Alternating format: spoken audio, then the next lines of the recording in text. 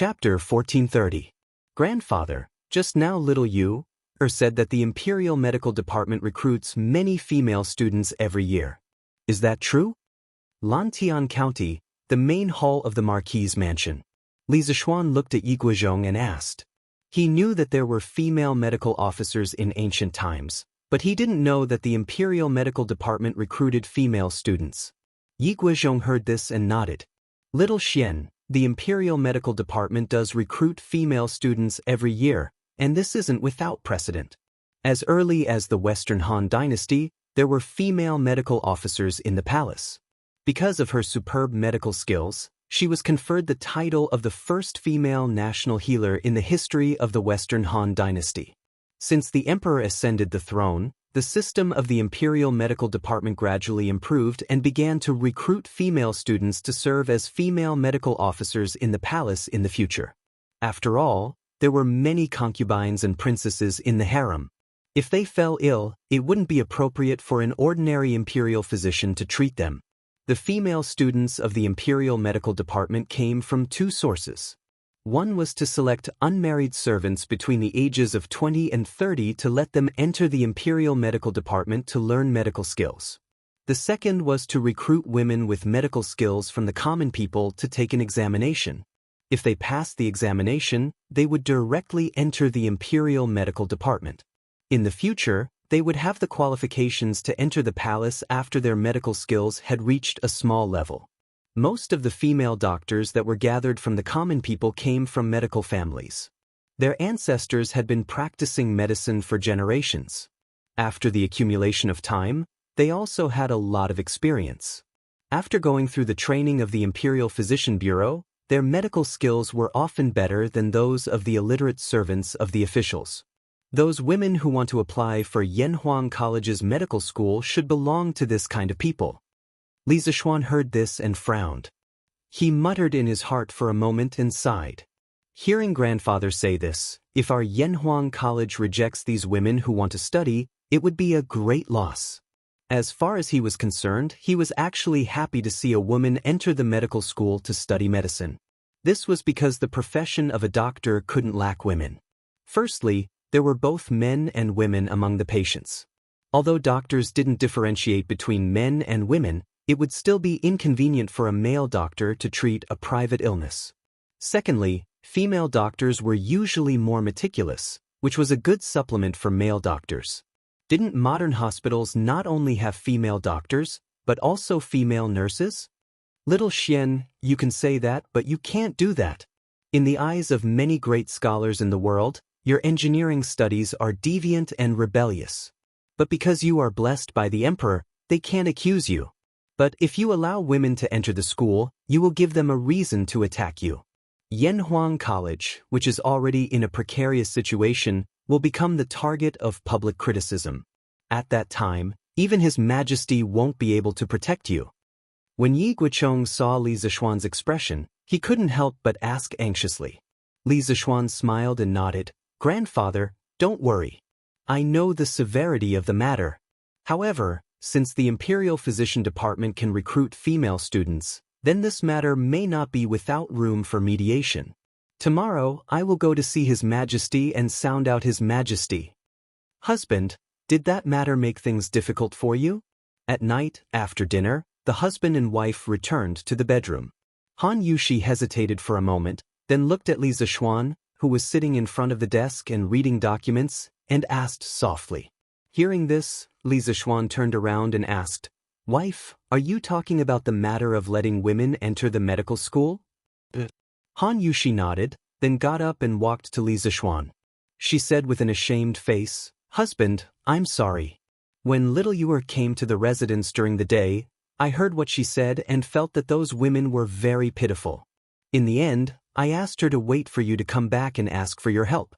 I didn't expect that it would cause so much trouble for you. Li Zishuan patted Han Yushi's hand and said with a smile, It's okay, wife. Although this matter is a bit troublesome, it's not completely impossible.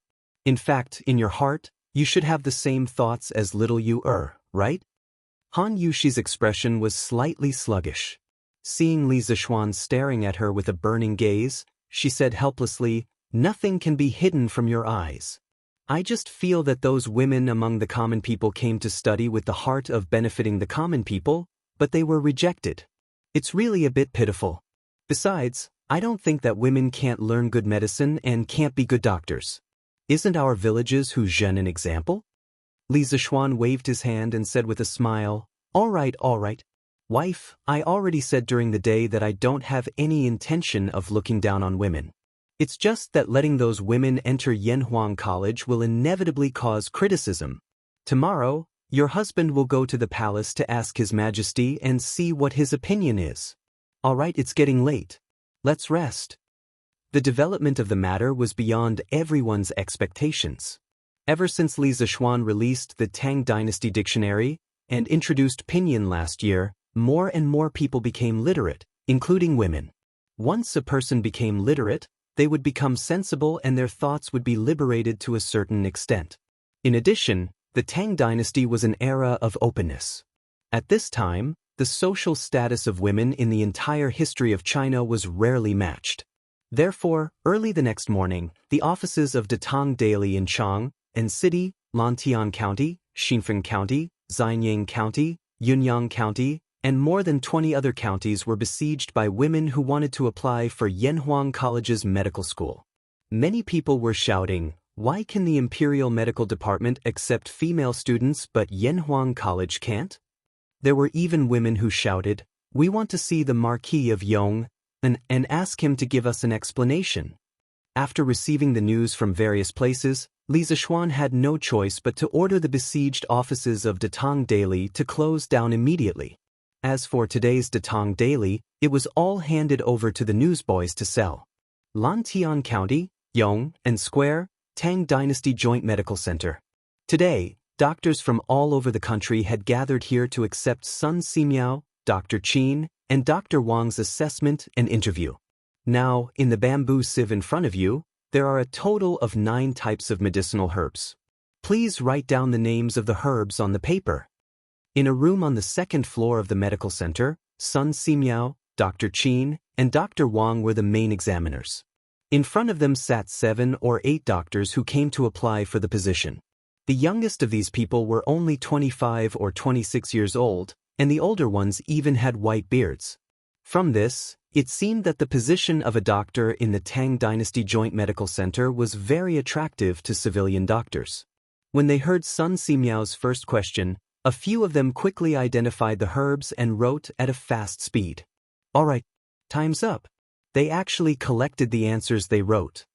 After about 15 minutes, Sun Simiao said to who was beside him, "Yes, master," who responded and then went down to collect the answers written by those people. Sun Simiao, Dr. Qin, and Dr. Wang took it and then reviewed it in the hall. After a while, the 3 of them exchanged opinions. After confirming that the review results were correct, Sun Simiao announced, Wu Qingyi, the bamboo sieve in front of you contains alpine ginseng, June frost, rock peppergrass, coiling dragon 7, euchomia ulmoides, angelica, roasted astragalus, aracema, and willingzi. And the answers you just submitted, only 8 of them were correct and 1 was wrong. Except for Wu Qingyi, the rest of you have all answered correctly. After his voice fell, everyone below was overjoyed, except for the youngest doctor. This person stood up with an ashamed face and cupped his hands, saying, I'm really ashamed. I actually mistook alpine ginseng for Taibai ginseng. I really shouldn't have. I've embarrassed myself in front of Dr. Sunday. I'll take my leave now and won't disturb Dr. Sun. After saying that, this guy actually prepared to leave the examination hall. Sun Simiao hurriedly said, Hey, little brother Wu, today's assessment is not only about identifying medicinal herbs. You're still young, so it's normal that you can't distinguish between alpine ginseng and Taibai ginseng. But as long as you can answer the following questions well, you still have a good chance of passing the assessment. In this room, Wu Qingyi was the only person under the age of 30. Seeing young people, Sun Simiao's heart was filled with admiration. Wu Qingyi was stunned. He originally thought that he had no chance, but after hearing Sun Simiao's words, his heart suddenly became lively again. He quickly cupped his hands and thanked Sun Simiao with a happy face. Thank you, Dr. Sun. Sun Simiao nodded and said, N. Then the assessment will continue. Duan Xianxia, you will answer first. A patient often shows symptoms of sweating profusely. The sweat is like beads and slightly sticky. He is afraid of the cold. His hands and feet are cold. His breathing is weak. His face is pale, and even his lips are blue and purple. His pulse is weak or empty. What kind of illness is this? How should I treat it? Duan Xianxia was a middle-aged man in his 40s. Hearing this, he frowned and pondered for a moment. Then he cupped his hands and said, If I'm not wrong, this person should be suffering from the yang deficiency disease.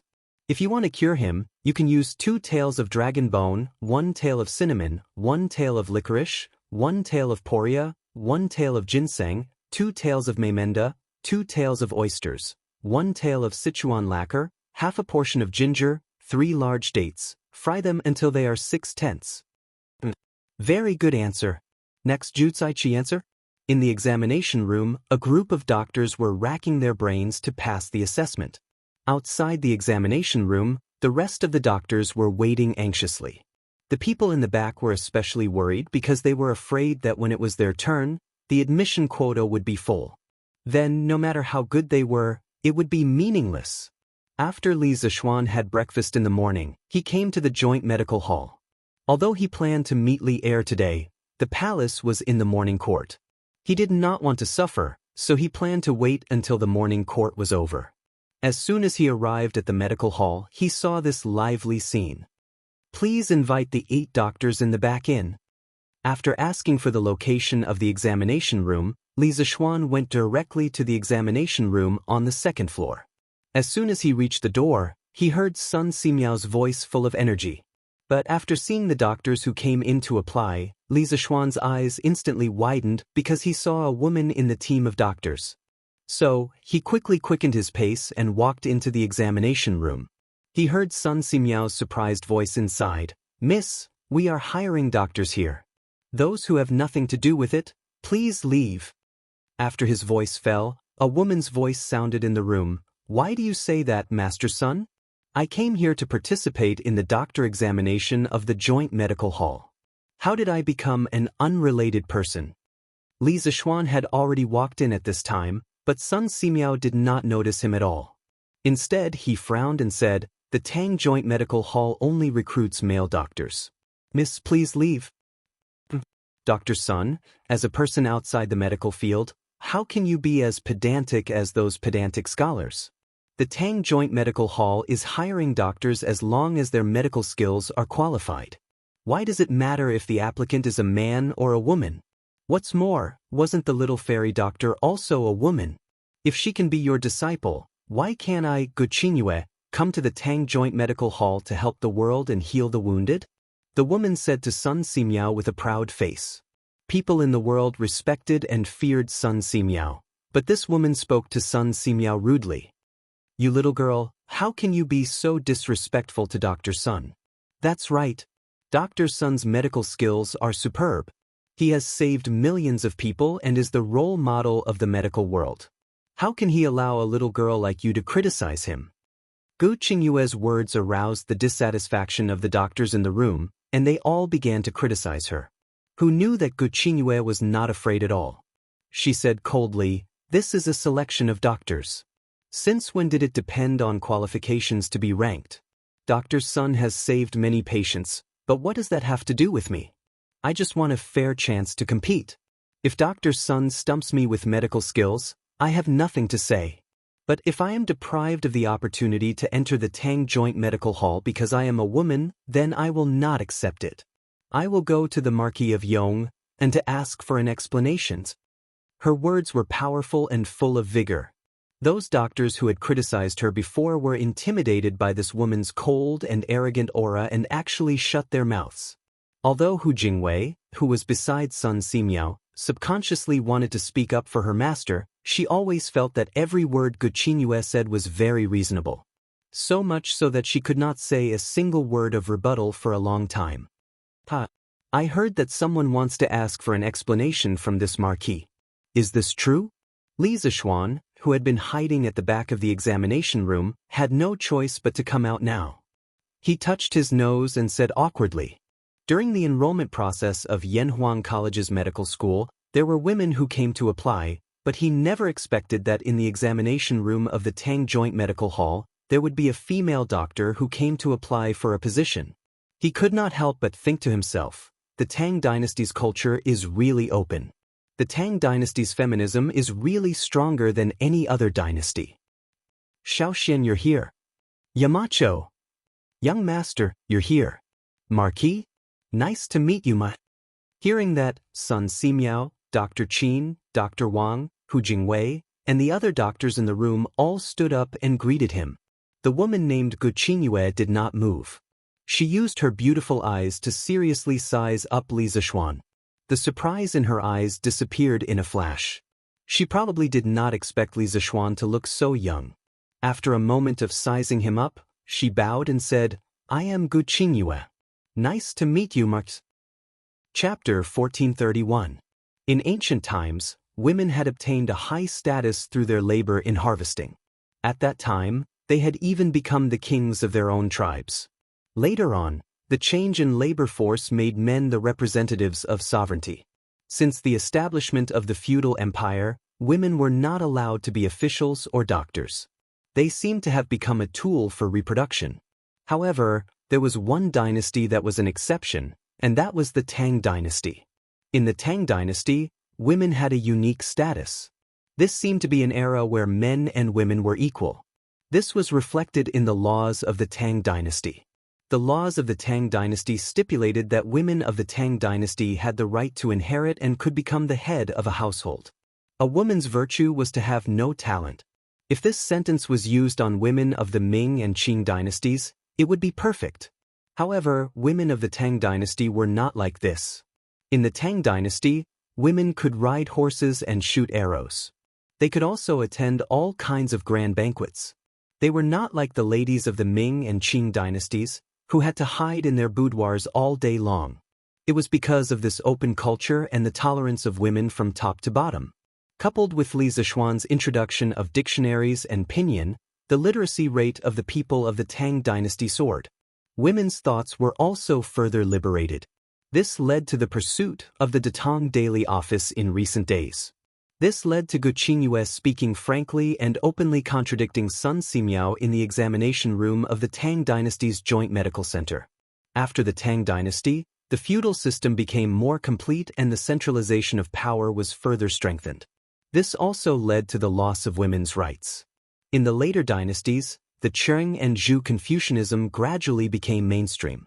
The 3 cardinal principles and 5 constant principles became a fatal turning point for women. From then on, the status of women was gradually weakened. Until the Qing dynasty, women had almost no status in society. Therefore, it was not wrong to say that the Tang dynasty was an era where feminism was prevalent. Especially after Wu Zetian ascended the throne, feminism in the Tang dynasty reached its peak. Miss, did you want to ask this marquis for an explanation? Gu Qingyue's appearance could not be considered very stunning, but it was definitely not ugly either. Especially that pair of particularly tall and straight peaks, which gave her a lot of points. Li Zixuan did not dare to look down. He only dared to stare at Gu Qingyue's cheeks and said.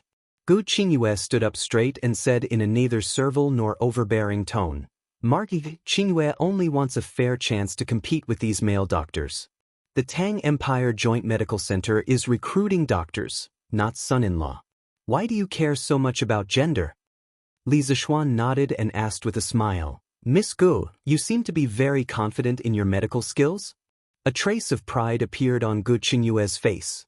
She said confidently, Our Gu family has been practicing medicine for generations and has saved countless lives. I have followed my father to treat patients since I was young. I read the canon of internal medicine at the age of 6, the Yellow Emperor's 81 difficult classics at the age of 7, the Shennong's Materia Medica at the age of 9, the treatise on typhoid and miscellaneous diseases at the age of 10, the Pulse classics and acupuncture and Moxibustion classics at the age of 12. At the age of 13, I was able to treat patients alone. How can I not be confident in my medical skills? Li Zixuan's eyebrows twitched, secretly thinking that this girl seemed to be an expert. Sun Simiao was a little surprised. He asked, Gu family? Which Gu clan is the Gu clan that Miss mentioned? Gu Qingyue raised her head and said, the Gu family is the Gu family. My ancestor was the Marquis of the Western Jin dynasty. People call him Little Deity. Marquis of the Western Jin dynasty? Li Zixuan was confused. He did not know much about the history of the Western Jin dynasty, let alone the Marquis of the Western Jin dynasty. But Sun Simiao was different. When he heard this, he could not help but exclaim, Miss Gu is the descendant of Immortal Gu. I have eyes but did not recognize Mount Tai.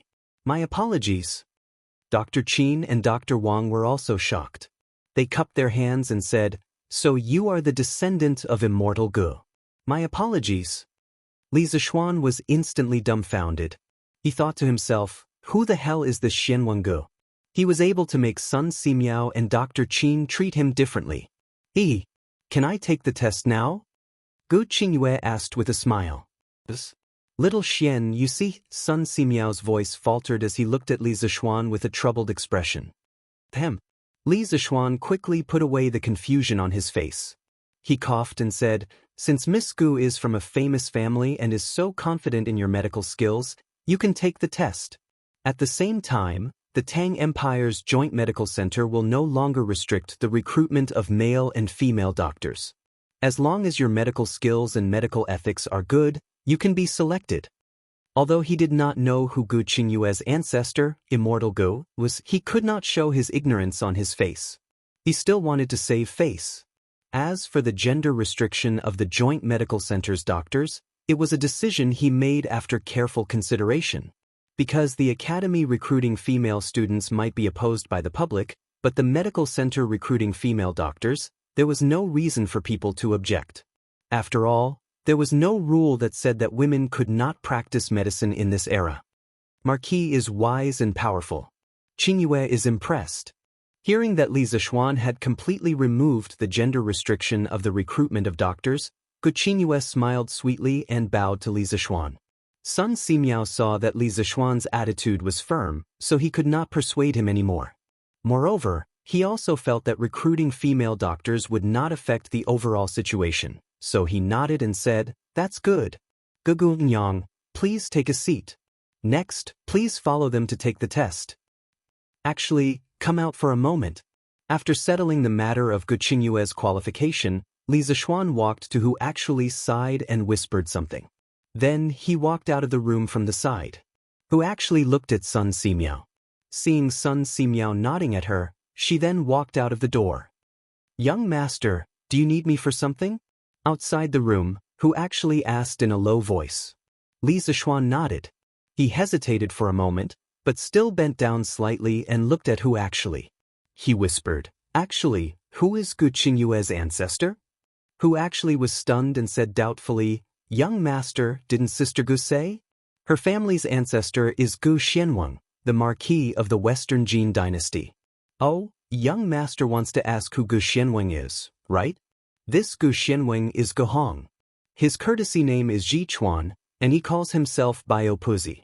He is a famous doctor in the Western Jin dynasty. His wife, Aunt Bao, is also very skilled in medicine. She is very famous among the people. There is even a temple for Aunt Bao in the coastal area of Guangdong. Gu Hong? She is actually a descendant of Gu Hong. Li Zixuan's face changed, and his heart was extremely shocked. Yesterday, Yi Guozhong told him that the women who knew medicine among the people were mostly from medical families. He did not expect that today, in the Tang United Medical Center, he would meet Gu Qingyue, a woman who came from a super medical family. He was really lucky. At the same time, this also confirmed Li Zixuan's idea of recruiting women into Yanhuang College's medical school. Today, he must find Li Er and ask for an explanation. Chapter 1432. Gu Hong, also known as Ji Chuan, was the grandnephew of Gu Xian of the Three Kingdoms and was known as the Little Immortal. He was once conferred the title of Marquis of Guanyi and later lived in seclusion in Mount Luofu to refine pills. At the same time, he was also a famous doctor in China during the Eastern Jin dynasty. He was the pioneer of preventive medicine and wrote, Behind the Elbow, which recorded the diagnosis and treatment of infectious diseases such as smallpox and chigger. Gu Hong's wife, Bao Gu, was the daughter of the governor of Nanhai, Bao Jing. She was also a famous doctor.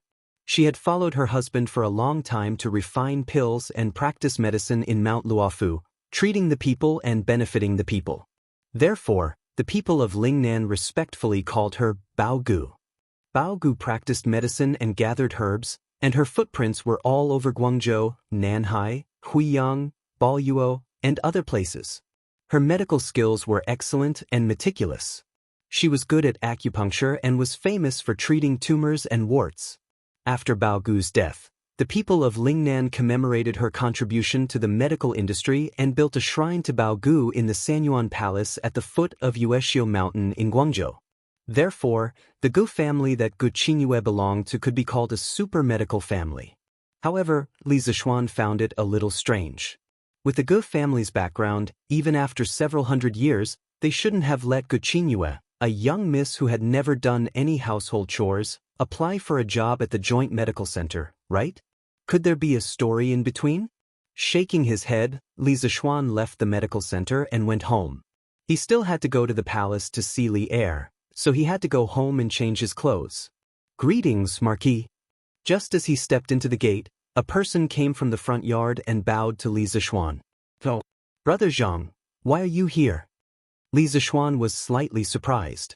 The person who came was none other than the blacksmith of the workshop, Zhang Hongxing. "Marquis, this Zhang is here today to return the sword." "Thank you, Marquis, for trusting this Zhang and being willing to lend the wind-chasing sword to my father. Now that 3 days have passed, this Zhang will return the wind-chasing sword intact." Zhang Hongxing raised the sword above his head and bowed to Li Zishuan. Li Zishuan nodded and took the wind-chasing sword. After a cursory inspection, he said, "It's just a small matter. You don't have to be so polite. I wonder if your father is satisfied with my wind-chasing sword?" "Satisfied, satisfied." Zhang Hongxing nodded his head and said, "After my father saw the wind-chasing sword, he was shocked by it and even wanted to reforge the 9 raven swords. However, my father knew that he was too old and could not afford to reforge the sword, so he could only give up. My father admires Marquis' honorable master, spiritual master Daoist Lingshu. I only regret not being able to meet him personally back then." Li Zishuan laughed and said, "Ha! Your father's swordsmithing technique is something that few people in the world can match. This Marquis admires your father very much and will definitely pay a visit to him in the future." It was inevitable that the workshop would run into some technical problems in the future. It was not a bad thing to establish a good relationship with a famous blacksmith like Zhang Jujio. Zhang Hongxing quickly cupped his hands and said, "This Zhang looks forward to Marquis' arrival. Now that the sword has been returned, this Zhang will return to the workshop to forge weapons and armor for Marquis. Oh, by the way, on the way here, this Zhang heard from Steward Fu that the hydraulic stamping machine in the workshop has been completed. It should be ready for use now. Marquis, the plate armor you designed should be ready soon." Hearing this, Li Zishuan's eyes lit up. He said with a face full of joy, "Oh, the hydraulic press machine has been completed? Then do you know how Ink Girl's electric motor is?" This, Zhang Hongxing said awkwardly, "Marquis, this Zhang is not very familiar with Ink Girl, so I don't know." Mo Lingwei might be chatting and laughing with Li Zishuan, Yan Xiaoning and the rest, but in front of outsiders, she was cold and unapproachable. It was said that this girl wanted to maintain the dignity of a Yanhuang College professor, so Zheng Hongxing was innocently implicated. Li Zishuan was stunned for a moment, then reacted and waved his hand. "All right then. Go to your work. As for the electric motor, I will personally go to the workshop and ask Ink Girl."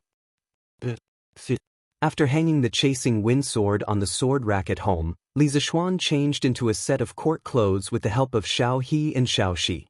Then he rode on Big White and left with Pang Feiji and a few other guards. Currently, the roads in Lantian County were being upgraded.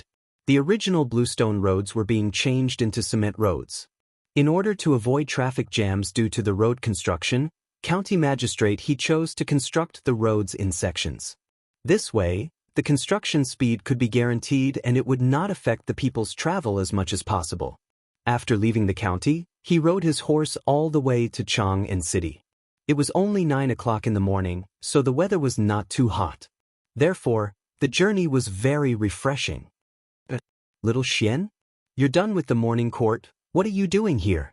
Coincidentally, when he arrived at the entrance of the imperial city, he bumped into the civil and military officials who had just finished their morning court. Cheng Yaojin's eyes were sharp, and he immediately saw Li Zishuan, who had just dismounted from his horse. He quickly walked in front of Li Zishuan and laughed. Uncle Cheng, Uncle Qin, did you guys just finish your morning court? Li Zishuan smiled and greeted them. Yes. Little Xian, you came to the palace today because you have something to ask His Majesty, right? Qin Qiong nodded and asked with a smile. Yes. It's about Yanhuang College's medical school. There are some things that I need His Majesty's opinion on. Li Zishuan replied. Then hurry up and go. Don't delay the important matters. Qin Qiong was much more serious than Qing Yaojin. When he heard that Li Zishuan had important matters to discuss with Li Er, he quickly moved aside and said, Yes. Uncle Yen? Li Zishuan nodded and was about to leave when he saw Yen Lide walking towards him. He suddenly remembered that he had tested Mo Huai a few days ago, so he quickly took the initiative to greet him. Yes. Little Xian, are you going to the palace to see His Majesty? Li Zishuan was the leader of the younger generation in the Tang Empire, and Yen Lide had a very good impression of him. Hearing this, he revealed a kind smile and said, Li Zishuan nodded and said, There are some things that I need to see His Majesty about, but I also want to congratulate Uncle Yen today. Congratulate? This is for no reason. What's there to congratulate me for? Yen Lide was a little confused when he heard this and asked doubtfully. Li Zishuan smiled and said, Uncle Yen, you're too involved to see clearly. What I mean is that I should be able to attend Xiaoning's wedding soon. Wedding? Old Yen, is that kid of yours getting married? Not kind. You're too unkind, old man. You didn't even inform me of such a happy event. Are you afraid that I'll drink your family dry? Not far away, Qing Yaojin heard this and immediately stopped moving forward. Then he turned around and walked over quickly, pointing at Yen Lide and teasing him. Yen Lide was still in a daze at this moment. When he heard old Qing talking nonstop, he immediately said impatiently, All right. Qing Jijia, stop messing around. I don't even know what's going on. Little Xian, are you saying that Xiaoning is getting married? As his father, how can I not know anything about this? Li Zishuan cupped his hands and said, Uncle Yen is busy with official business all day long, so it's normal for you to neglect these small matters. However, it's rare for Xiaoning to find a good marriage. Uncle Yen, you have to seize the opportunity for Xiaoning. Alright, I won't talk about it anymore. I'm going in to see His Majesty. Goodbye. After saying that, Li Zishuan didn't care about Yen Lide's dumbfounded expression. He cupped his hands and walked toward the palace gate. Brother Little Xian? You're in the palace? As soon as he entered the palace and walked across the arch bridge in front of Taiji Palace, he heard a pleasant female voice shouting beside him. Li Zishuan paused and looked to the right. He saw Changle, who was wearing a pink dress, walking towards him. Changle? Oh, greetings, Your Highness. Seeing the fairy-like Changle, Li Zishuan was immediately in a good mood and wanted to greet her. However, remembering that this was the imperial palace and that there were many eyes, he promptly stopped and saluted. Changle knitted her brows, somewhat reproachfully saying, Brother Little Xian, we haven't seen each other for so long. Why are you treating Changle like a stranger? Li Zishuan had always treated Changle as his own younger sister. As an elder brother, who would be willing to salute his younger sister every day. Hearing this, he whispered, This is the imperial palace. This subject naturally has to be cautious and respectful. Oh. Hearing this, Changle instantly understood. Only then did she feel a little better. She made an "oh" sound and said, Then Brother Xiaoxian, did you enter the palace this time to see my imperial father? Li Zishuan nodded and said, That's right. Changle happily said, That's perfect. I also have matters to discuss with my imperial father. Brother Little Xian, let's go together. Li Zishuan thought it over and did not refuse, nodding his head. Your Imperial Majesty, Princess Changle requests an audience.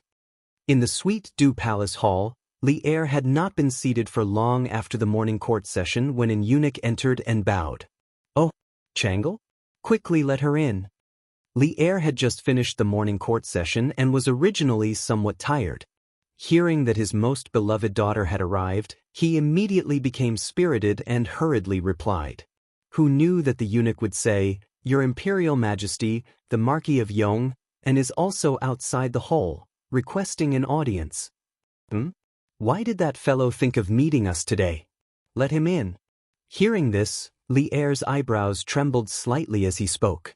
Speaking of which, ever since Li Zishuan had entered the palace to ask for brass after the construction of the hydroelectric dam in Lantian County, Li Er had not seen Li Zishuan for quite some time. Without Li Zishuan causing trouble in Chang, and Li Er felt that it was lacking a lot of fun. Changle pays respects to imperial fathers. This subject Li Zishuan pays respects to your Imperial Majesty. Not long after, Changle and Li Zishuan walked in from outside the hall and bowed to Li Er. Dispense with the formalities. Changle, quickly come to Imperial fathers. Li Er replied with a faint "to," before hurriedly beckoning to Changle. This completely different treatment also proved how important Changle was in Li Er's heart. Changle responded with a smile and then walked cheerfully to Li Er's side. Li Er lightly patted Changle's shoulder before looking at Li Zishuan and asking, Marquis of Yong, you came to the palace to meet us. Do you have something to report? Li Zishuan secretly curled his lips as he thought to himself, Your Imperial Majesty has finally thought of me. He stepped forward and clasped his hands together before saying, Your Imperial Majesty, the workshop has already made a breakthrough in the weapons and armor that you asked me to upgrade for the Black Armored Army. In a few days, Your Imperial Majesty will be able to see the incomparably sharp vanadium steel horse lance and the world's #1 defensive vanadium steel plate armor. This was the art of speaking. First, talk about the good news to make Li Er happy. Then, talk about the matter of girls entering the school. This was the only way to get a better result. Hearing this, Li Er was indeed delighted. He stood up and said, Vanadium steel horse lance? Vanadium steel plate armor? That means that your workshop can already produce vanadium steel? Previously, Li Zishuan had told him that vanadium steel had superior performance compared to ordinary steel. This was why he asked Li Zishuan to create a batch of vanadium steel weapons and armor for the Black Armored Army, the Tang Empire's most elite cavalry. Now that he heard that the weapons and armor were about to be completed, old Li was naturally excited. Li Zishuan clasped his hands together and said, Your Imperial Majesty, the workshop has not only mastered the method of smelting vanadium steel, but also a new type of forging technology. It is because of this technology that we can create the world's #1 plate armor. This plate armor is difficult for ordinary swords and arrows to penetrate. It can greatly reduce the death rate of our Tang Empire's cavalry. Li Er couldn't help but ask curiously, From what I heard, you seem to be very confident in this plate armor. You actually dare to say that its defense is #1 in the world? Your Imperial Majesty, I am not boasting. Not only is the defense of this plate armor far superior to the Mingguang armor, it is also lighter than the Mingguang armor. In about 3 to 5 days, this plate armor will be completed. At that time, Your Imperial Majesty will know when you see it. Li Zishuan said confidently. Who gave him such confidence? Of course, it was the workshop's advanced production technology. Li Er nodded and said, Good. Then let's wait for the plate armor to be completed. If it is really as you said, I will definitely reward you handsomely. Thank you, Your Imperial Majesty. Li Zishuan said his thanks. Then he pondered for a moment and bowed. Your Imperial Majesty, I have another matter to report to Your Imperial Majesty. What is it? Let me hear it. Li Er was still immersed in the plate armor that Li Zishuan said had the world's #1 defense. Hearing this, he nodded and said. Li Zishuan cupped his hands and said, Your Imperial Majesty, I have planned to establish a medical school in Yanhuang College a long time ago to spread medicine and benefit the people. A few days ago, I spread the enrollment notice of the medical school to the people of all provinces and counties through Datang Daily. Unexpectedly, many women went to Datang daily to sign up. After they were rejected, they unwillingly surrounded the office of Datang daily, claiming that they wanted an explanation. Hearing this, Li Er, who was sitting at the head of the table, said in a deep voice, "I have heard about this matter. You can just send some people to send these women away. Why do you need to discuss it with me?" Li Zishuan shook his head and said, "Your Imperial Majesty, that is not what I meant. I want to ask Your Imperial Majesty. Since the Imperial Medical Department can recruit female students every year, can the Yanhuang College's medical school also recruit female students?" Hearing this, Li Er and Chengle's faces were filled with surprise. The Ganlu Palace suddenly became quiet. It was so quiet that one could hear a pin drop. Chapter 1433. Nonsense. Ridiculous. Yanhuang College is a sacred place for learning. How can you let a girl enter? After a moment of silence, Li Er's angry roar sounded in the Ganlu Palace. Li Zishuan shrunk his neck and probed, "Your Majesty, why can the Imperial Medical Department recruit female students, but Yanhuang College's medical school? Shut up. How can it be the same?" When Li Er heard Li Zishuan talk about the Imperial Medical Department again, he mercilessly interrupted. "The female students of the Imperial Medical Department will eventually go to the palace to serve as female medical officers. What's the use of your Yanhuang College's medical school to train so many female students? What's more, the Imperial Medical Department is a place that specializes in teaching medicine. There's no gender distinction in front of doctors. You just need to separate their rooms. But what about Yanhuang College? In addition to these medical students, Yanhuang College also has hundreds of engineering students. You've recruited these female students. What kind of scandal is that? When the time comes, even if I don't punish you, the spittle of all the scholars in the world will drown you." When Li Zishuan heard this, his heart sank. So this was the problem. After thinking for a moment, he cupped his hands and said, "Your Majesty, the female students of the Imperial Medical Department will serve as female medical officers in the palace, and the female students of Yanhuang College's medical school will serve in the Tang Empire's joint medical center in the future. This is because not only does the palace need female doctors, but the people also need female doctors. Your Majesty has always been diligent and loved the people. How can you ignore the pleas of the people? As for the female students entering Yanhuang College's medical school, it's easy to deal with. When I return, I'll immediately have people build a tall wall between the engineering school and the medical school. I'll also send people to patrol and prohibit the students of the engineering school from entering the medical school to find female students. This matter will be personally supervised by Teacher Wenji. He has a respected reputation in the scholarly circle. There shouldn't be any gossip, right?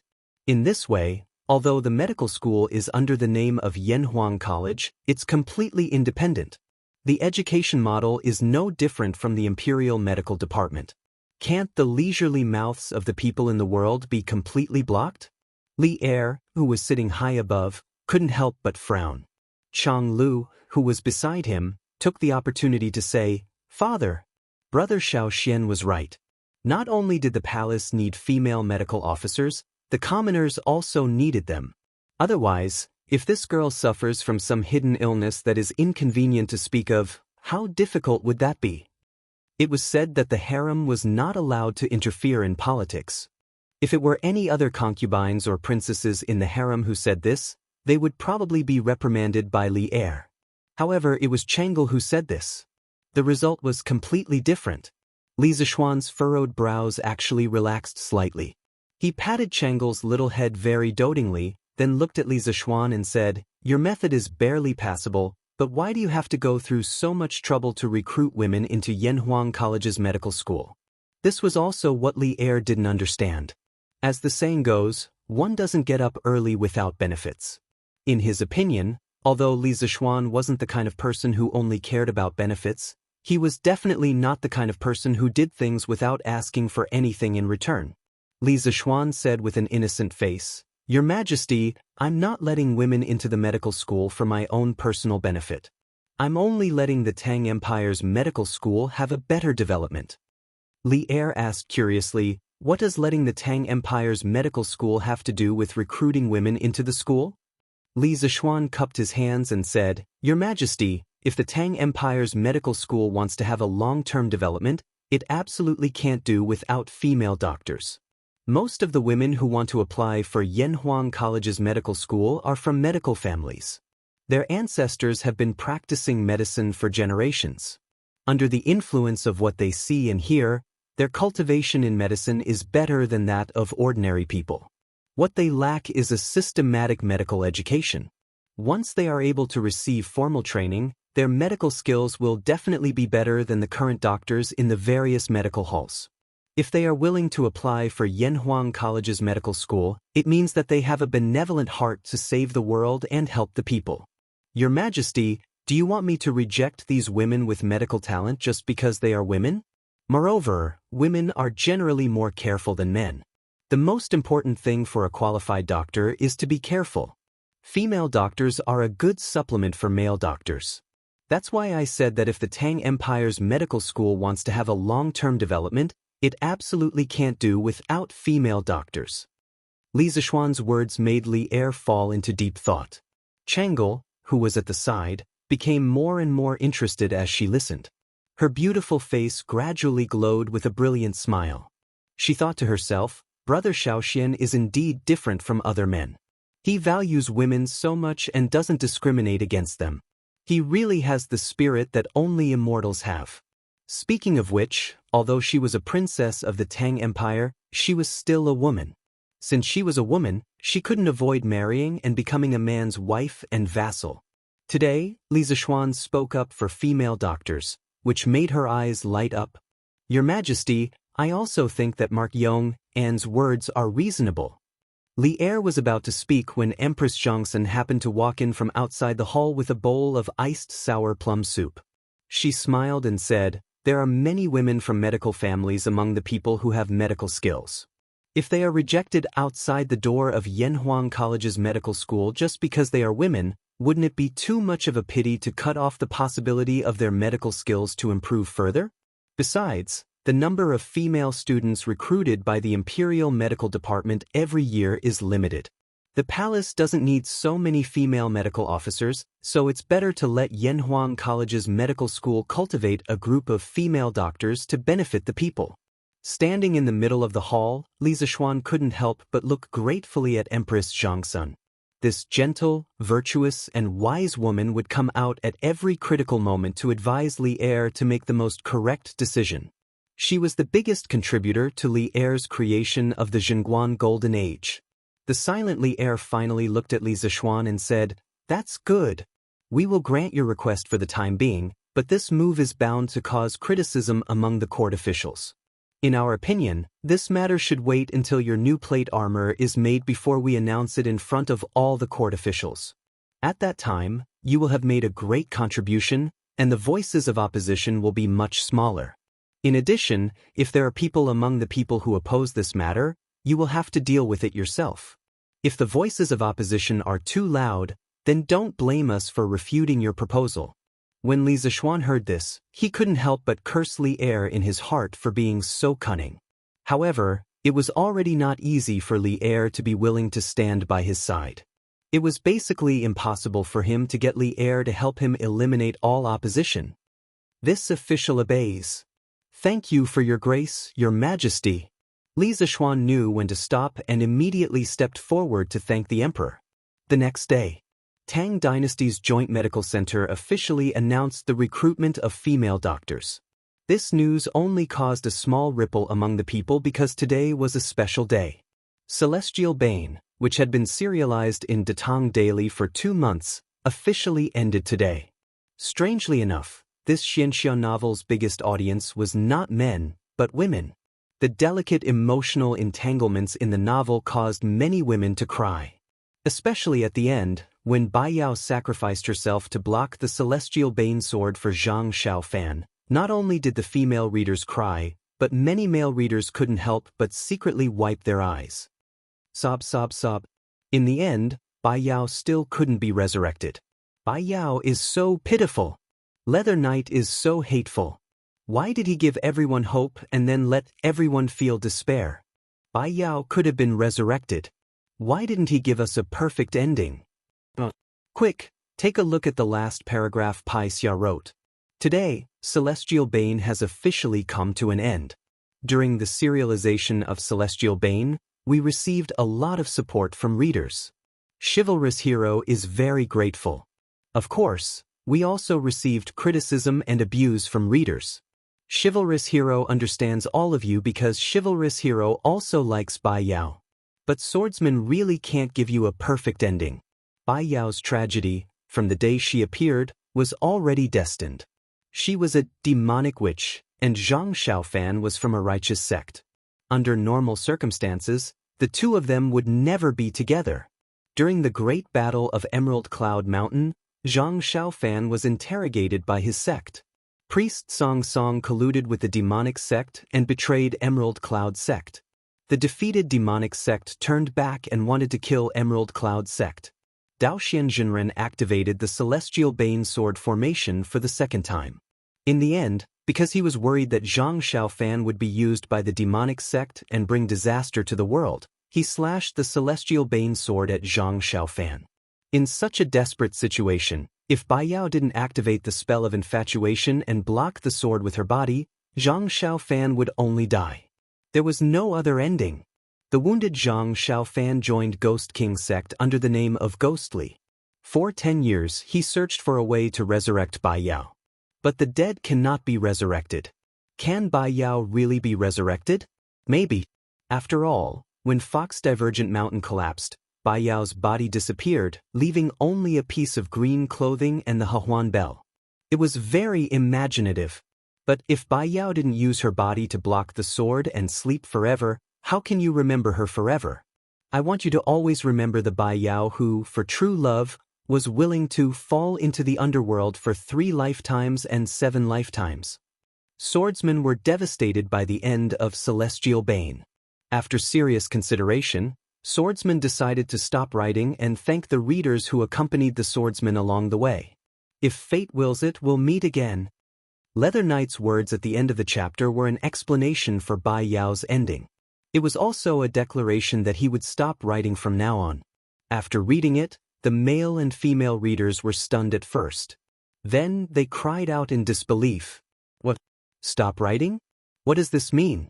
Leather Knight won't write novels anymore?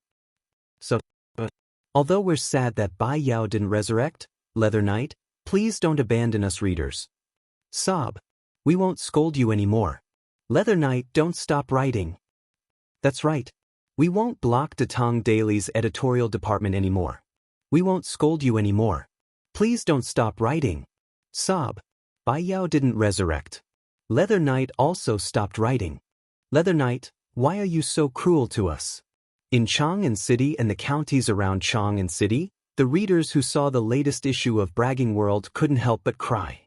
A sorrowful atmosphere began to spread wildly in every city. Cries could be heard everywhere. Damn it. Leather Knight is going to stop writing? Is it because we made a scene in the workshop last time and angered him? Don't you think I'm despicable? In Chang'an City, Sun Mansion. It was Saturday today.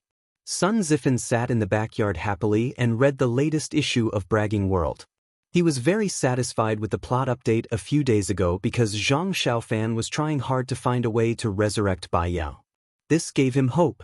But who knew that today's 5 chapters would turn his hope into despair, and from despair into extreme despair? Because Bai Yao didn't seem to be resurrected in the end, and Leather Knight had completely stopped writing novels. Smacks. Sun Zifen couldn't help but give himself a hard slap. He scolded himself. Sun Zifen, oh Sun Zifen, why did you make a scene in the workshop's editorial department and make Leather Knight unhappy? Great, now there won't be any books to read in the future, right? It's over. It's over. My Zhang Xiaofan. My Bai Yao. My Leather Knight. Come back all of you. At the end of his speech, he couldn't help but cry. The servants guarding outside the door couldn't help but look at each other. They didn't know what kind of blow their young master had suffered. I want to reward. This is what I owe Leather Knight. I want to reward him with all my pocket money. Quick. Rewards Celestial Bane 110 yuan. In the room, Sun Zifan suddenly said as if he had gone crazy. There were quite a number of people who had the same thoughts as him. Back when they caused a ruckus in the editorial office, there were thousands of them. Those who participated in the ruckus were actually very fond of Celestial Bane. As the saying goes, the deeper the love, the more the blame. Now, when they saw the last sentence of Celestial Bane's grand finale, they subconsciously felt that it was because they caused a ruckus in the workshop back then that caused Pai Ziyage to retire from writing. Therefore, they all wanted to reward him as compensation. As for those who didn't participate in the chaos, they wanted to reward him as much as they could, hoping to retain Leather Knight. Therefore, a very spectacular scene appeared. Chang and Lantian County, Xinfeng County, Yunyang County, Jingyang County, Sanyuan County, Xianying County, and more than 20 other counties were all surrounded by Datang Daily's offices. This encirclement was different from the encirclement of women who wanted to apply for Yanhuang College's medical school 2 days ago. This time, the scale was unprecedentedly grand. At least a few hundred people lined up in front of each Datang Daily's office. Everyone was waving Tang Yuan in their hands, shouting that they wanted to reward Celestial Bane, Leather Knight, and begging Leather Knight not to stop writing. The staff of Datang Daily's office panicked in the face of such a scene. Then, they began to frantically receive rewards and distribute fan medals to those readers. Each of them wished they could grow 8 arms because they were too busy to cope with the situation. Today was a day that belonged to Celestial Bane, and more importantly, to Pai Xiajua. Fortunately, Tang Yuan was gradually becoming popular among the people. Otherwise, with so much money, the Datang Daily's office would be full again. Chapter 1434. Young Master, something bad has happened. South of Chang and City, Lin family's backyard. Maid Xiaoshi ran into the study with the latest issue of Tang Dynasty Daily, Bragging World, and informed Lin Hao, who was sitting in front of the desk reviewing his homework. What's wrong? What happened? Don't bother me with such trivial matters. Ever since the start of the new year, Lin Hao had been in seclusion to prepare for the exams.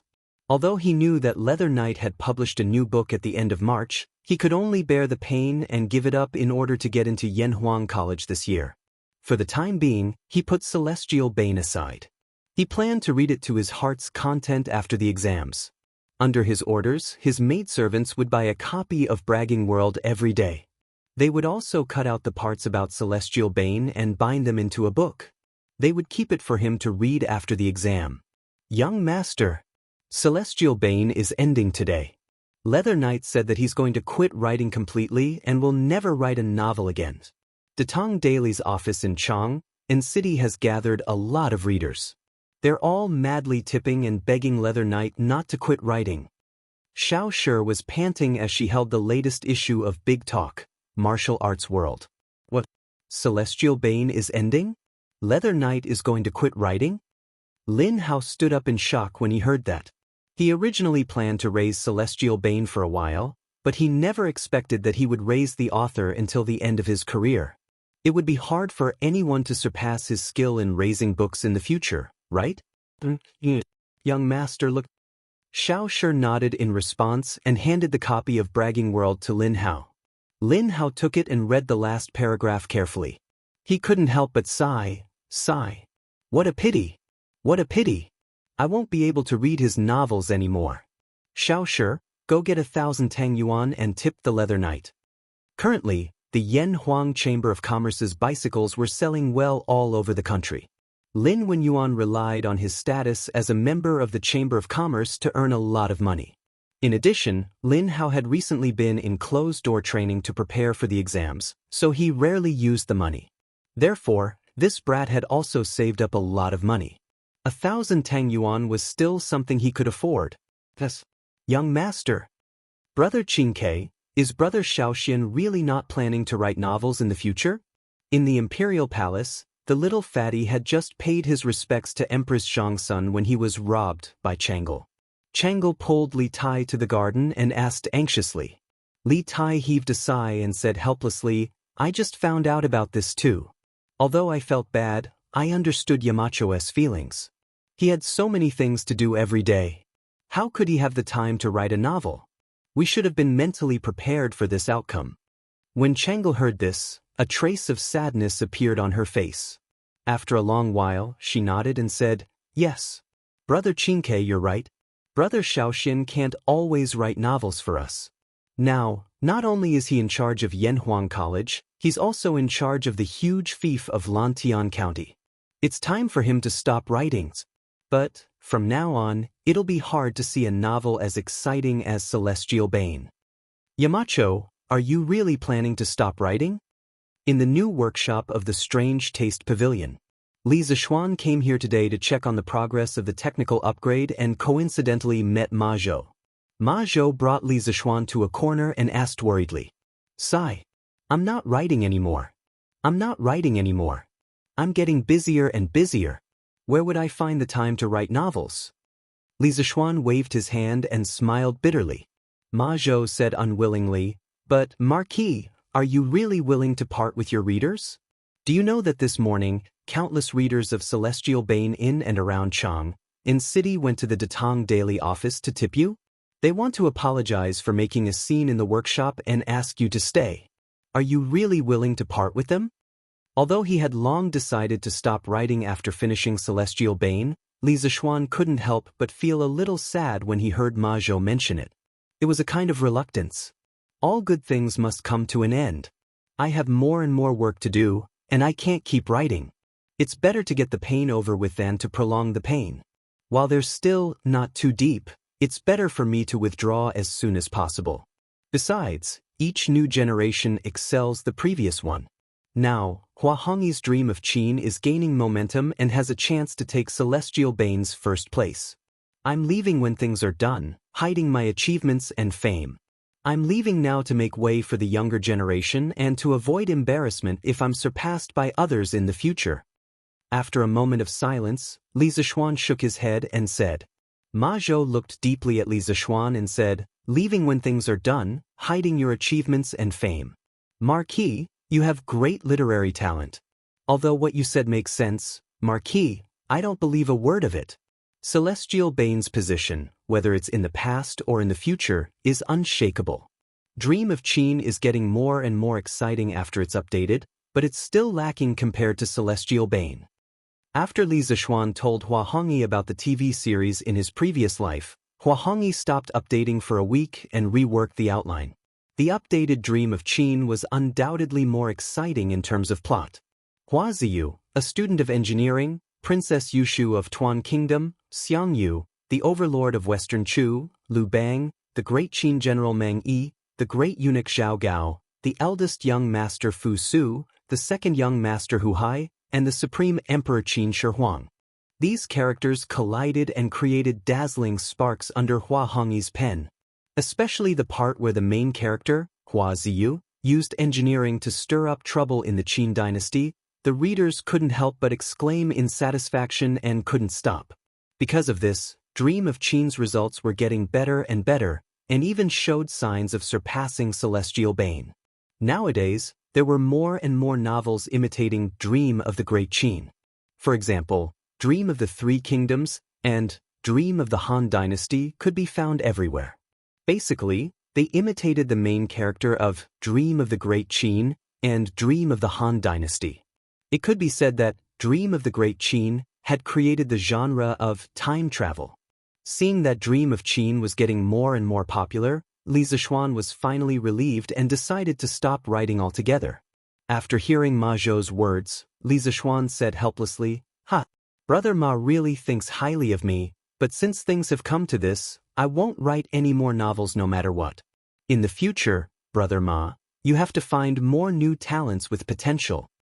Seeing that Li Zixuan had made up his mind, Ma Zhou could only sigh helplessly, shake his head, and leave with his hands behind his back. Li Zixuan stood quietly in place and watched Ma Zhou's back as he left. After a while, he turned around and walked towards Mo Lingwei's laboratory.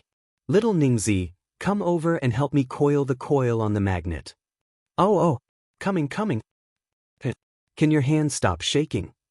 Be serious." I'm not shaking. It's shaking on its own, I can't control it." "If you can't control your hands, who can? It's not. Just as he walked to the door of the laboratory, he heard the quarrel between the two enemies. Li Zishuan smiled helplessly and pushed the door open to enter. Ink Girl, Xiaoning, are you guys assembling the electric motor? At this time, because they were assembling the electric motor together, Yan Xiaoning and Mo Lingwei's heads were less than a centimeter apart from each other. It looked very ambiguous. Li Zishuan couldn't help but cough softly and pretend that he didn't see anything as he said. Hearing this, Mo Lingwei quickly bounced away from Yan Xiaoning as if she had been electrocuted. Her cheeks quickly flushed red. She clasped her hands together and said hurriedly, "Shun? Yamacho, you're here. Oh, that electric motor. I'm almost done. I can give it to you tomorrow at the latest." So fast. Li Zishuan looked at the electric motor's casing and various parts scattered all over the floor. He nodded with satisfaction and said, Ink Girl's attainments in electric machinery are really getting better and better. Although the electric motor's principle is simple, it's not simple at all to actually build it. Ink Girl can build it in just 5 days. It's really admirable. Hearing Li Zishuan's praise, Mo Lingwei couldn't help but be overjoyed. However, she remembered that she was a professor at Yanhuang College and should be reserved, so she quickly restrained the smile on her face and said, Yamacho, you've already drawn the electric motor's blueprint. I just need to follow the blueprint.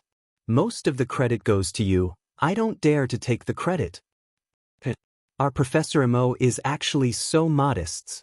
Li Zishuan couldn't help but laugh. Yan Xiaoning, who was at the side, was dissatisfied. Yamacho, I also contributed to this electric motor. Why did you all ignore me? Li Zishuan waved his hand and said, Okay.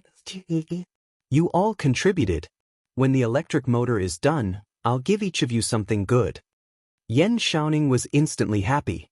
Just as he was about to ask Li Zishuan what he was going to give them, Song Xiaoxi's voice suddenly came from outside the door.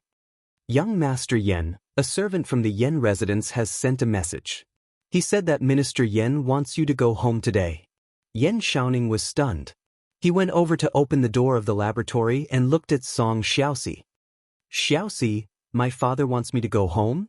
Did he say what's the matter? Song Xiaoxi saw that Li Zishuan was also in the room.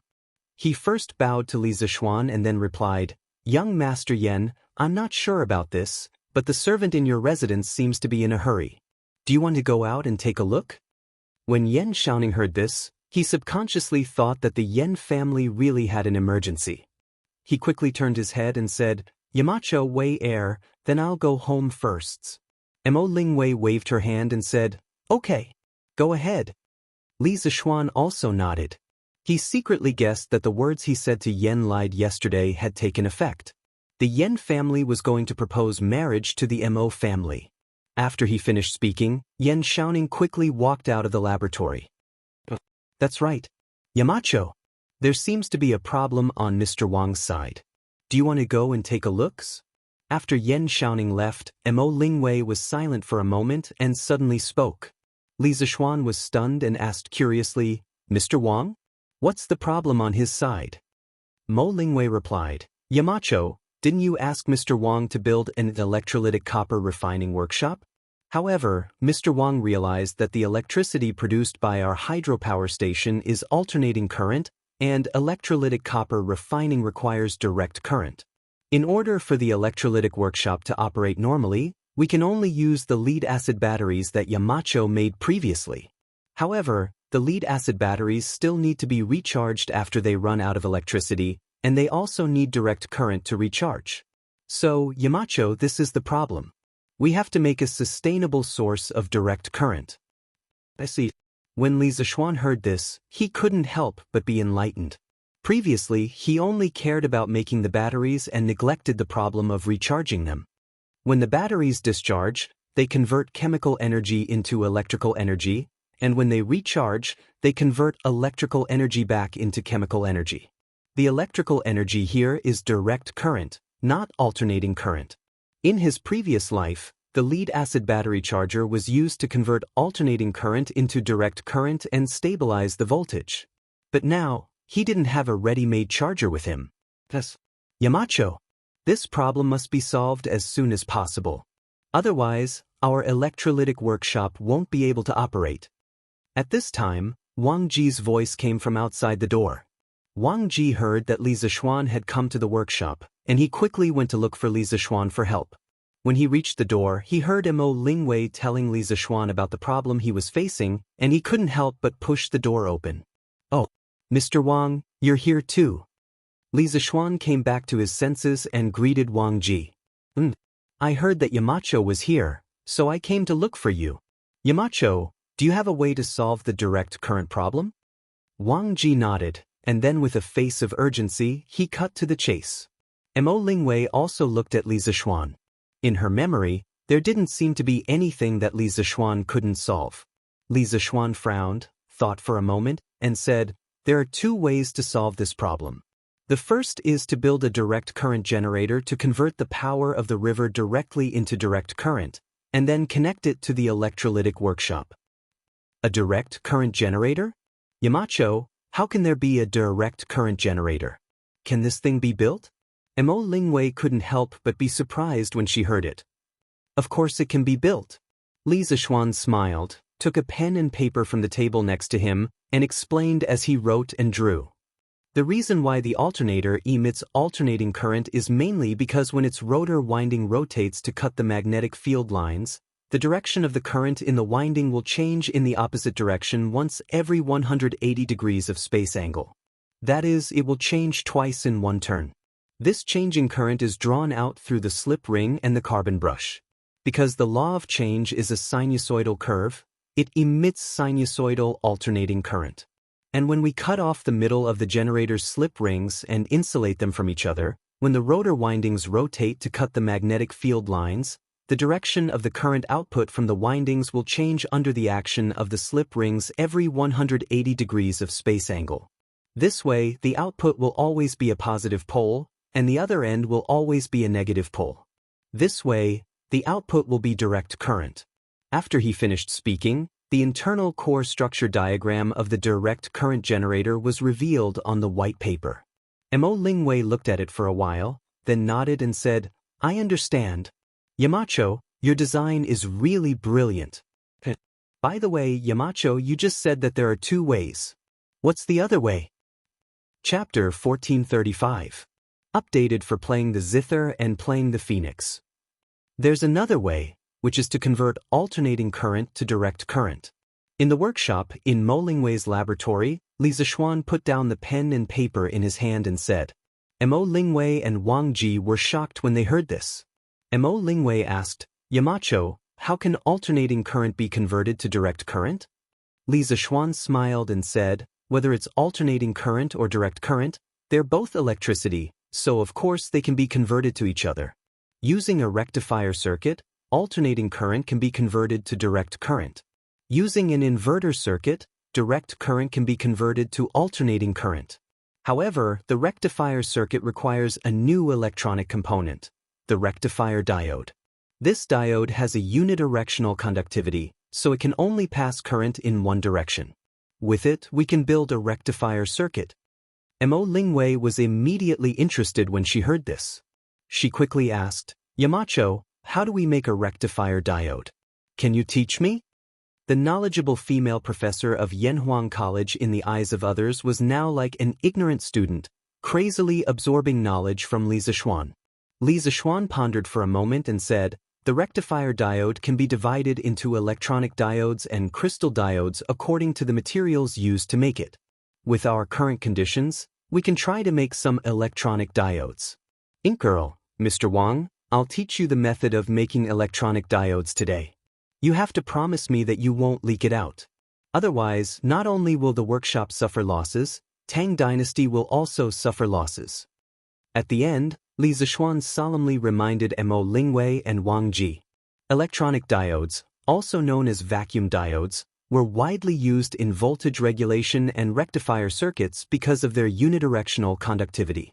Throughout the history of integrated circuit development, the invention of the electronic diode could be said to be the starting point of the human electronics industry. Therefore, Li Zixuan had to take this matter seriously. In his previous life, after the invention of the electronic diode, the American inventor Daoist cleverly added a grid between the diode filament and the plate, creating the world's first electronic transistor. Since then, these electronic components sealed in small glass bottles have been widely used in various electronic products. For example, televisions, radios, loudspeakers, and other electronic products were all inseparable from diodes and triodes. However, the defects of electronic diodes and electronic transistors were also obvious. They consumed a lot of power, generated a lot of heat, were large in size, and had a short lifespan. Therefore, people had been looking for new electronic devices to replace them. It wasn't until the birth of the transistor and the advent of solid-state electronics technology that the electron tube was completely replaced. In the 21st century, the diodes and transistors used in various countries around the world were actually transistors. Of course, there was another name for them, which was called semiconductor tubes, because they were all made of semiconductor materials such as silicon or germanium. With the current industrial foundation of the Tang dynasty, first of all, purifying silicon or germanium was a problem. Secondly, the key structure of the semiconductor diode, the p-n junction, was also a considerable problem. The p-n junction was made by using different doping processes. Through diffusion, p-type and n-type semiconductors were fabricated on the same semiconductor substrate. The space charge area formed at the junction of the two semiconductors was called the p-n junction. The p-n junction had unidirectional conductivity. N-type semiconductors were silicon crystals, or germanium crystals, doped with a small amount of phosphorus as an impurity, while p-type semiconductors were silicon crystals, or germanium crystals, doped with a small amount of boron as an impurity. Li Zixuan didn't have any boron on hand, so he temporarily gave up on the idea of making a crystal diode. Yamacho, rest assured. What Yamacho said here today, I will not say a word to outsiders, even if I'm drunk. Wang Ji was the first to cup his hands and say this, but the latter half of the sentence made people not know whether to laugh or cry. Speaking of which, although this old fellow was a drunkard, he wouldn't speak carelessly when he was drunk. This was quite reassuring. Yamacho, I won't say a word about what you said either. I guarantee it with my life. Hearing Li Zixuan and Wang Ji's solemn words, Mo Lingwei also became serious and said to Li Zixuan. Li Zixuan nodded and said, "That's good. Next, I'll tell you how to make the electronic diode." As he spoke, Li Zixuan picked up a pen and paper again, sketching as he explained, "First, we'll seal two metal plates in the vacuum glass tube. Of course, we can also use the method we used to make the electric lamp. We just need to exhaust the oxygen in the glass tube. There's no need for a complete vacuum. After that, we'll add an alternating current to the anode plate, and a constant current will appear on the other plate." Mo Lingwei was somewhat puzzled and said, "Yamacho, what's the principle behind this?" Li Zixuan thought for a moment and explained, "You see, when the potential of the anode is higher than the cathode, the electrons emitted by the cathode will move toward the anode under the influence of the electric field, forming a current of electrons. When the voltage of the cathode is higher than the anode, the electric field force on the electrons will pull them back to the cathode, and no current will be generated. That's why the electronic diode has a unidirectional conductivity and can be used for circuit rectification. In fact, this effect was called the Edison effect in his previous life. In 1883, Edison, in order to find the best filament material for electric light bulbs, placed a section of copper wire near the carbon filament in the vacuum bulb, hoping to prevent the carbon filament from evaporating. Although it failed, he inadvertently found that the copper wire, which was not connected to the circuit, produced a weak current due to receiving the hot electrons emitted by the carbon filament. Although Edison didn't study this phenomenon carefully, he applied for a patent for the Edison effect. In 1896, when Fleming was researching how to improve the detector in a radiotelegraph receiver, he conceived of using the Edison effect for wave detection. He sealed two metal plates in a vacuum glass tube and applied a high-frequency alternating voltage to the anode plate. The Edison effect appeared, and when the alternating current passed through the device, it was converted into direct current. Fleming called this tube with two electrodes a vacuum diode. It had both rectifying and detecting functions.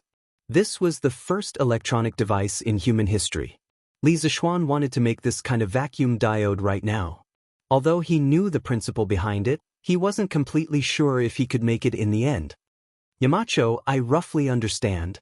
Overall, the structure of the electronic diode isn't complicated. Although it will take a lot of effort to make it, it's not impossible. Please let me try a few times. Mo Lingwei listened to Li Zixuan's explanation and thought for a long time before finally nodding. Wang Ji also cupped his hands and said, I roughly understand as well. I will definitely do my best to assist Ink Girl in making the electronic diode. Mo Lingwei's progress was directly related to whether his electrolysis workshop could continue operating normally. Of course, he was more concerned than anyone else. Li Zixuan nodded and said, Then I'll have to trouble the two of you. But in my opinion, the DC generator and the electronic diode can be made at the same time. The one that is made first will be put into use first, and the electrolysis workshop can start work earlier. To be on the safe side, Li Zixuan decided that he had to go all out and grab both hands. I think he's driving, but I don't have evidence. Yes. Yamacho. The two of them cupped their hands and replied. Li Zixuan nodded with satisfaction and thought to himself, with the diode, the triode won't be far away. When the time comes, many electrical appliances can be made. Tang Dynasty will soon enter the electronic age. Chapter 1436. Yamacho, I have another question. In the laboratory, Mo Lingwei frowned and asked, Since we need direct current so much, why didn't we just use a direct current generator to generate electricity? Hearing Mo Lingwei's question, Li Zixuan couldn't help but praise this girl's intelligence. He thought for a moment and said, Ink Girl, have you ever thought about this question? If the electricity from the hydropower station is direct current, how much voltage will be attenuated after it passes through a 1-mile-long wire? You have to know that for a wire of the same thickness, the longer the length, the higher the resistance, and the greater the divided voltage. Let's say the output voltage of the hydropower station is 200 volts. If it is transmitted to a place 1 mile away, the voltage will be only 150 volts. The further it is, the lower the voltage will be. And the electric lamps produced by our workshop all have the same calibrated voltage. If we use direct current to transmit electricity, the places far away from the hydropower station won't be able to get enough voltage to light the lamps. If we use alternating current to transmit electricity, this problem won't exist because we have transformers. We can use transformers to boost the voltage at places far away from the hydropower station and raise the voltage to the value we need. But direct current isn't as easy to convert voltage as alternating current. Besides, Ink Girl, you should know that the internal structure of an alternating current generator is simpler than a direct current generator, and its lifespan is also longer than a direct current generator. So, after considering many factors, I chose alternating current transmission. In fact, even in modern times, the battle for direct current didn't end with alternating current winning. In the 21st century's power system, high-voltage transmission coexisted with alternating current and direct current, complementing each other. In fact, with the development of electronic technology, direct current transmission might even return to its dominant position.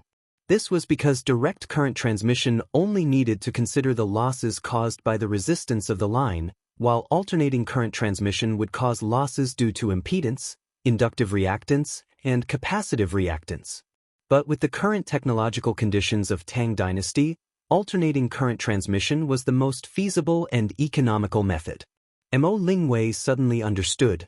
She nodded and said with admiration, I didn't expect there to be so much knowledge in this. Yamacho was really far-sighted when they built the hydropower station. Li Zixuan smiled and didn't answer. Instead, he looked at Wang Ji and asked, Mr. Wang, I believe that the problem of the DC power supply will be solved in a few days, but I don't know if you have the materials and equipment ready? Wang Ji nodded and said, Don't worry, Yamacho. This old man is fully prepared and only lacks one crucial element. The electrolytic cell, crude copper, and bile vitriol are all ready. Li Zixuan said in surprise, Oh? His progress was so fast? Then, Mr. Wang, do you have enough gall alum prepared? After all, the amount of copper that the workshop would be refining in the future was not small. Li Zixuan had to ask in advance. Wang Ji smiled and said, "Don't worry, Yamacho. Gall alum isn't anything rare. There's a mine in Longtime County that produces gall alum, and it's more than enough to supply our workshop." Li Zishuan was pleasantly surprised when he heard that. What? There's a gall alum mine in Longtime County? Why didn't I know about it?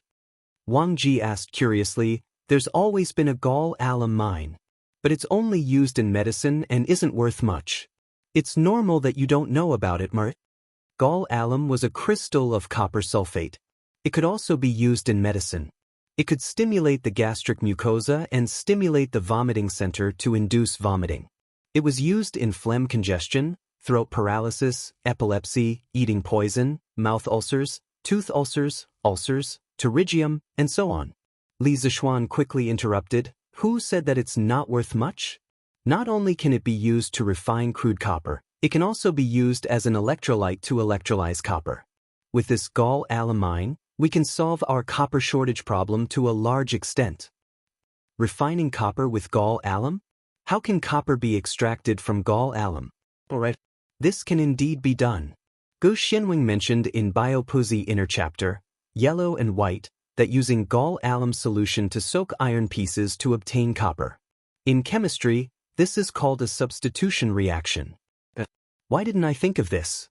Wang Ji was puzzled at first, then he patted his head and said in annoyance. There were two ways to refine copper, the fire method and the wet method. The fire method was to make contact with burning charcoal and decompose the peacock stone into copper oxide, then reduce it back to metallic copper. The equation was CuCO3. CuOH, 2 plus C equals 2Cu plus 2CO2 plus H2O. This was also the main way to produce copper before the Song dynasty in China. The wet method was also known as the gall copper method. The production process mainly consisted of two aspects. The first was to immerse the iron in gall alum, CuSO4. 5H2O solution, commonly known as bile water, so that the copper ions in the gall alum would be replaced by metal and deposited into elemental copper. The second was to collect the copper powder that was about to be replaced, and then smelt and cast. China's people first used natural copper compounds to refine copper by wet method. During the Western Han Dynasty, sulfuric acid was used to react with copper oxide, and then iron was used to replace the copper. Lu An's Huainan Wanbi technique said that when green iron was obtained, it would turn into copper. Green referred to soluble copper salts. That is, when copper salts meet iron, copper will be formed. Jin Gahong's Biopuzi inner chapter, Yellow and White, also recorded that green was used to paint iron, and the iron was red like copper. During the Northern and Southern dynasties, it was further recognized that not only copper sulfate, but other soluble copper salts could also undergo substitution reactions with iron. However, these methods were only discovered by the alchemists during the process of refining pills, and were not actually used in production. It wasn't until the late Tang dynasty and the Five dynasties that the wet method of refining copper began to be used in production. In the Song dynasty, it developed into one of the important methods of producing copper. In the early Tang dynasty, there were very few people who knew about the wet method of refining copper, not to mention using it in production. Seeing that Wang Ji had reacted, Li Zishuan nodded and said, "That's right. The process of smelting copper with gall alumina was a chemical substitution reaction. In a while, I'll send someone to find the mine that Mr. Wang mentioned and quickly find out the reserves of copper sulfate. After that, we can dig a water tank around the mine, forge the iron into thin pieces, and place them in the tank. Then, we'll use the bile water to soak the iron pieces, and the copper in the bile sulfate will adhere to the surface of the iron pieces.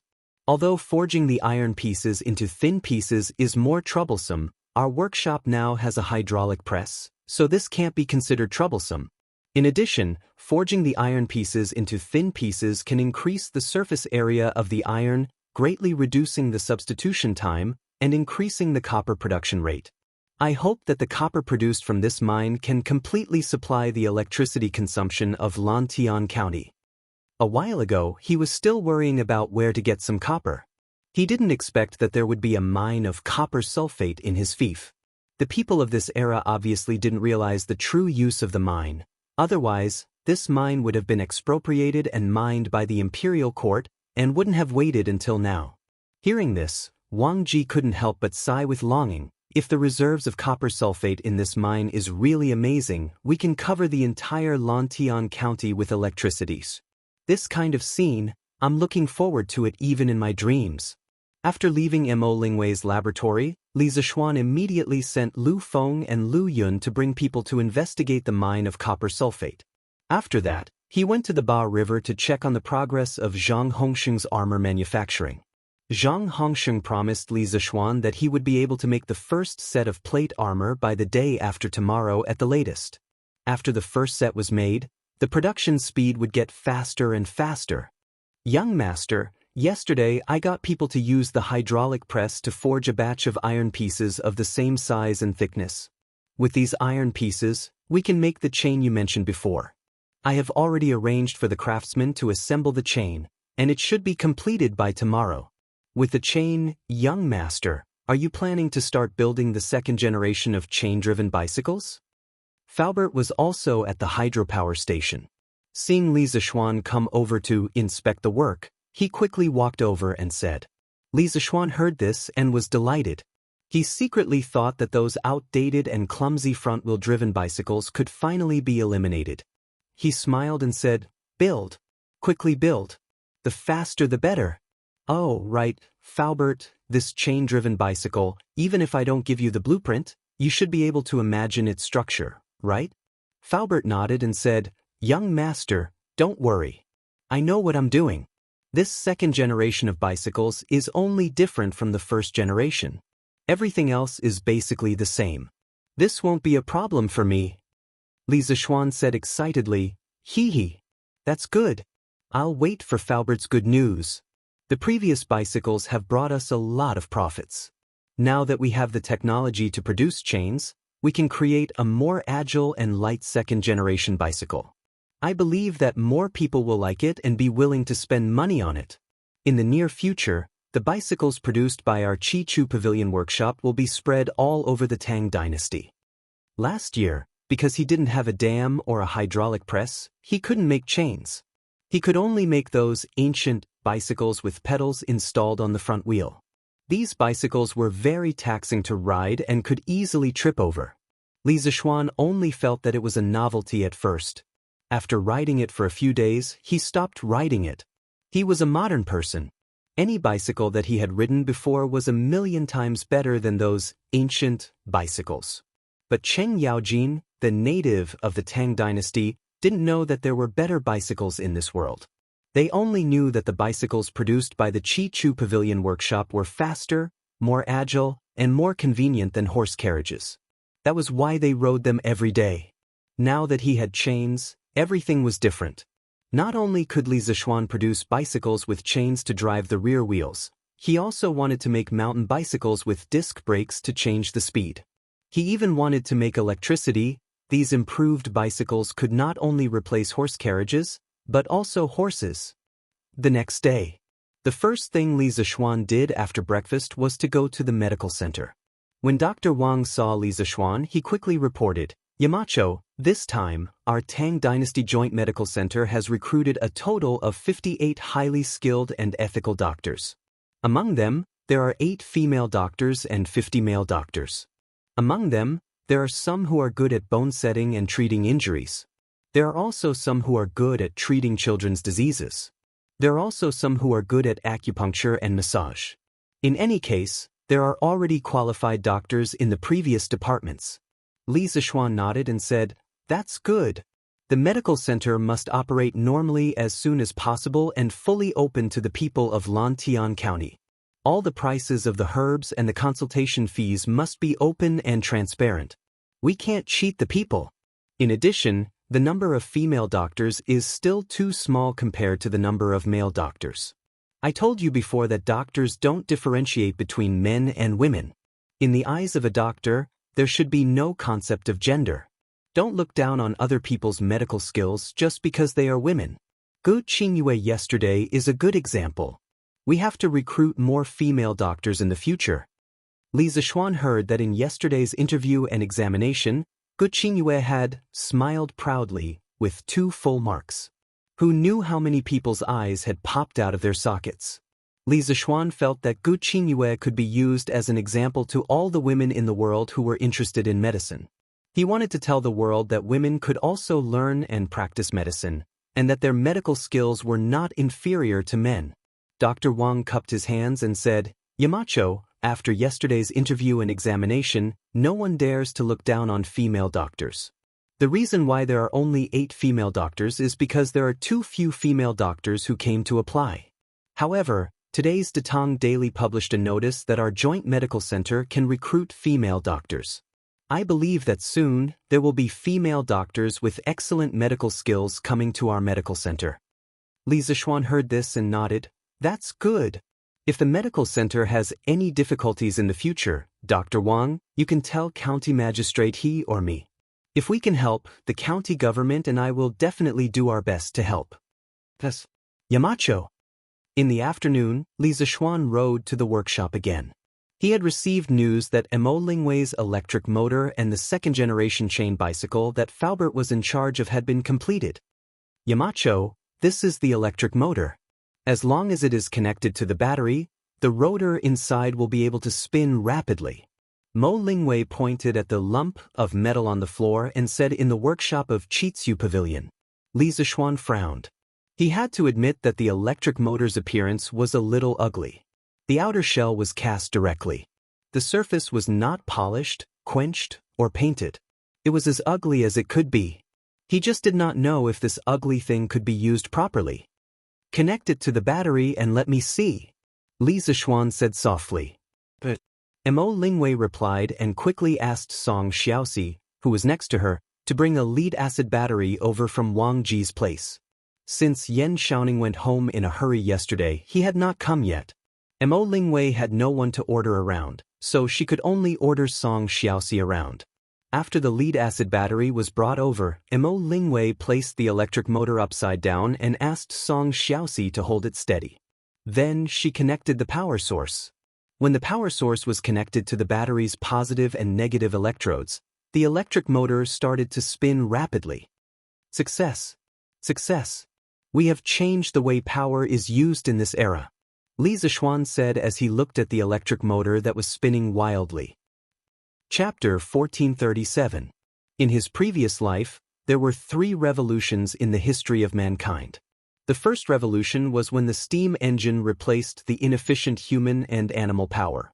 The second revolution was when the internal combustion engine replaced the internal combustion engine.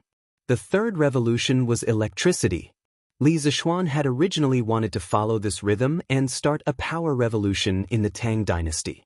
But last year, when he created the telegraph, he created electricity along with it. Since then, he couldn't help but want to create more things related to electricity. Thus, electric lamps, lead-acid batteries, electric motors, and other modern electrical equipment were all invented by him. As for the steam engine and the internal combustion engine, Li Zixuan believed that he did not need to create them. In the future, the students of Yanhuang College would be able to create them.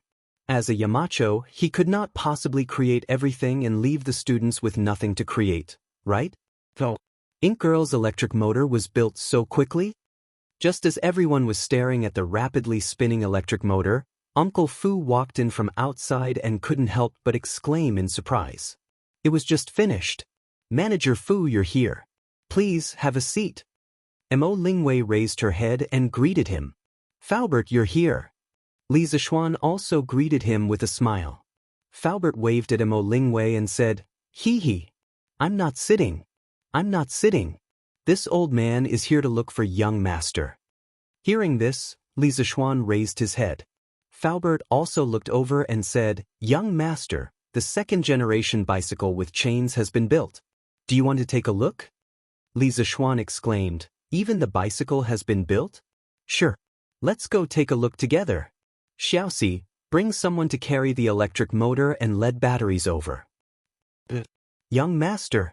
Song Xiaoxi nodded, then called for a servant to move the electric motor and battery. "Yamacho, why do you want to bring the batteries and electric motor to the bicycle?" Mo Lingwei asked in confusion. Li Zixuan smiled and said mysteriously, "Hee. Ink Girl, you'll know when the time comes. Following Faubert, Li Zishuan, and the others, they arrived at the yard where the bicycles were assembled and produced. They saw a two-wheeled bicycle that was about half the height of a person standing in the open space. Looking at the bicycle, Li Zishuan felt a sense of familiarity because the style of the bicycle was almost exactly the same as a modern bicycle.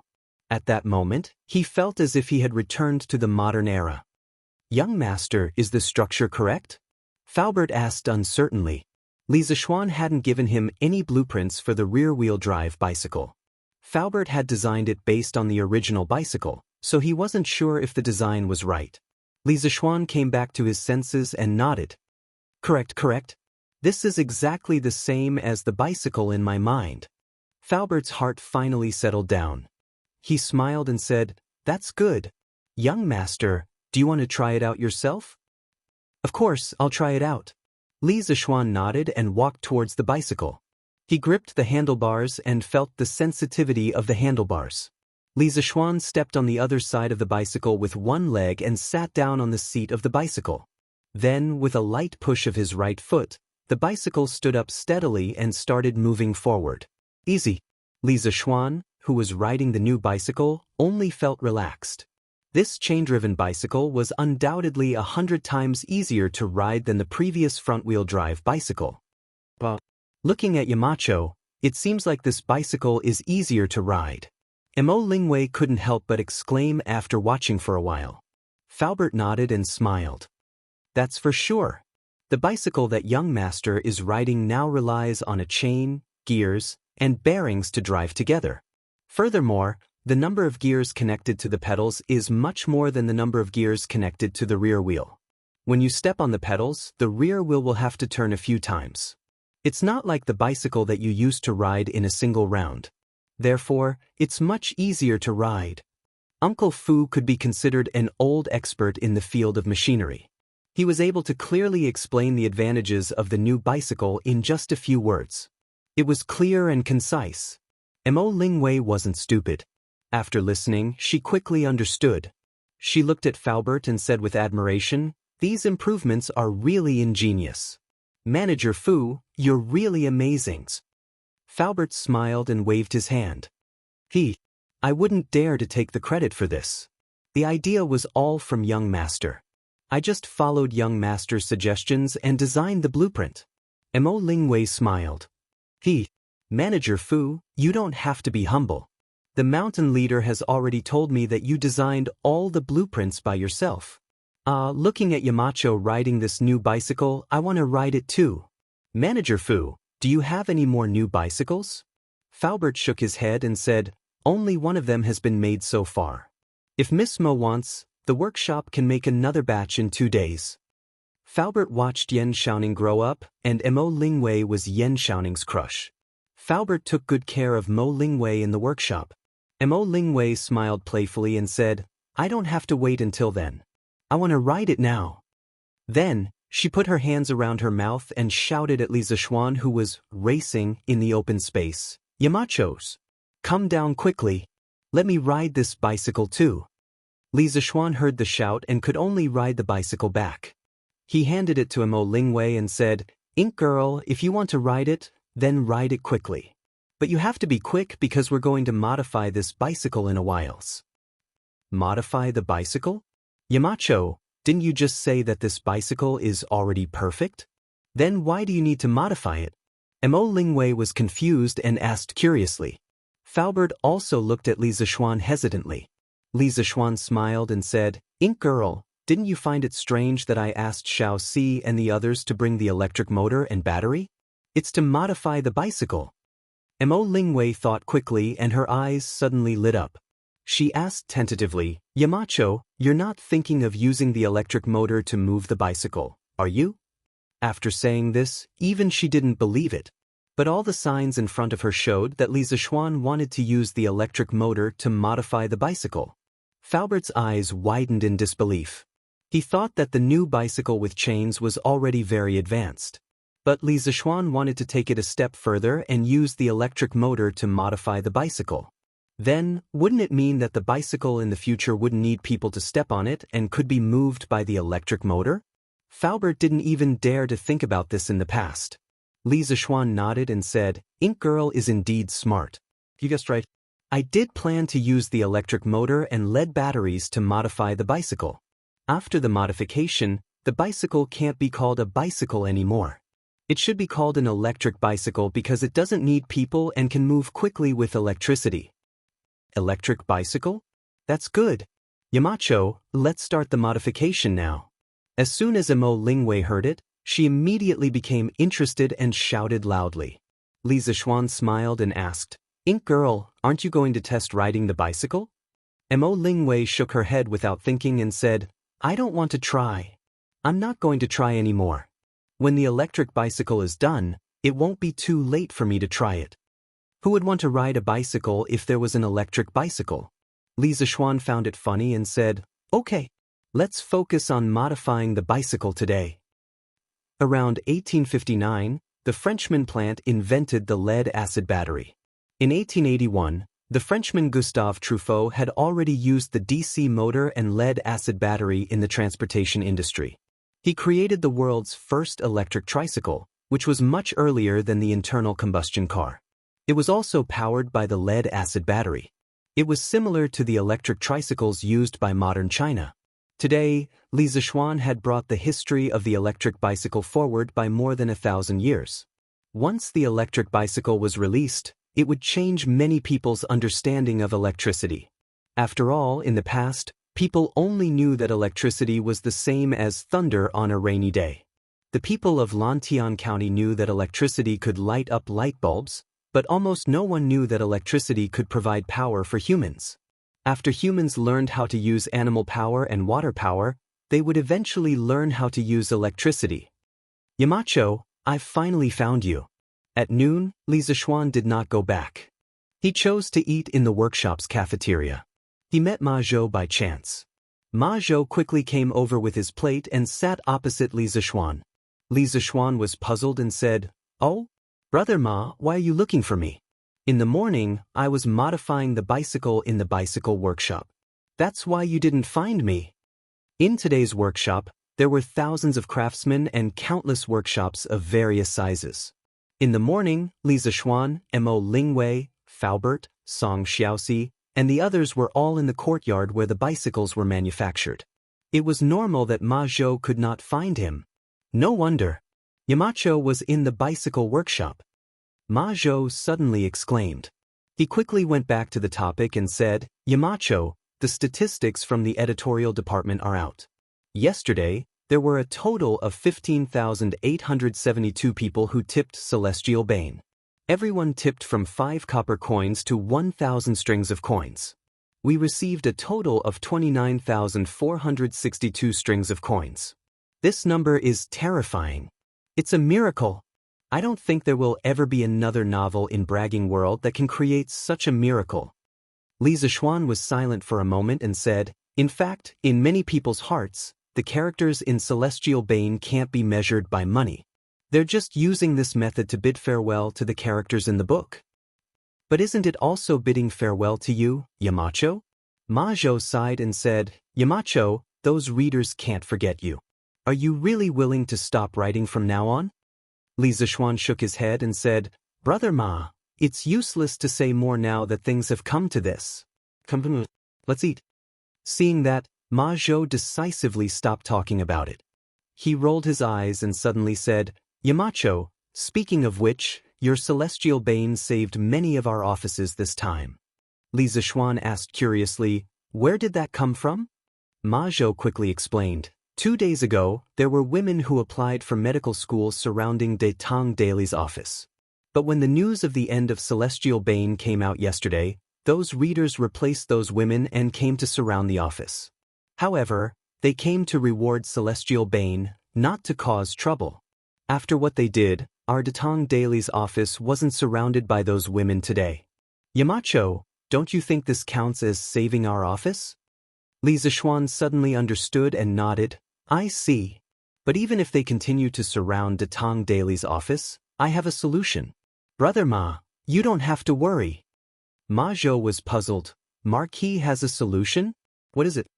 Li Zixuan smiled and said, I plan to announce to the world that I'm recruiting women into the medical school. Tomorrow morning, I'll officially announce this in front of all the civil and military officials. Ma Zhou was shocked.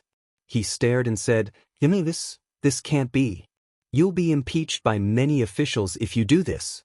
It might even affect the academy's reputation. Li Zixuan shook his head and said, It's okay. I've already thought of a foolproof plan. Brother Ma, don't worry. Ma Zhou was helpless, but he knew that once Li Zixuan decided on something, even 9 bulls couldn't pull him back.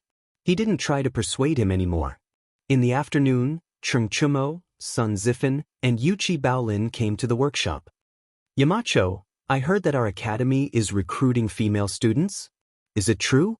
When Li Zixuan heard that the idiot had come to the workshop, he walked from the bicycle workshop to the front yard of the workshop. Who would have thought that Cheng Chumo would ask such a question? Li Zixuan rolled his eyes in annoyance and said, Where did you get this information from? The academy doesn't recruit female students. Even if it does, what does it have to do with you? You don't study hard, and you don't help train the team. You only care about things that have nothing to do with you. Cheng Chumo heard this and said, I'm innocent. Yamacho, who said that we haven't been training the team recently? Basically, we go to the field every day and lead the outstanding players to train. Last month, Brother Shanbei returned to Japan because of the death of Empress Tugu. At that time, Li Zixuan was determined to establish the Tang Football Association. Later, he was busy with work and couldn't leave. Cheng Chumo and Yuqi Baolin volunteered to be the coaches of the national team. Don't be so full of yourself. When I'm done with work, I'll go and see the results of their training in person. Li Zixuan couldn't help but mock. Chapter 1438. Hey, Yamacho, it's up to you whether you want to believe it or not. In any case, Baolin and I have been diligent and conscientious lately. We have a clear conscience. In the workshop, Cheng Chumo chuckled after hearing Li Zixuan's words. Beside him, Yuqi Baolin couldn't help but nod in agreement. Brother Chonyo is right. Yamacho, we really haven't been slacking off recently. The players that Yamacho transferred to the national team will be organized by us whenever we have time for physical training and tactical training. The teamwork between the players is getting better and better. Li Zixuan nodded and said, If that's the case, that's great. You guys can train them according to the tactical training manual and physical training program that I gave you. If I have time, I will personally train them. If you guys do well, there will definitely be a place for you in the Tang national team. Cheng Chumo chuckled and said, Heh, Yamacho, I like what you said. Sun Zifan then said, Yamacho, a few days ago, the medical school was recruiting students. Many women who know medicine wanted to sign up. They surrounded the Datang Daily office and wanted to use this opportunity to ask Yamacho to allow them to enter the college. Yamacho, what do you plan to do? Will you agree to their request? After saying that, the chubby boy looked at Li Zixuan with a burning gaze. Clearly, he was eager to know the answer. Cheng Chumo and Yuqi Baolin also looked at Li Zixuan in unison. TSK, men like women. This was an unchanging law of nature. Yanhuang College was impeccable in terms of facilities and teaching staff. The only downside was that the college was like a temple for monks. There were only men and no women. Therefore, as soon as they heard that a woman wanted to apply for the Yanhuang Academy, Cheng Chumo, Sun Zifan, and the other old foxes, who were in the age of puberty and hormone secretion, immediately came to Li Zixuan to ask for his opinion. Li Zixuan had also been a student in his previous life. How could he not see through Sun Zifan's true intentions? He glanced at them and said indifferently, Could it be that you bastards are thinking about women? As soon as he said this, Sun Zifan and Yuqi Baolin immediately flushed red. Yamacho, what are you saying? How could I, Sun Zifan, be that kind of person? No matter how bad Sun Zifan was, he was still the son of a great scholar. How could he be called a pervert? Yuqi Baolin stammered, Yamacho, I'm not. This honest man almost blurted out the modern era's 3 consecutive denials. I'm not, don't talk nonsense. Cheng Chumo, on the other hand, was not a stingy person. He was thick-skinned and crossed his arms. He did not explain, but he did not deny either. Li Zixuan pointed at the three people in front of him and sneered, "Ha! You guys. Let me put it this way. I do intend to recruit some talented women who know medicine to further their studies in the medical school. However, to avoid criticism, I plan to separate the medical school and the engineering school with a high wall.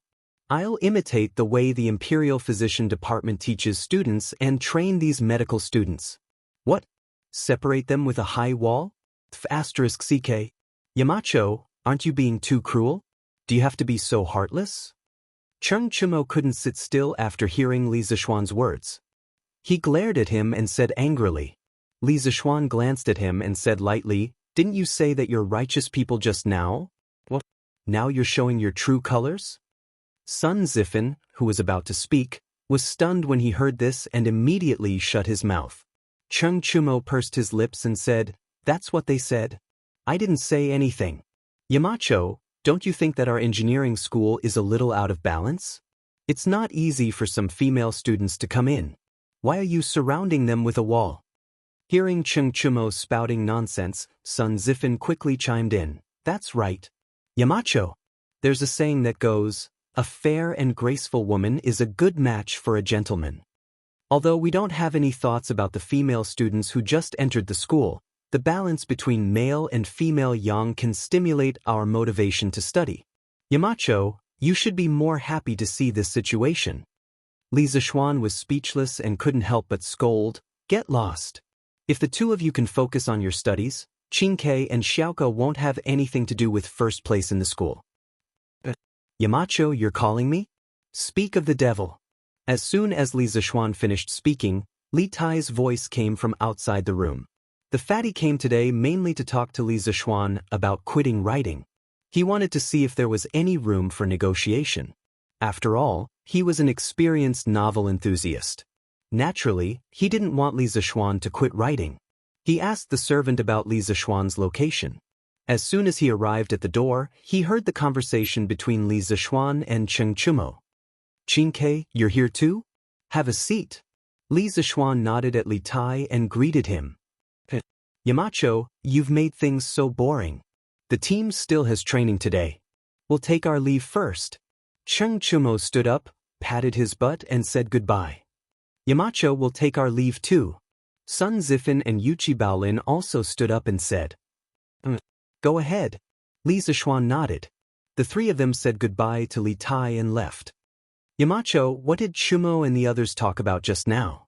Li Tai asked after the three of them left. "It's about the enrollment of medical students." Hearing Li Tai's question, Li Zixuan briefly told Li Tai what they had just talked about. Li Tai said disinterestedly, "Oh, so that's what it was about. Yamacho, your idea is good, but you have to be careful of the court official's impeachment. Otherwise, this good thing will become a bad thing." As a member of the royal family, Li Tai was not interested in ordinary beauty. Moreover, compared to Cheng Chumo and Yuchi Baolin, he was still young. Therefore, he did not care much about the enrollment of women into the medical school. In his heart, women might not be as important as novels and truth. Li Zixuan nodded and said, "I've already made a decision on this matter." "Don't worry, Qingke." Li Tai replied with an "thum." After a moment of silence, he said, "Yamacho, I'm sure you've heard about the grand occasion of Celestial Bane being rewarded by tens of thousands of people yesterday. Qingke knows that you're busy with work every day, but if you have the time in the future, would you be able to continue writing novels?" When Li Zixuan heard this, he immediately understood the purpose of Li Tai's visit today. He pondered for a moment, then sighed and said, "Perhaps. But who knows what will happen in the future? Novels are nothing in my eyes. Qingke, our goal is to spread the word of engineering to the world and benefit millions of people. I hope you can understand this." Li Tai was deep in thought. After a moment, he solemnly cupped his hands and said, "Qingke will remember Yamacho's teachings." Li Zixuan nodded with satisfaction. Just as he was about to speak, Song Xiaoxi said from outside the door, "Young master, Steward Fu has finished modifying the bicycle. They asked me to inform you." Li Zixuan was shocked when he heard that. He quickly replied, "Okay. Tell Faubert that I'll be right there." Young master. Song Xiaoxi replied and turned to leave. Inside the room, Li Tai was puzzled. Yamacho, why are Steward Fu modifying the bicycle? Li Zishuan stood up and smiled. The workshop has recently created a lead-acid battery and an electric motor. We plan to use these two things in the new second-generation bicycle. We will use the battery's electricity to power the bicycle. This way, the bicycle will be able to run faster than a horse without any effort. Qingke, you came at the right time. Why don't we go and have a look together?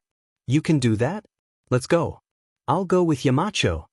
Li Tai's eyes shone brightly as he hurriedly replied with great interest. So, the master and disciple left the room and walked towards the bicycle workshop's courtyard. Yamacho, you're finally here. The bicycle has been modified. Do you want to give it a try?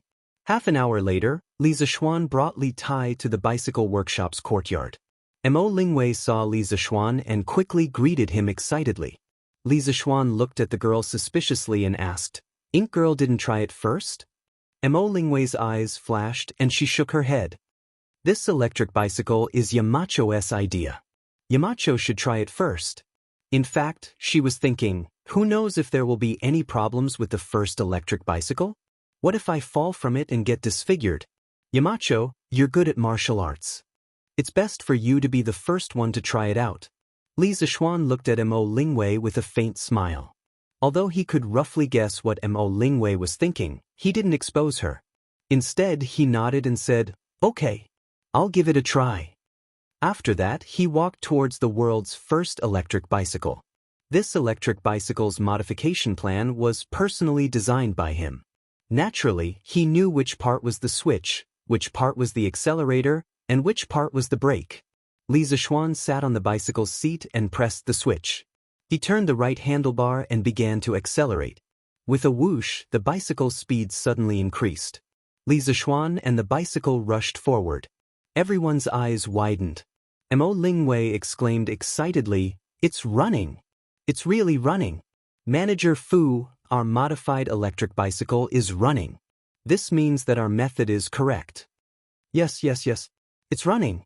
To be able to see this kind of car that doesn't need manpower or animal power to run in my lifetime, I truly have no regrets. Uncle Fu was so excited that his whole body was trembling. Something like an electric bicycle was beyond the scope of the ancients' knowledge. Now that it was in their hands, Uncle Fu felt like he was dreaming. Li Tai, who was standing to the side, was also dumbfounded. At this moment, his heart was in turmoil as he shouted, "Amazing! It's too amazing! I can't believe there's a car that can run so fast without the help of humans or animals." Just a moment ago, Mountain Elder told me that our goal is to spread engineering to the world and bring benefits to millions of people. Now, it seems that Mountain Elder is moving towards this goal step by step. With this electric bicycle, it will be very convenient for the people to travel. Look, the Marquis was riding a divine chariot. A divine bicycle that can run like the wind without pedaling. Li Zishuan rode his electric bicycle and wandered around the courtyard. The whining sound of the electric motor attracted the attention of the craftsmen who were working. When everyone came out to take a look, they were all shocked. Oh my God! It's really a divine bicycle. Marquis isn't pedaling, and this bicycle can run so fast. Isn't this a divine bicycle? It's too amazing! How did Marquis make this bicycle? Why does it look different from the bicycles made by our workshop?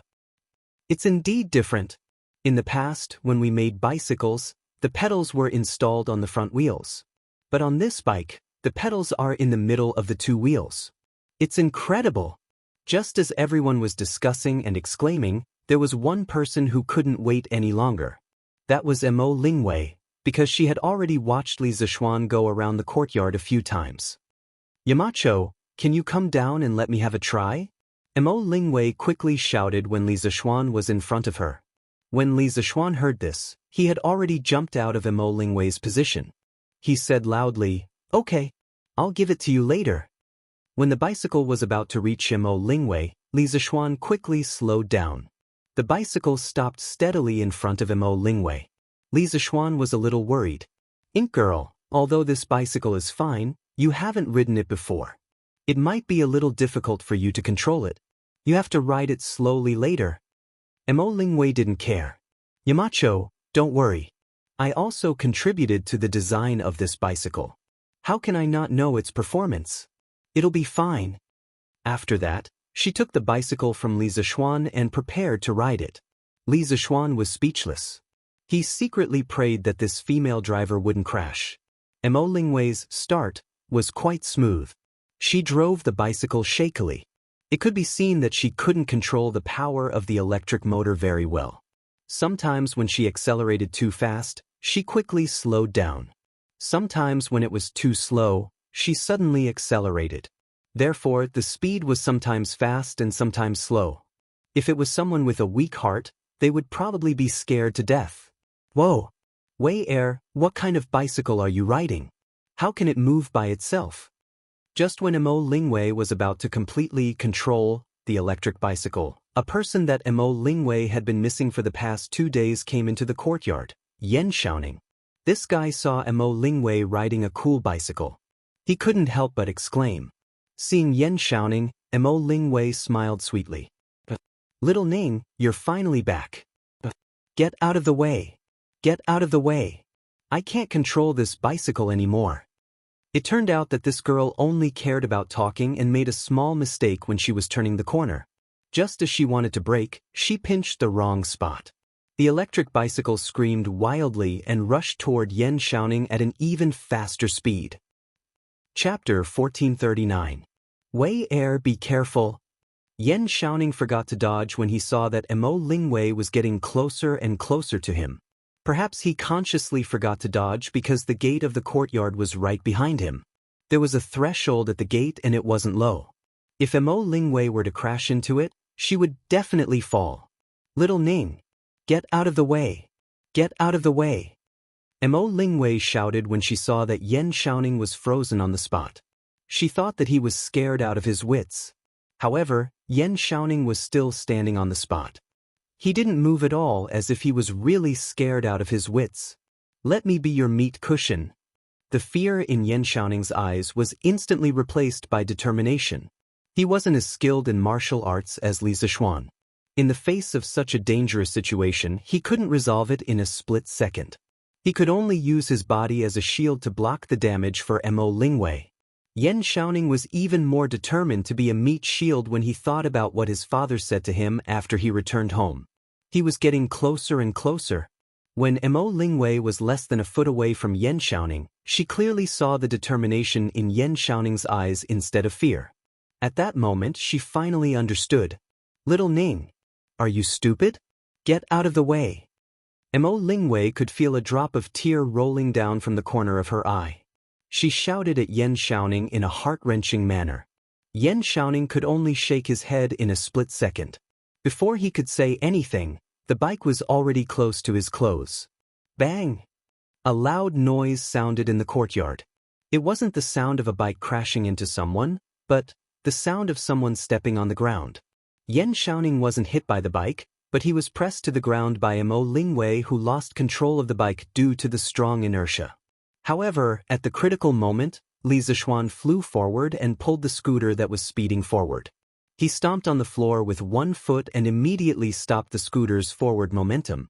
It was also because of this that Mo Lingwei flew out of the scooter uncontrollably and crashed into Yan Xiaoning. Bang! There was another loud bang.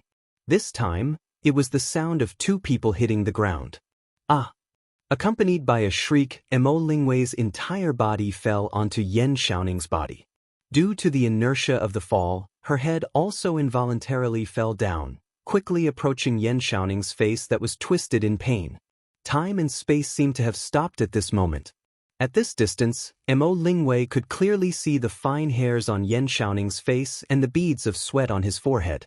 They could even feel each other's breathing.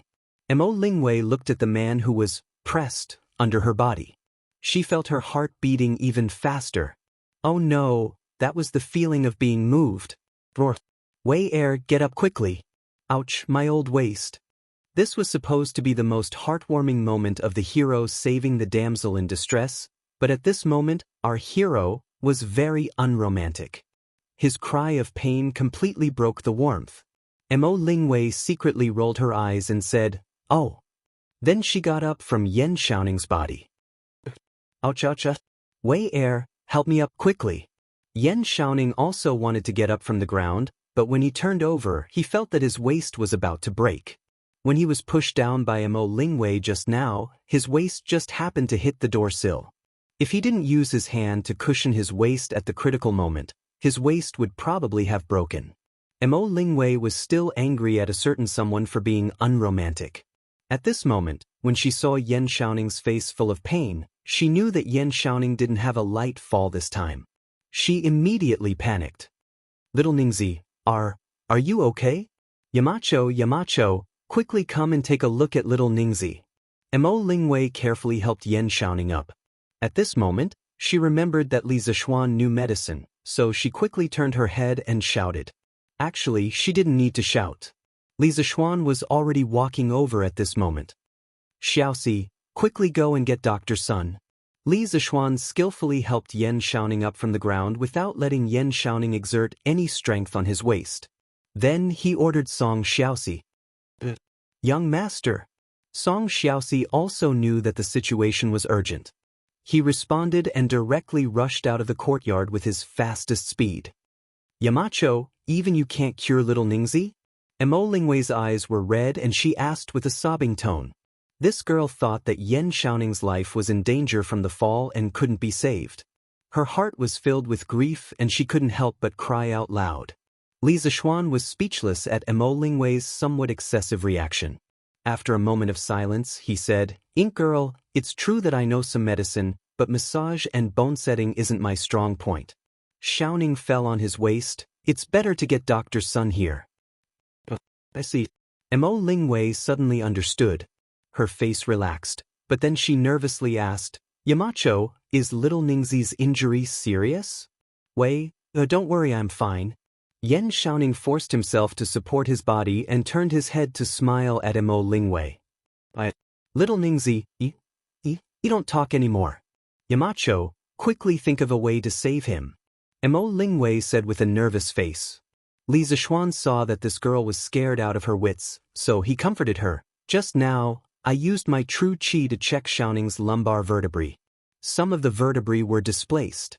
After Dr. Sun's massage treatment, there shouldn't be any major problems. Miss Mo, you don't have to worry." "Thank you, Yamacho." Mo Lingwei immediately breathed a sigh of relief and said, "Let's quickly help Xiaoning to the bed." Li Zishuan quickly said when he saw Yan Xiaoning's painful appearance. The few of them helped Yan Xiaoning to the nearest room and let him lie on the bed. In order to relieve Yan Xiaoning's pain, Li Zishuan used his inner force to carefully nourish Yan Xiaoning's injured parts and quietly waited for Sun Simiao's arrival. At the same time, on the Cloud Mountain, two old men who were over 50 years old sat opposite each other at a stone table in front of a Cloud Mountain courtyard. For thousands of years, millions of Mahist disciples have been dedicated to benefiting the world and the people. However, because of the changes in the dynasty, they have experienced many twists and turns. It's not easy to pass it down to this day. It's really admirable that Mr. Mo was able to abandon the prejudice of family background and join the engineering school to develop Moism in this way. An old man in a white Confucian robe with white hair took a sip of the immortal tea and sighed. "Minister Yan, you're too serious. I'm ashamed to say that I'm not able to develop the knowledge left by the divine ancestor. I'm really ashamed to face all the ancestors of the Mahist family." An old man in a black robe sat on the other side and said with a wry smile. That's right, the two people sitting opposite each other were Yen Lide and Mo Huai. One was the Minister of Works of the Imperial Court, while the other was the current Mahist family's great son. The two of them were completely unrelated. Logically speaking, they would never cross paths in their entire lives. However, because of a trace of fate, they were able to sit at the same table and talk cheerfully today. "Mr. Mo, you're wrong. Now that Moism is declining and Confucianism dominates the world's knowledge, it's basically impossible for the Mahist family to establish a sect and recruit disciples like before. Only by relying on the engineering school can we have a chance to prosper. Mr. Mo, you're adapting to the situation and making the most correct decision. Even if the divine ancestor of the Mahist family were still alive, he wouldn't blame you for this. Because everything Mr. Mo is doing now is for the good of the world. Yen Lide cupped his hands and said. Mo Huai was stunned. He paused and said, the reason why I agreed to join the Yamacho and joined Yanhuang College was because I took a fancy to the philosophy of the engineering school. It's similar to my Mahist families. Now, I can't even tell what the engineering school is. What is the Mahist family? I'm really a little obsessed. Yen Lide couldn't help but laugh. We're both helping the world and the people. Why is there a need to distinguish between schools? I think the original intention of the Mahist family's divine ancestor was to benefit the world and the people, and not to make the Mahist family the #1 school in the world, right? Mo Huai fell silent when he heard that. A moment later, he raised his teacup and said, it's said that the onlooker sees more clearly than the person involved. Minister Yen, as an outsider, you've solved the confusion in my heart for a long time. I'll replace wine with tea and propose a toast to Minister Yen. Mr. Mo, you're too polite. Yen Lide smiled, raised his teacup, and drank it from a distance. I heard that Mr. Mo has a daughter who is talented and intelligent. She's proficient in the way of machinery and things. Moreover, she became the first female professor in Yanhuang College. Her profound knowledge is evident from this. I think it's also because Mr. Mo taught his daughter well that he was able to raise such an outstanding daughter. After drinking a cup of tea, Yen Lide took the opportunity to add more water and changed the topic with a smile. Mo Huai's heart skipped a beat when he heard that. He was finally talking about the main topic. He wasn't stupid. He knew that Yen Lide, as the minister of the 6 ministries, wouldn't come all the way here just to chat with him. He must have other things to discuss. As expected, after 3 rounds of conversation, Yen Lide finally revealed his foxtail. Minister Yen, you flatter me. My daughter has been spoiled since she was young. Not only does she not learn needlework, but she also likes to study strange things. It's really against a girl's gentle and virtuous character. I've embarrassed myself in front of Minister Yen. Mo Huai cupped his hands. Yen Lide waved his hand and said, Brother Mo, you're wrong to say that. Ink Girl has talent in engineering. That's her own good fortune. Others can't even be envious of her. Such an extraordinary woman is as rare as phoenix feathers and qilin horns even in the entire world. It's unfair to deny everything about her just because she doesn't know needlework. From Mr. Mo to Brother Mo, Yen Lide changed the way he addressed Mo Huai to shorten the distance between the two of them. At the same time, he secretly told Mo Huai, I don't mind that your daughter doesn't know needlework. What I value is your daughter's talent. Mo Huai's eyes flashed and said, Minister Yen, as the Minister of Works, your standards for judging people are indeed different from ordinary people. Speaking of my daughter, this old man would like to talk to Minister Yen about your son. Yen Lide was shocked and thought to himself, here it comes, here it comes. He quickly straightened his face and said, Oh, Brother Mo, are you talking about my son? That kid is always idling outside and doesn't make this old man feel at ease. There's nothing to say. Mo Huai laughed and said, It's still the same saying. The onlooker sees the game clearly. As a person in the game, how can Minister Yen see your son's outstanding qualities clearly? Your son is protected by Minister Yen and is born in an official family. He has never had to worry about food and clothing since he was young. He should be like the rich playboys in the capital, playing with dogs and chickens all day long and loitering in brothels. However, he didn't. Instead, he became Yacho's right-hand man. Yanhuang College and the workshop have all been invested with young Master Yan's energy and blood. With such a talent in the Yen family, why worry about not being able to bring glory to the family? Yen Lide's old face immediately wrinkled with a smile. After all, as a father, it was impossible for him to not be happy when someone praised his son, not to mention that Mo Huai might be his future in-law. Brother Mo, you're too kind. You're too kind. How can my son be as good as you say? Yen Lide waved his hand and said, Your daughter and my son are about the same age and have similar interests. As elders, why don't we give them a push behind their backs and make this marriage happen? We'll become in-laws from then on, how about it? Marriage proposal. At this time, Yen Lide saw that the time was right and finally expressed his real intention, marriage proposal. Previously, he sent someone to call Yen Xiaoning home to ask if Yen Xiaoning had a sweetheart now. Yen Xiaoning was the only son of the Yen family. Yen Lide had always been concerned about Yen Xiaoning's marriage. Therefore, that day at the entrance of the palace, Li Zishuan only casually mentioned it and Yen Lide immediately called Yen Xiaoning back. After he found out that Yen Xiaoning's sweetheart was Mo Lingwei, the daughter of the current generation of the Mo family, he immediately sent someone to collect all the information about Mo Lingwei. It didn't matter if he didn't look, but when he did, Yen Lide was immediately shocked.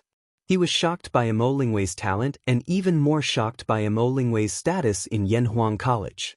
In addition, Mo Lingwei's background, the daughter of the Mo family's master, made Yen Lide approve of this marriage from the bottom of his heart. At the very least, both parties of this marriage were completely well matched in terms of social status. Although the Mo family was in decline now, it was still the Mo family. It was the Mo family that had experienced thousands of years of hardships and still stood strong. The Mo family's master was the Mo family's master. He was the Mo family's master who had hundreds of thousands of disciples at his peak. In terms of status, Mo Huai wasn't lower than Yen Lide.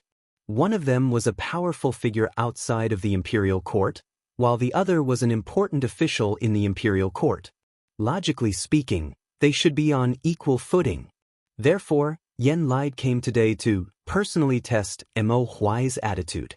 This kind of thing could only be tested secretly and couldn't be said directly.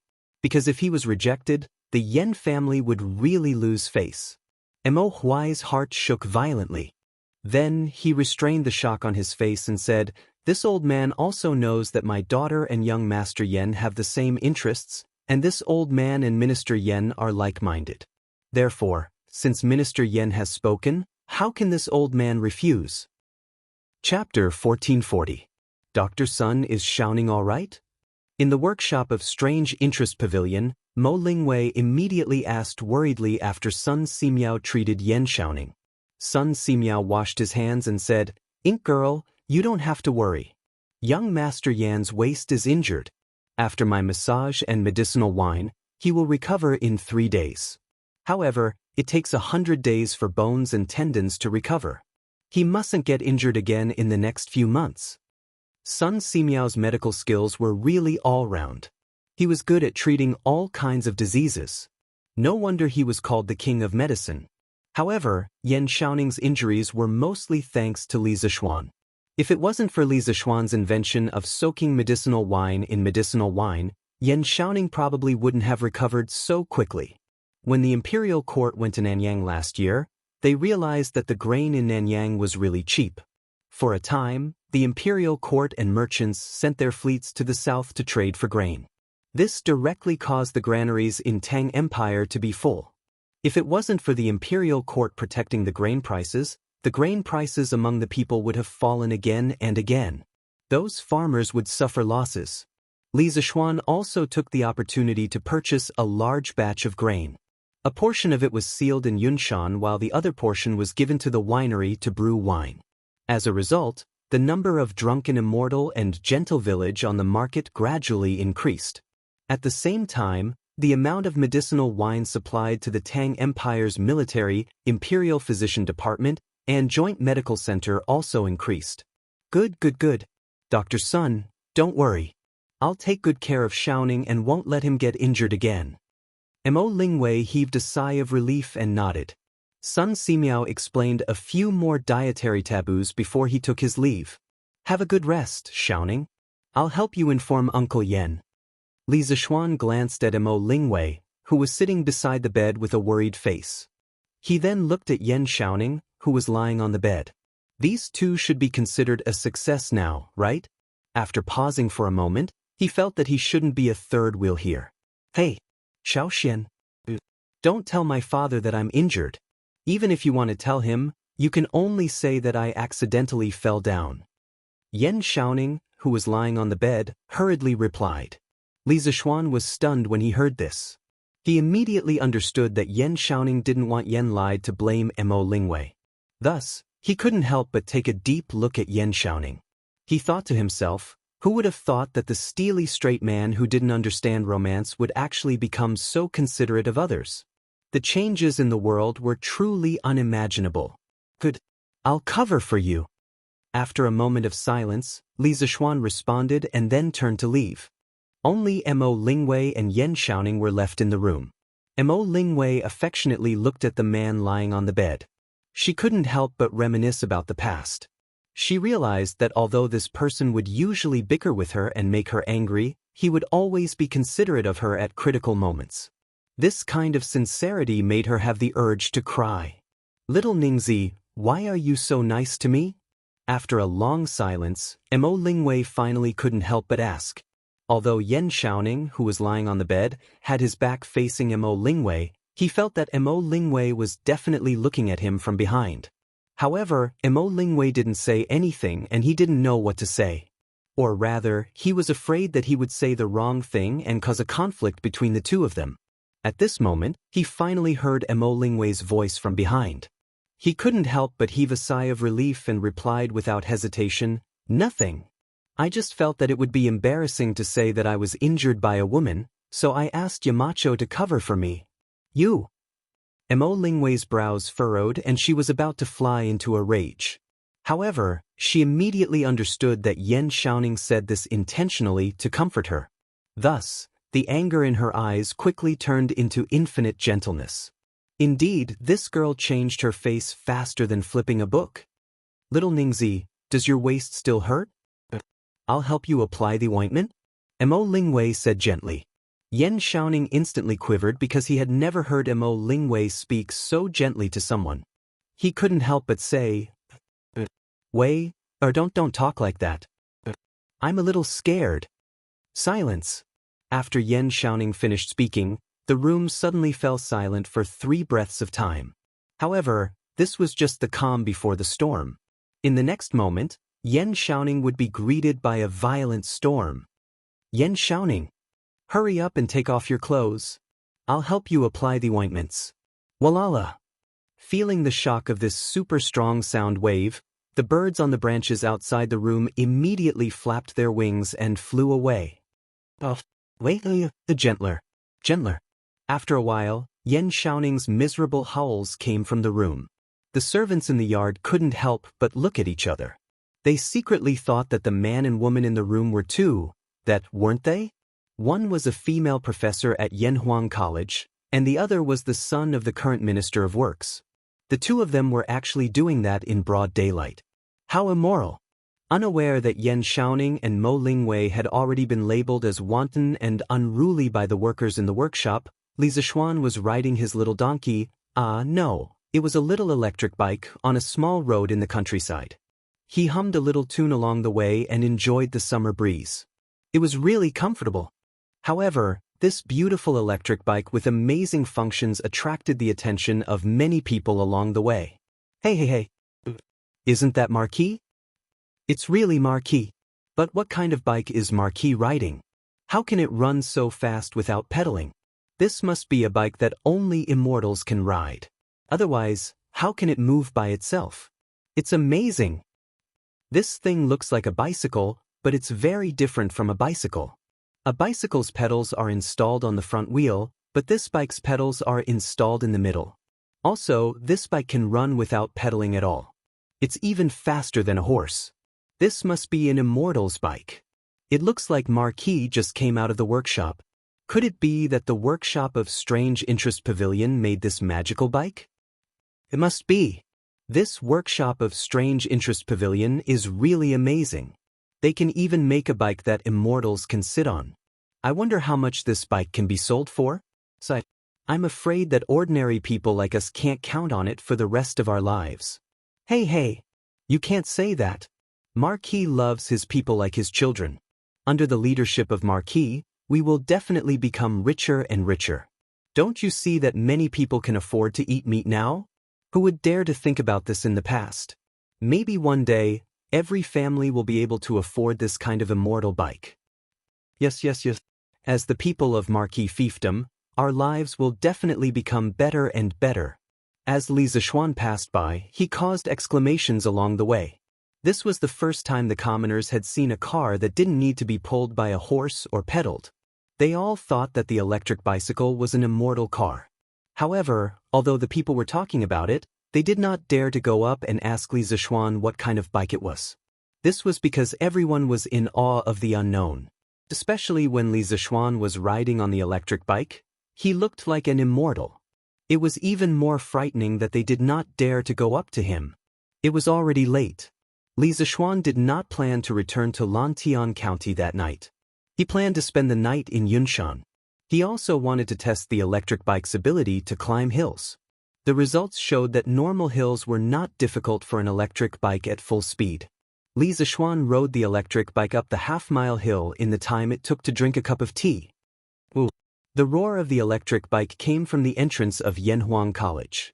It attracted the attention of the students in the college. Some even ran out of the college to investigate. Today was Sunday. The students usually returned to school in the afternoon. This was because from this week onwards, the college added a new night self-study session. There was also a night self-study session on Sunday night. The students, regardless of whether they lived far away or near, had to return to the college on Sunday afternoon.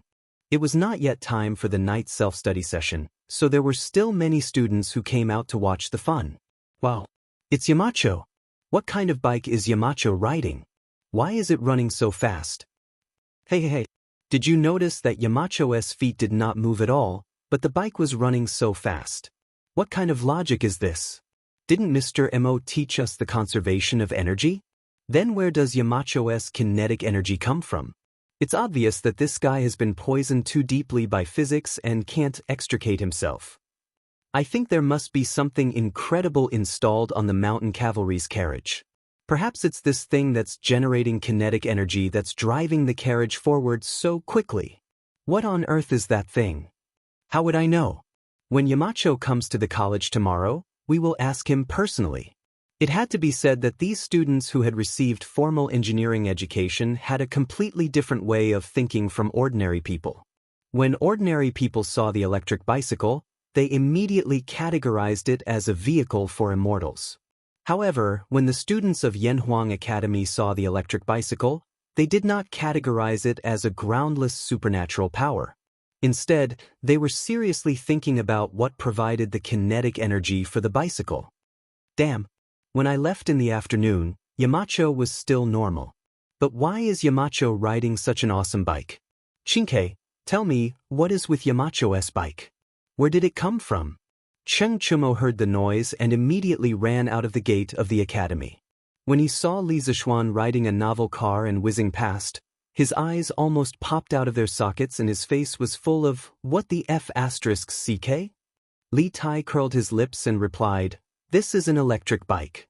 It is Yamacho's latest modified bike. It uses a battery to power the motor.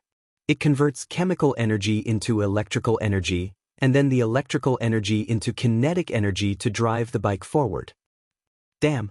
Shinge, can you not make it so complicated? Just tell me, where did Yamacho get this bike from? Where can I get an identical bike? Cheng Chumo was full of question marks. He waved his hand impatiently and said, he felt that Li Zishuan's electric bicycle was too cool. This was the kind of bicycle a man should ride. Sitting on it, one could feel the speed of the wind. It was much more comfortable than sitting on a galloping horse. Li Tai could not help but say, "Where did Yamacho get this bike? Do you still need to ask? It must be the workshop. In my opinion, you should stop thinking about it. There is only one electric bike in the whole Tang dynasty. It will be your turn at least 2 months later." 2 months? Isn't that too cruel? No, I will borrow it from Yamacho tomorrow. It will be fun to ride it first. Cheng Chumo immediately refused and said that he wanted to look for Li Zishuan. Go ahead then. Li Tai shook his head disapprovingly. If it was in the past, Cheng Chumo might have been able to borrow the bike from Li Zishuan. However, Mo Lingwei had a car accident in the afternoon. Li Zishuan would definitely not lend the electric bike to others so easily. This was for the safety of the bike and, more importantly, for the safety of the person. Sigh. Li Tai sighed and turned to leave. He also wanted to have an electric bike like this. A bike that did not require manpower and could run on its own was a must for lazy people. Yo, Ma is here. What bike is this? Yunshan Villas. Mo Huai was sending Yen Lied off. Just now, they had discussed the wedding date of the two families' children. Yen Lied planned to ask the matchmaker to formally propose marriage when he returned. As soon as he walked out of Yunshan Villas, Yen Lied saw Li Zishuan riding an electric bike toward them. With his sharp eyes, he quickly noticed the uniqueness of the bike. He could not help but exclaim in surprise. Yen Lied shook his head. It was also his first time seeing the electric bike. Screech. Li Zishuan had excellent eyesight. Naturally, he also saw Yen Lied and Mo Huai at the intersection. The bike began to slow down when it was about to reach them. After a while, the electric bike stopped steadily in front of Yen Lied. Li Zishuan quickly got off the bike and cupped his hands. Uncle Yen, you came to Yunshan Villas today? Why didn't you tell me in advance? I could have prepared a banquet for you. Yen Lied waved his hand and said, You don't have to be so polite, Xiao Xian. I came to Yunshan Villas today because I have something to discuss with Mr. Mo. At this point, Yen Lied pointed at the electric bike beside Li Zishuan and said, This bike of yours is very novel. I saw that you didn't pedal just now, but this bike can still move like it's flying. What's the principle behind it? Yen Lied had been engaged in engineering machinery all his life, but this was the first time that he had seen such a machine that could move by itself without human or animal power. He was really curious about it. At this moment, old Yen had completely forgotten that the city gate of Chang and would be closed in a few minutes. Li Zishuan smiled and said, Uncle Yen, this is the workshop's latest electric bike. First of all, this bike uses chain transmission and rear-wheel drive to make the bike's structure more reasonable. Second, this bike is installed with a lead-acid battery and an electric motor. The battery provides power to the electric motor, causing the motor's rotor to rotate rapidly. Then, the electric motor drives the wheels to rotate together, so that it can move like it's flying without pedaling. Chapter 1441. Electric motor? Battery? These are all good stuff. Xiao Xian, who made these things? Yunshan Villa. After Li Zishuan briefly explained to Yen Lied how the electric bicycle, the electric motor, and the battery worked, Yen Lied could not help but ask in surprise. Li Zishuan glanced at Mo Huai before replying. Mr. Wang, Ink Girl, and Xiaoning were able to make the battery and electric motors so quickly. Without their recent hard work, how could there be such a magical electric bicycle? What? Xiaoning and Ink Girl contributed to the electric motor and battery? Yen Lied was shocked when he heard that. In the eyes of a father, his child would never grow up. However, when the father found out that his son had done something that even he could not do, the shock he would feel would be similar to Yen Lied's. Mo Huai, who was at the side, did not look too shocked. It was mainly because Mo Lingwei had always been at Yanhuang College. Mo Huai was also a teacher at Yanhuang College. He naturally knew more about his daughter's situation than Yen Lied.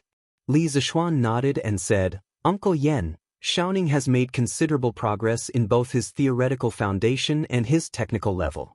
Don't underestimate him like before. Good. Yen Lied's face was filled with gratification as he said, good, 3 times. He had just discussed the marriage between his son and Mo Lingwei with Mo Huai. Now, he learned from Li Zishuan that his son had great capabilities. His son was about to complete the 2 most important things in a man's life. How could Yen Lied not be gratified? In-law, you've taught your son well. In the future, Xiaoning will definitely be able to inherit your mantle and bring the Yen family to greater heights. Mo Huai cupped his hands and smiled. In-law? Li Zishuan opened his mouth in surprise. He knew that Yen Lied must have something to do at Yunshan Villa today, but he never expected that old Yen would come directly to Mo Huai to discuss the marriage of his son and daughter. Wasn't this progress a little too fast? That was right. This old man came to Yunshan today to ask for this marriage for Xiaoning. This child and Ink Girl are in love with each other and have the same interests. But after all, there are differences between men and women. If they hang out together every day without any status, It will ruin Ink Girl's reputation. So as a father, I might as well help them get married. Seeing Li Zishuan's surprised expression, Yen Lai chuckled and explained. I see. Hearing this, Li Zishuan couldn't help but feel happy for his good friend. He cupped his hands and said, if Xiaoning knew about Uncle Yan's love and care for Xiaoning, he would definitely be grateful and filial to you. So, as long as this brat doesn't blame me in his heart, it's fine. Yen Lai shook his head and patted Li Zishuan's shoulder. With a complicated expression, he sighed, Little Xian, you were right last time. This old man has indeed cared too little about Xiaoning.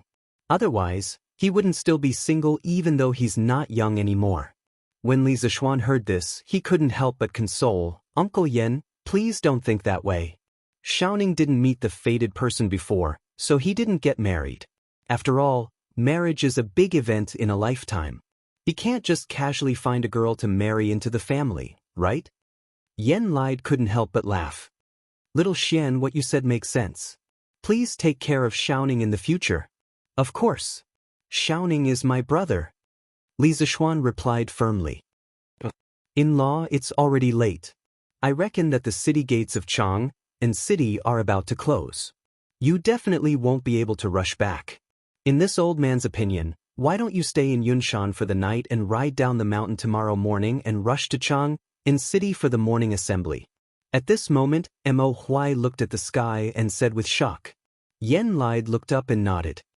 All right then, this old man will stay in the side courtyard today. When Yanhuang College was being built, Yan Xiaoning, as the chief engineer of the college, was directly allocated a side courtyard. Therefore, Yen Lai didn't have to worry about not having a place to stay on Yunshan. Li Zishuan's heart skipped a beat. He instantly remembered what Yen Xiaoning told him in the workshop earlier.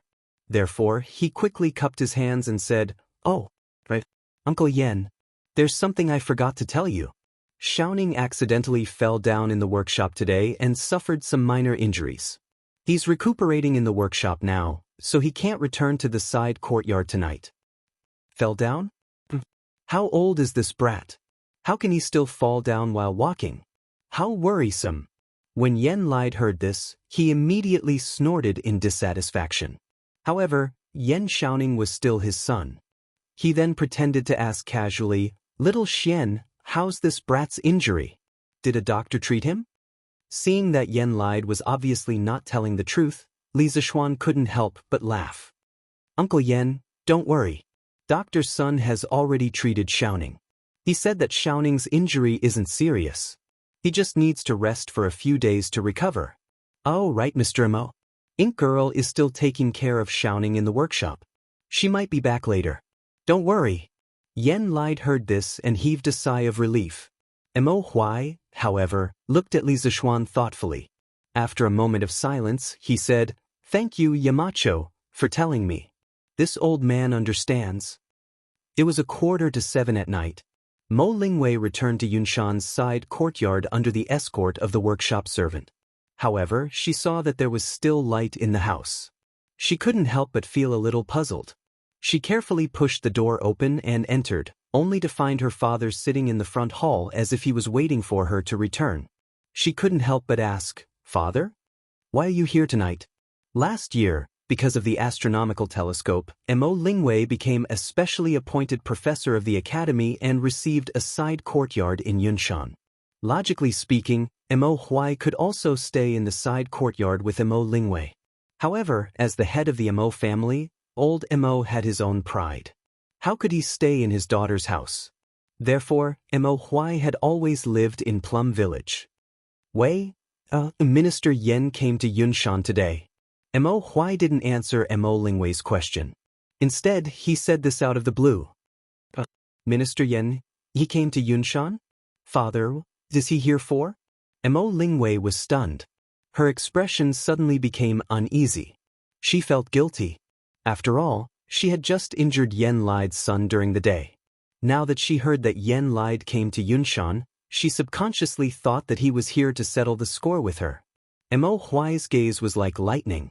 When he saw the trace of guilt that flashed across Mo Lingwei's face, his eyes flashed and he instantly understood.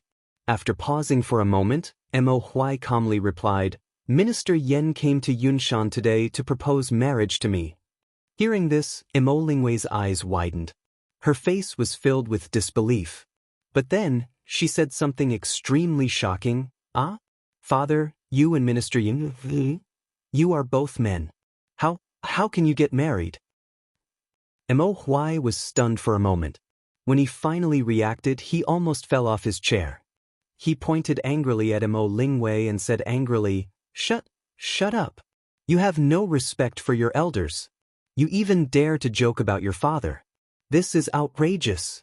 Minister Yen came to find me today to propose marriage on behalf of his son. Propose marriage on behalf of his son? When Mo Lingwei heard this, she finally reacted. Her beautiful face instantly became very interesting. There was agitation, excitement, and also shyness. Father, I'm not marrying. Mo Lingwei's expression changed. When she saw the faint smile on Mo Huai's face, she couldn't help but stomp her feet and turn to go upstairs.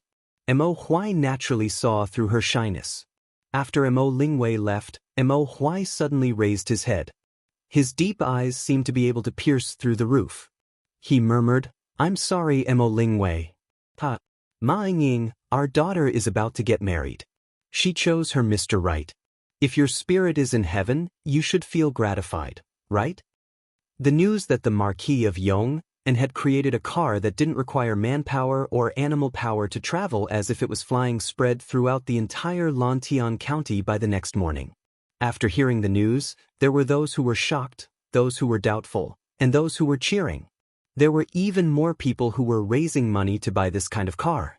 As for those who doubted the authenticity of the rumor, after Li Zishuan rode an electric bicycle to Longtime County this morning, all of the doubters shut up. Young Master is back.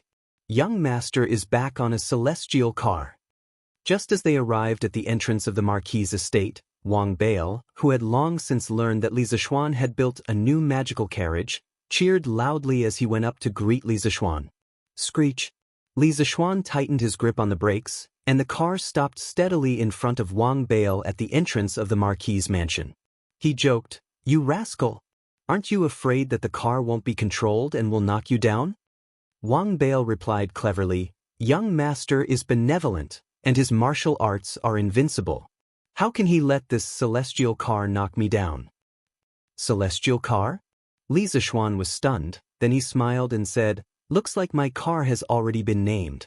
Wang Bail nodded and replied, Yes. Young Master.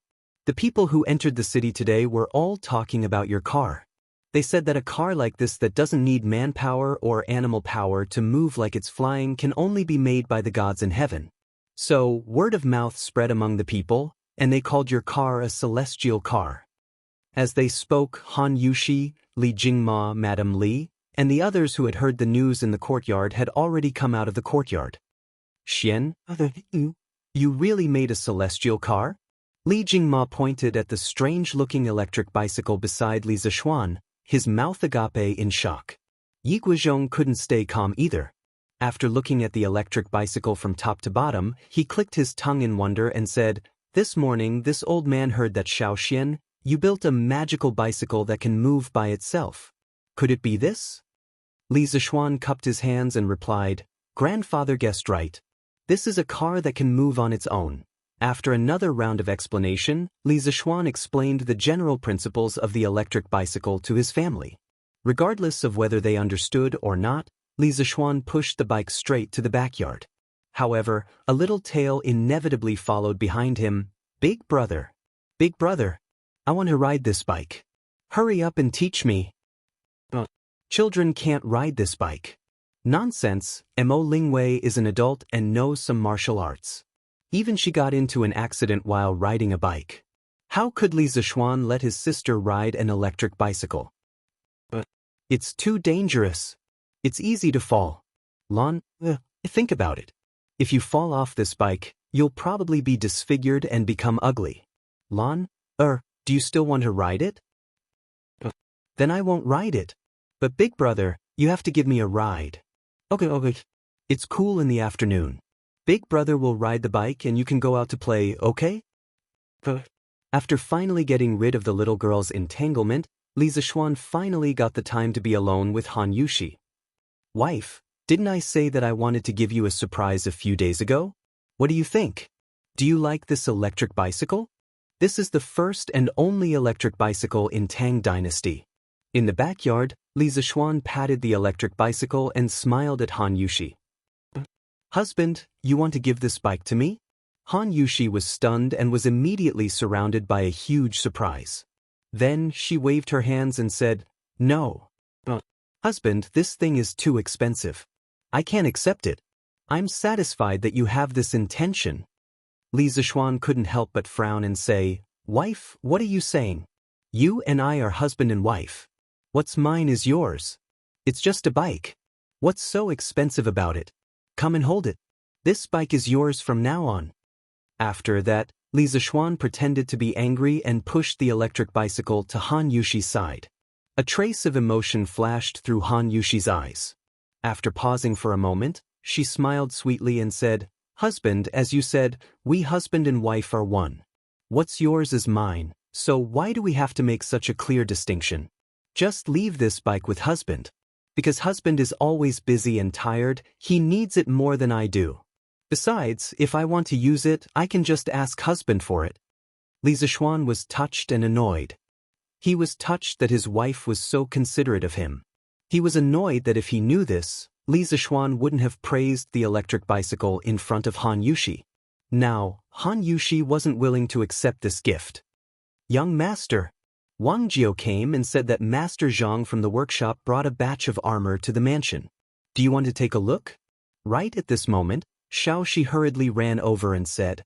As for Wang Jiao, he was the gatekeeper, Wang Bail. There were women in the backyard. Normal male servants couldn't enter, so Xiao Shi had to pass the message. What? The armor is done? Of course, I have to see it for myself. This is the invincible armor in this world. When Li Zishuan heard this, he couldn't help but feel refreshed. He was abnormally excited. Chapter 1442. Da-da-da. In the morning of Chang and city, the streets were bustling with pedestrians. The peddlers were hawking their wares, the commoners were chatting and laughing with each other, the children were selling newspapers, as well as the sounds of reading coming from the Imperial College and the Hongwen Library. These various sounds formed the various states of life in Chang and city in the morning. But today, in Chang and city, there was a different sound mixed in. It was the sound of iron ingots hitting the bluestone road. It was crisp and cold, giving people a bone-chilling feeling. Everyone looked in the direction of the sound and sucked in a breath of cold air. What they saw was a group of fully armed knights riding tall horses and marching in this direction with an awe-inspiring aura. The hooves of those war horses seemed to be tied with a lump of iron ingot, which led to the crisp, da-da-da sounds on the street. However, this was not the most important thing. The most daunting thing was that the knight leading the group was actually covered in iron armor. Other than his eyes, not a single part of his body was exposed. His head, neck, limbs, and hands and feet were all wrapped in iron armor. Even the warhorse he was riding was covered in a set of shiny iron horse armor.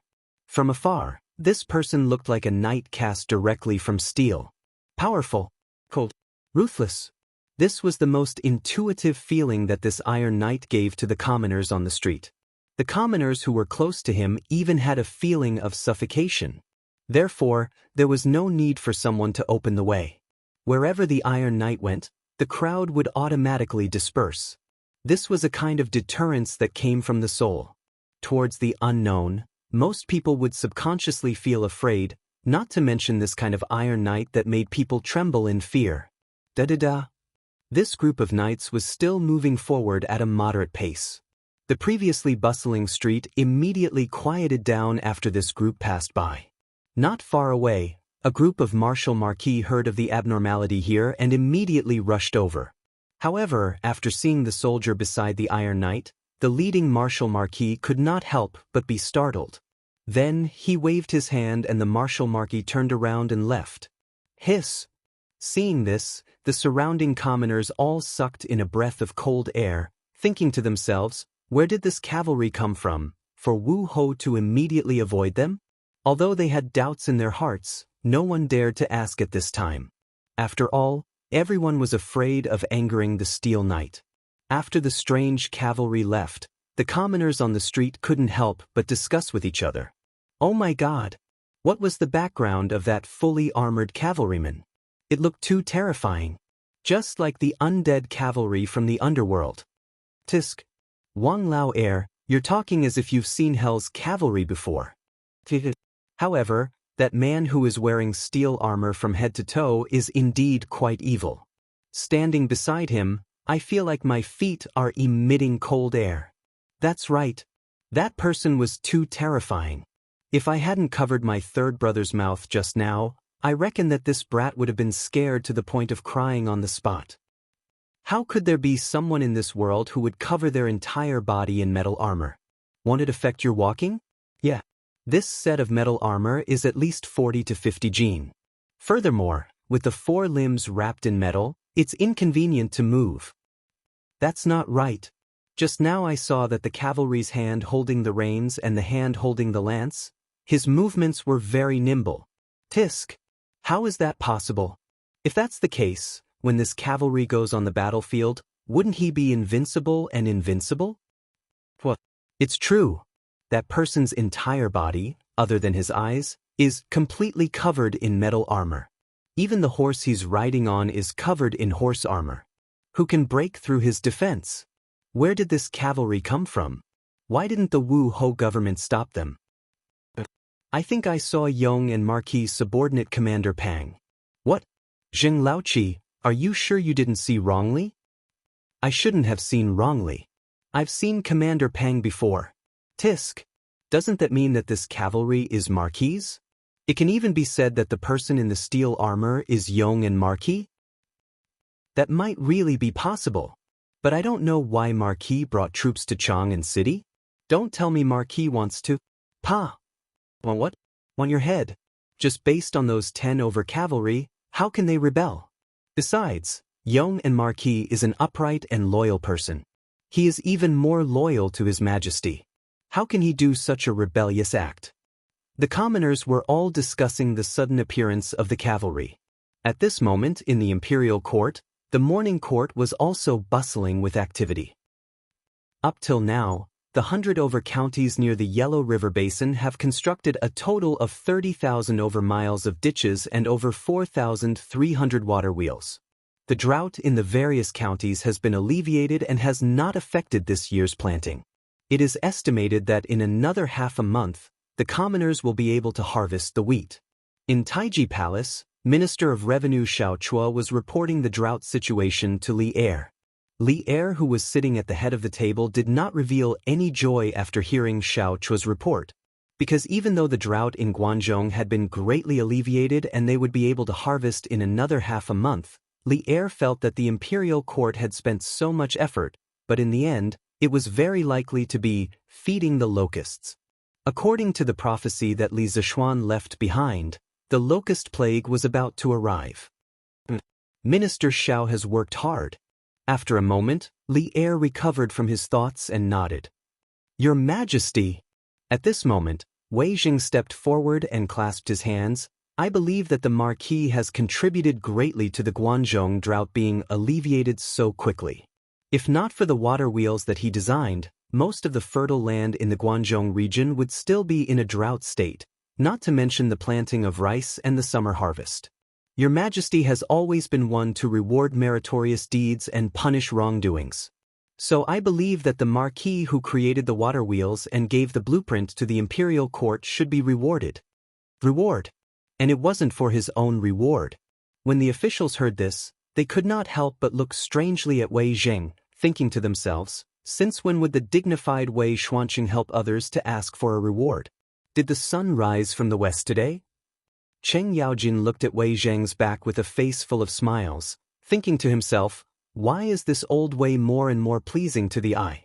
But no matter what other people thought, Wei Zheng himself did not have any selfish motives. The reason why he wanted to help Li Zishuan ask for a reward was mainly because Li Zishuan had said by the Ba River, living high in the imperial court, one worries about the people, living far away in the martial world, one worries about the ruler. He felt that Li Zishuan was a very good junior and was worth supporting. Li Er also looked at Wei Jing curiously and then said lightly, "Minister Wei, you don't have to worry about this matter. This time, Li Zishuan has contributed greatly to the drought, so I have already rewarded him in private." Wei Jing frowned and subconsciously thought that Li Er was deliberately patronizing him, so he cupped his hands and said, "May I ask how your majesty rewarded him?" No matter how good Li Er's temper was, he could not help but feel angry at this time. He frowned and said unhappily, Minister Wei, are you doubting me?" Even a fool could hear the coldness in his words, but Wei Jing, who was used to big scenes, was not afraid. "This old official does not dare." Wei Jing cupped his hands and said, although he said that he did not dare, even a fool could see that he did not mean what he said. "You?" Li Er pointed at Wei Jing and wanted to fly into a rage, but at this moment, a Jinwu guard walked in and cupped his fists. "Reporting to your majesty, the Marquis of Yong, and requests an audience." Li Er could not help but laugh and said, "Quickly, let Minister Wei face to face and see if I have rewarded the Marquis of Yong." After saying that, he looked indifferently at Wei Jing in the hall. But who knew that the Jinwu guard did not accept the order, but hesitated and said, "Your Majesty, please bring the troops, armor, and horse into the hall. He says that he wants to give your Majesty a surprise." The moment these words were said, the entire hall was shocked. The civil and military officials, eunuchs, and palace maids were all stunned. Even Li Er could not help but be stunned. Ever since Qin Shi Huang held the morning court, there had never been an official wearing armor, holding weapons, and riding a warhorse to the morning court. This was disrespect to the emperor, treason. Absurd. Nonsense. Wei Jing was the first to reprimand, "Your Majesty, the Marquis of Yong, and is unscrupulous and has no respect for the emperor. This old official requests your Majesty to punish the Marquis of Yong, and for disrupting the court and disrespecting the emperor." At this time, Li Er had already recovered from his shock and could not help but laugh. "Minister Wei, you were the one who asked for a reward for the Marquis of Yong, and now you are also the one asking for a punishment for the Marquis of Yong and's crimes. You keep going back and forth, what should we do?" Wei Jing straightened his neck and insisted with a proud face, "Your Majesty, these are two completely different matters. This old official also said earlier that your Majesty has always been clear about rewards and punishments. The Marquis of Yong, and should naturally be rewarded for his meritorious deeds and punished for his wrongdoings." Li Er nodded and said in a low voice, "Good. What a good reward for meritorious deeds and punishment for wrongdoings. Men, immediately summon the Marquis of Yong, and let all the civil and military officials in the court judge whether the Marquis of Yong and meritorious deeds or wrongdoings today." "Your Majesty, you must not. In the court, how can there be an official carrying armor and riding a horse to the palace?" Wei Jing was shocked and hurriedly said. Li Er waved his hand and said, "We have already made up our mind. Whether it is meritorious deeds or wrongdoings, after the Marquis of Yong and enters the palace, everyone can judge then." Wei Jing was helpless and could only retreat. His heart was filled with questions. He did not understand why Li Zishuan would do such a disrespectful thing to ruin his future when he clearly had a bright future ahead of him. "Second brother, this little Xian will be fine, right?" Cheng Yaojin had an anxious face as he asked Qin Qiong softly. Qin Qiong shook his head and said, "Jie, don't be impatient.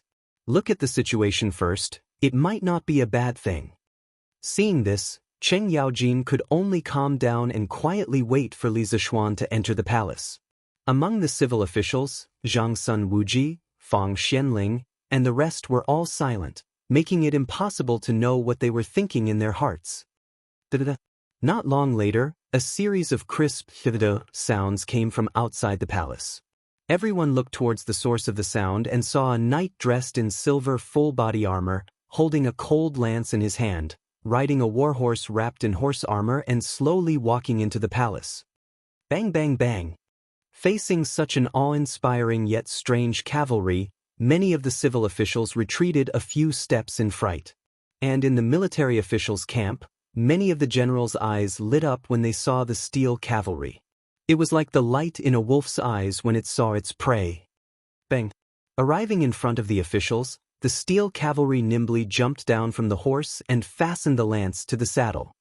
He cupped his fists towards Li Zixuan and said, "This subject Li Zixuan greets your majesty. Today, I brought the armor and warhorse to court mainly for a reason. I hope your majesty can forgive me." Everyone was stunned at this moment. They weren't shocked by Li Zixuan's words, but by the fact that Li Zixuan had dismounted from his horse and cupped his fists in one smooth motion, without the slightest hesitation. This caused the civil and military officials, especially the generals, to almost cry out in shock.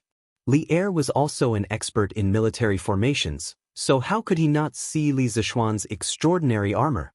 He waved his hand and said, "There's no need to be so polite. What kind of armor are you wearing?" Li Er asked even though he already knew the answer. A few days ago, Li Zixuan had told him about the new armor. Now that he asked again, he was mainly asking on behalf of the civil and military officials. Li Zixuan also roughly understood Li Er's meaning.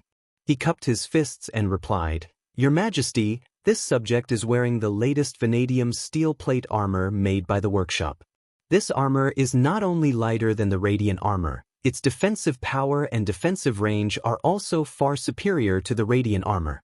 This plate armor can withstand all kinds of damage from swords and arrows. Together with the armored warhorse, a cavalry like this can rampage on the battlefield, sweeping everything in their path." Plate armor. After hearing Li Zixuan's introduction, the faces of the officials in the hall changed as they whispered among themselves. "What? This plate armor is actually lighter than the radiant armor? How is this possible?" "That's right. This plate armor clearly covers the entire body, while the radiant armor only protects the key areas. How can the plate armor be lighter than the radiant armor?" But this plate armor truly is very nimble. Just now, the Marquis of Yong and jumped down from his horse. This means that the plate armor doesn't affect his normal movements. Just this point alone is already very powerful. After all, it can protect all parts of the body, making it impervious to swords and arrows on the battlefield. It's an invincible existence. If this plate armor can be fully equipped in the army, why should our great Tang fear the Turks? That's right. A plate-armored cavalry like this is completely capable of wiping out the Turks. As the officials were discussing, Duan Zixuan stepped forward and cupped his fists. "Your Majesty, this subject would like to boldly test out the defensive capabilities of this radiant armor." As soon as he finished speaking, the hall immediately fell silent. The civil and military officials all looked at Li Er in unison. After a few moments of thought, Li Er nodded and said, "Permitted." Chapter 1443. Maung, are you willing to let this old man try? Inside Taiji Palace, Duan Zixuan turned to Li Zixuan and asked. Li Zixuan, whose entire face was hidden behind the visor, nodded without any hesitation. "General Duan, if you want to try it, then go ahead. The purpose of this plate armor is to be used in the army in the future. If we don't test it in advance, then won't we be harming innocent soldiers on the battlefield in the future?" Good. Marquis Yong and is wise. Duan Zixuan looked at Li Zixuan with praise. He didn't have any ill feelings towards Li Zixuan. In addition, Li Zixuan had invented the telegraph to resolve the crisis in Guan City, allowing the reinforcements to rush to the aid of the black armored army. No matter what, Duan Zixuan owed Li Zixuan a favor in this battle. A few days ago, Duan Zixuan, who was busy with the expansion of the black armored army, received news from Li Er that after the expansion, Li Zixuan's workshop would be responsible for all the equipment. As the commander of the black armored army, Duan Zixuan was only in charge of leading the troops. Even if he had any objections to the logistics arrangements made by Li Er, he would not voice them out. Now that he had finally seen Li Zixuan forge armor for the black armored troops, how could Duan Zixuan hold himself back? He wanted to test the toughness of this new armor on the spot. Thus, he turned to Li Er and cupped his fists. "Your Majesty, please grant me a sword." Although the Tang people revered martial arts, regardless of whether they knew martial arts or not, they would usually carry a sword when they went out. However, they were in the morning court, and everyone had to hand over their weapons before entering Taiji Palace. Duan Zhixuan was no exception. Li Er thought for a moment, then pointed at the guard who had brought Li Zixuan into the palace and ordered, "He Shenggu, give the sword at your waist to Minister Duan." Li Zixuan wanted to give the emperor's sword to Duan Zhixuan as an experiment, but he remembered that the emperor's sword was forged by Zhang Yujiu and was extremely sharp. If Duan Zhixuan used the emperor's sword to pierce through the armor and injure Li Zixuan, that would be bad. The current Great Tang could no longer do without Li Zixuan. How could the guard in front of the palace dare to disagree? He quickly took off the sword from his waist and handed it over to Duan Zhixuan. Duan Zhixuan took the sword. At this time, Li Zixuan said, "This plate armor is mainly used for cavalry. Only in a battle between cavalry can its superiority be shown. If General Duan is willing, how about we go out and fight?" "Good. This is what you wish for, I dare not ask you." That was what Duan Zhixuan was thinking, but he was too embarrassed to say it out loud. Now that he heard Li Zixuan mention it, he couldn't help but have a good impression of Li Zixuan. "Good. Since that's the case, then please follow me to the drill grounds to watch the battle between official Duan and the Marquis of Yong." Hearing this, Li Er quickly went with the flow. The officials in the hall naturally had no objections to Li Er's words. Furthermore, the new plate armor that Li Zixuan had brought today had piqued their curiosity. To be able to watch a battle between a veteran and a new soldier, no one would be unwilling. A few moments later, Li Er led the officials to the drill ground on the northern side of the imperial city. This was the drill ground of the imperial army, and the choice of this place showed just how important this competition was to Li Er. At this time, Duan Zhixuan was already wearing a Mingguang armor. He held a sharp sword in his hand and rode on a warhorse covered in armor. He was facing off against Li Zixuan with an imposing aura. This was basically a battle between an old cavalry and a new cavalry. Duan Zhixuan represented the best cavalry in the world in terms of equipment and battle prowess. Li Zixuan relied on the new armor to become a new cavalry. Whether or not he could defeat Duan Zhixuan, the legend of the strongest cavalry, would depend on the following battle. Marquis of Yong, and, for the sake of fairness, the two of us are not allowed to use internal energy in the following battle. How about we just compete with our moves? Before the battle began, Duan Zhixuan suddenly said. The reason why he said this was, of course, to take care of Li Zixuan, this martial arts junior. Although Li Zixuan was now also in the Grandmaster realm, Duan Zhixuan believed that he was also a veteran Grandmaster. Even if they were in the same realm, he could crush Li Zixuan with his advantage of experience. That was why he made this suggestion. However, Duan Zhixuan did not know that Li Zixuan was now completely different from him in terms of realm. Especially a few days ago, Li Zixuan had an epiphany at the foot of the Cloud Mountain and touched the threshold of the Grandmaster late stage. Now, his strength was already above Duan Zhixuan's. Li Zixuan heard this and did not refuse. He smiled and nodded, "Thank you for your kindness, General Duan." Without using internal energy, just using real swords and spears to compete with each other was more in line with the scene of cavalry charging on the battlefield. It was also better to test the effectiveness of plate armor on the battlefield. After his voice fell, Li Zixuan made a gesture, indicating that Duan Zhixuan could start the attack. Hiya! Seeing this, Duan Zhixuan's eyes flashed. He raised the long sword in his hand and then urged the warhorse under him. One man and one sword rushed toward Li Zixuan with an unstoppable force. Fast. From the moment Duan Zhixuan urged the warhorse to the moment he rushed to within 30 feet of Li Zixuan, it was only the blink of an eye. Many officials on the sidelines, especially the civil officials, did not even have time to react. Duan Zhixuan's long sword was about to touch Li Zixuan's neck. When killing an enemy on the battlefield, naturally, one had to directly attack the enemy's most vulnerable part. Cutting the throat with a sword was also the simplest and most effective way to kill the enemy. As the commander of the most elite cavalry in the world, Duan Zhixuan's kung fu was indeed invincible in the world. Some of the generals could not help but secretly cheer for Duan Zhixuan in their hearts. However, Li Zixuan's next reaction surprised everyone. He did not dodge, but directly used the lance in his hand to stab Duan Zhishuan's neck. Blood for blood, a life for a life. No one had expected such a desperate fight to the death before the start of the competition. Clang. Not only did others not expect it, but Duan Zhishuan, as one of the parties involved, also did not expect Li Zishuan to use such a method. When he saw Li Zishuan's lance coming toward him, Duan Zhishuan quickly adjusted his position on the horse.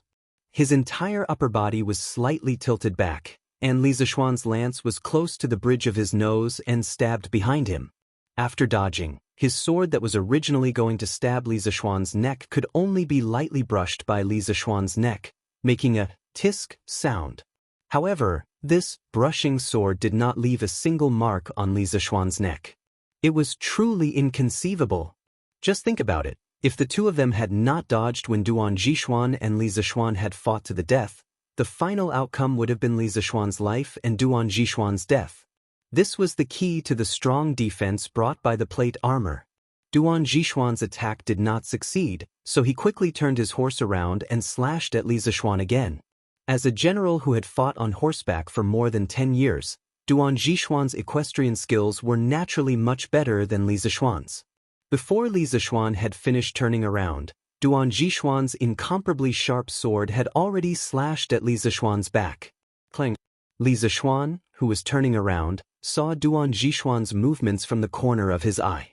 After hearing a whistling sound from behind him, Li Zishuan did not panic. Instead, he calmly shrugged his right shoulder and straightforwardly sent his right shoulder under Duan Zhishuan's blade. Clang. The loud sound of metal clashing came from the drill ground. Li Er and the civil and military officials were all stunned. Who in the world would dare to use their shoulder to block a sword like Li Zishuan? But this was not the end. At this moment, Li Zishuan borrowed the force of Duan Zhishuan's slash to support himself with one hand on the horse's back and actually completed a beautiful turn.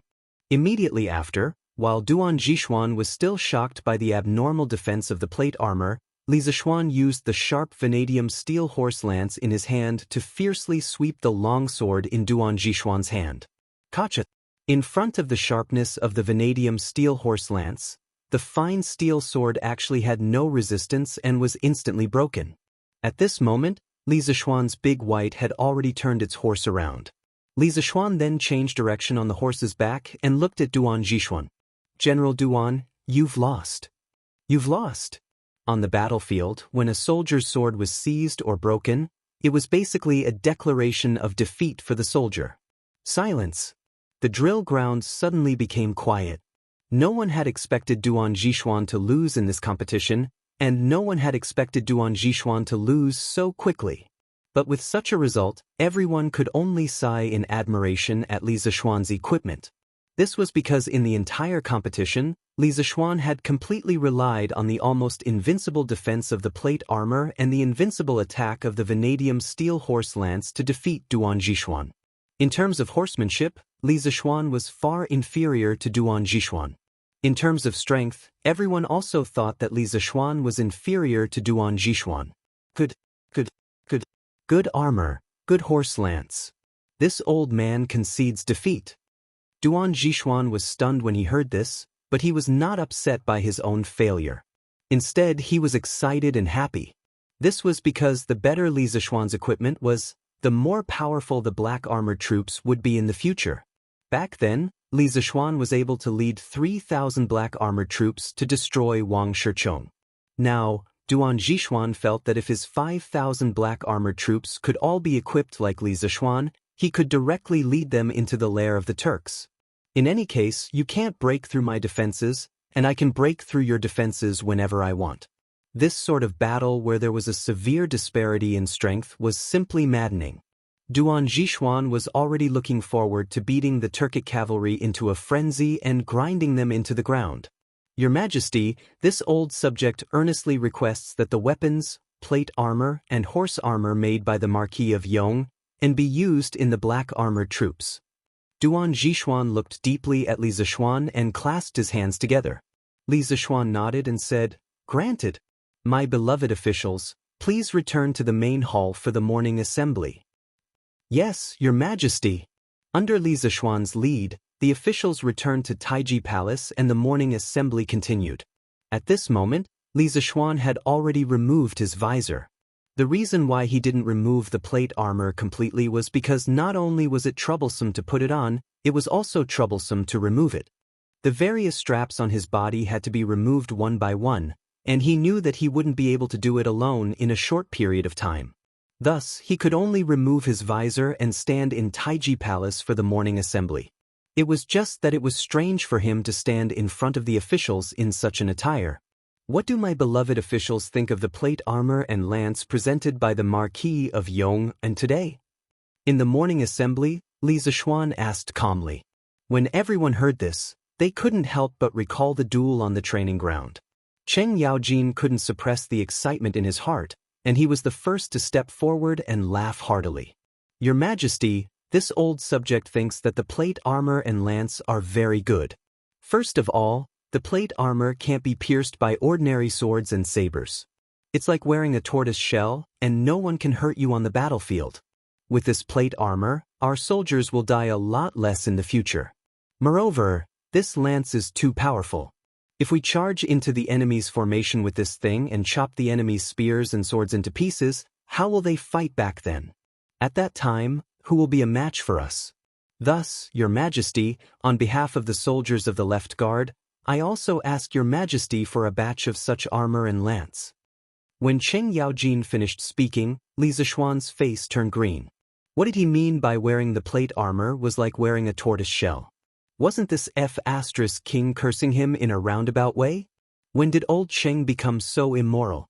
Not only was this fellow immoral, he actually wanted equipment for the tens of thousands of soldiers of the left guard.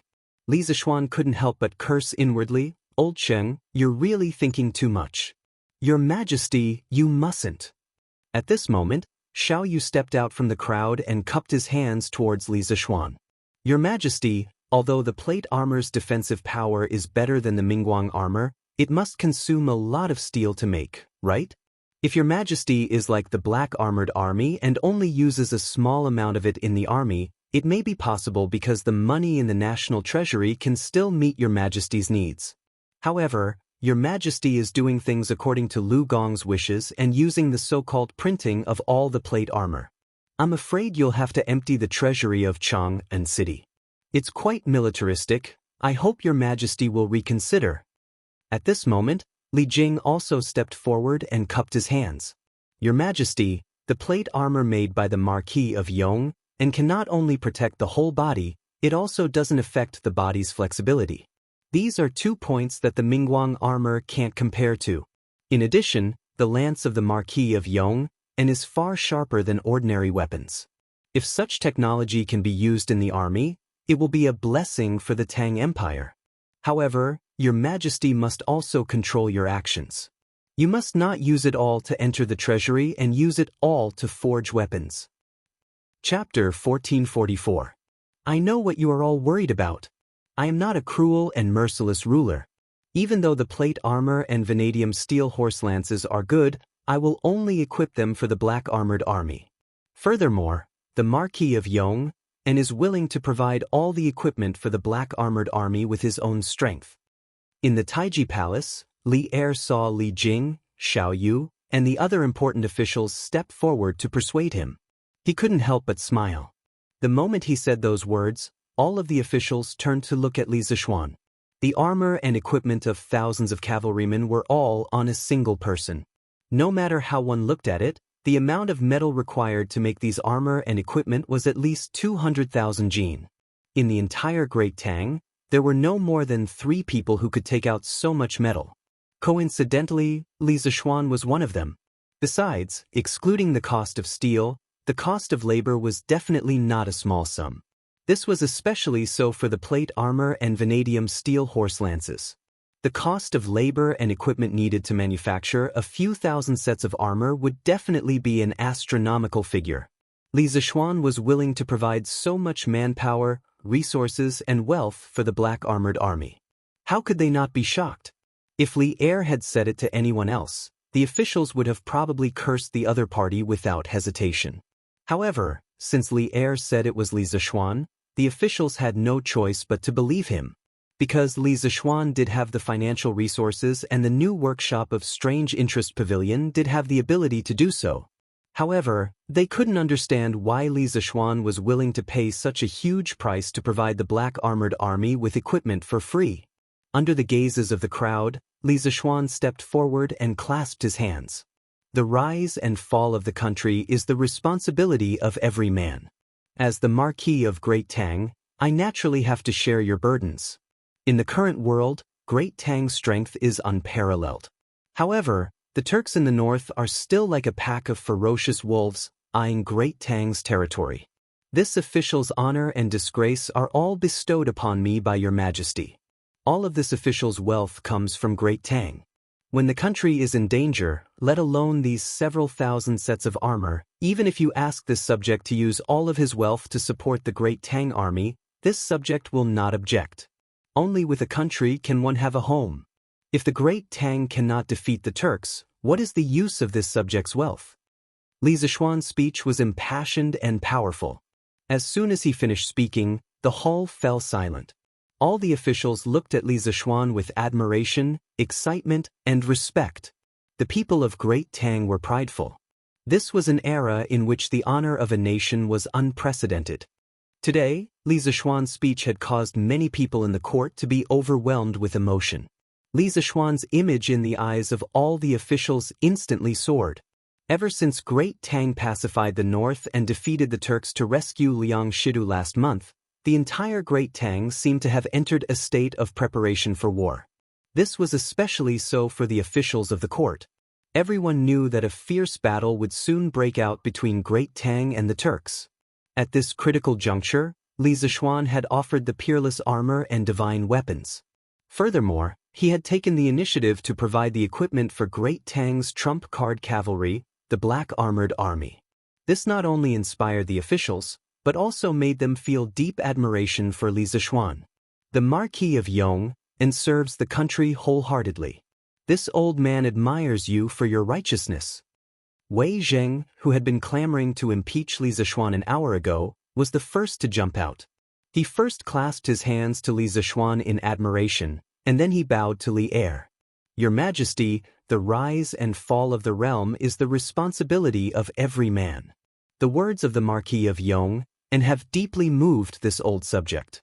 This subject has decided that, starting from today, as long as the Great Tang does not destroy the Turks, this subject will not receive a salary. This subject is willing to use all of his salary in the future to forge weapons and armor for the soldiers of Great Tang. In Wei Zheng's view, if Li Zixuan, a rising official of the court, was willing to do so much for the Great Tang, then how could he, an old official of the empire, remain indifferent at a time like this? With the country and people at stake, Wei Zheng could also act like Li Zixuan and not care about personal gains and losses.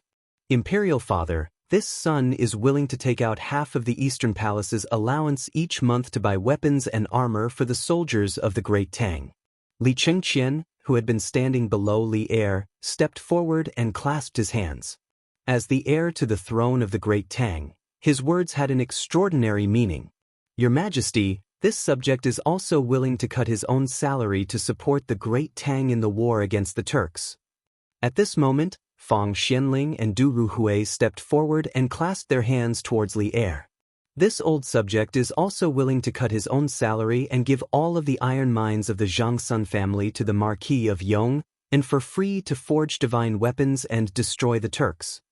Zhang Wuji stepped forward and said, speaking of which, Zhang Wuji was truly the pride of the entire clan. It was all related to the Great Tang and the royal family. He was a relative of the royal family. His sister was the Empress of the Great Tang, and his nephew was the current heir to the throne of the Great Tang, the future emperor of the Great Tang. Thus, when it came to donating money, Zhang Wuji didn't hesitate at all. The only thing that made him a little depressed was that the first to jump out to donate money was Li Zixuan. At most, he was just adding flowers to the brocade, not providing charcoal in snowy weather. Be it adding flowers to the brocade or providing charcoal in snowy weather, at such a crucial moment, no one dared to drop the ball.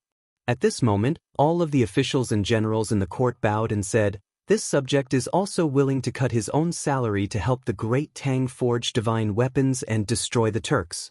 Seeing that a good morning court assembly was about to turn into a donation gathering, Li Er was touched.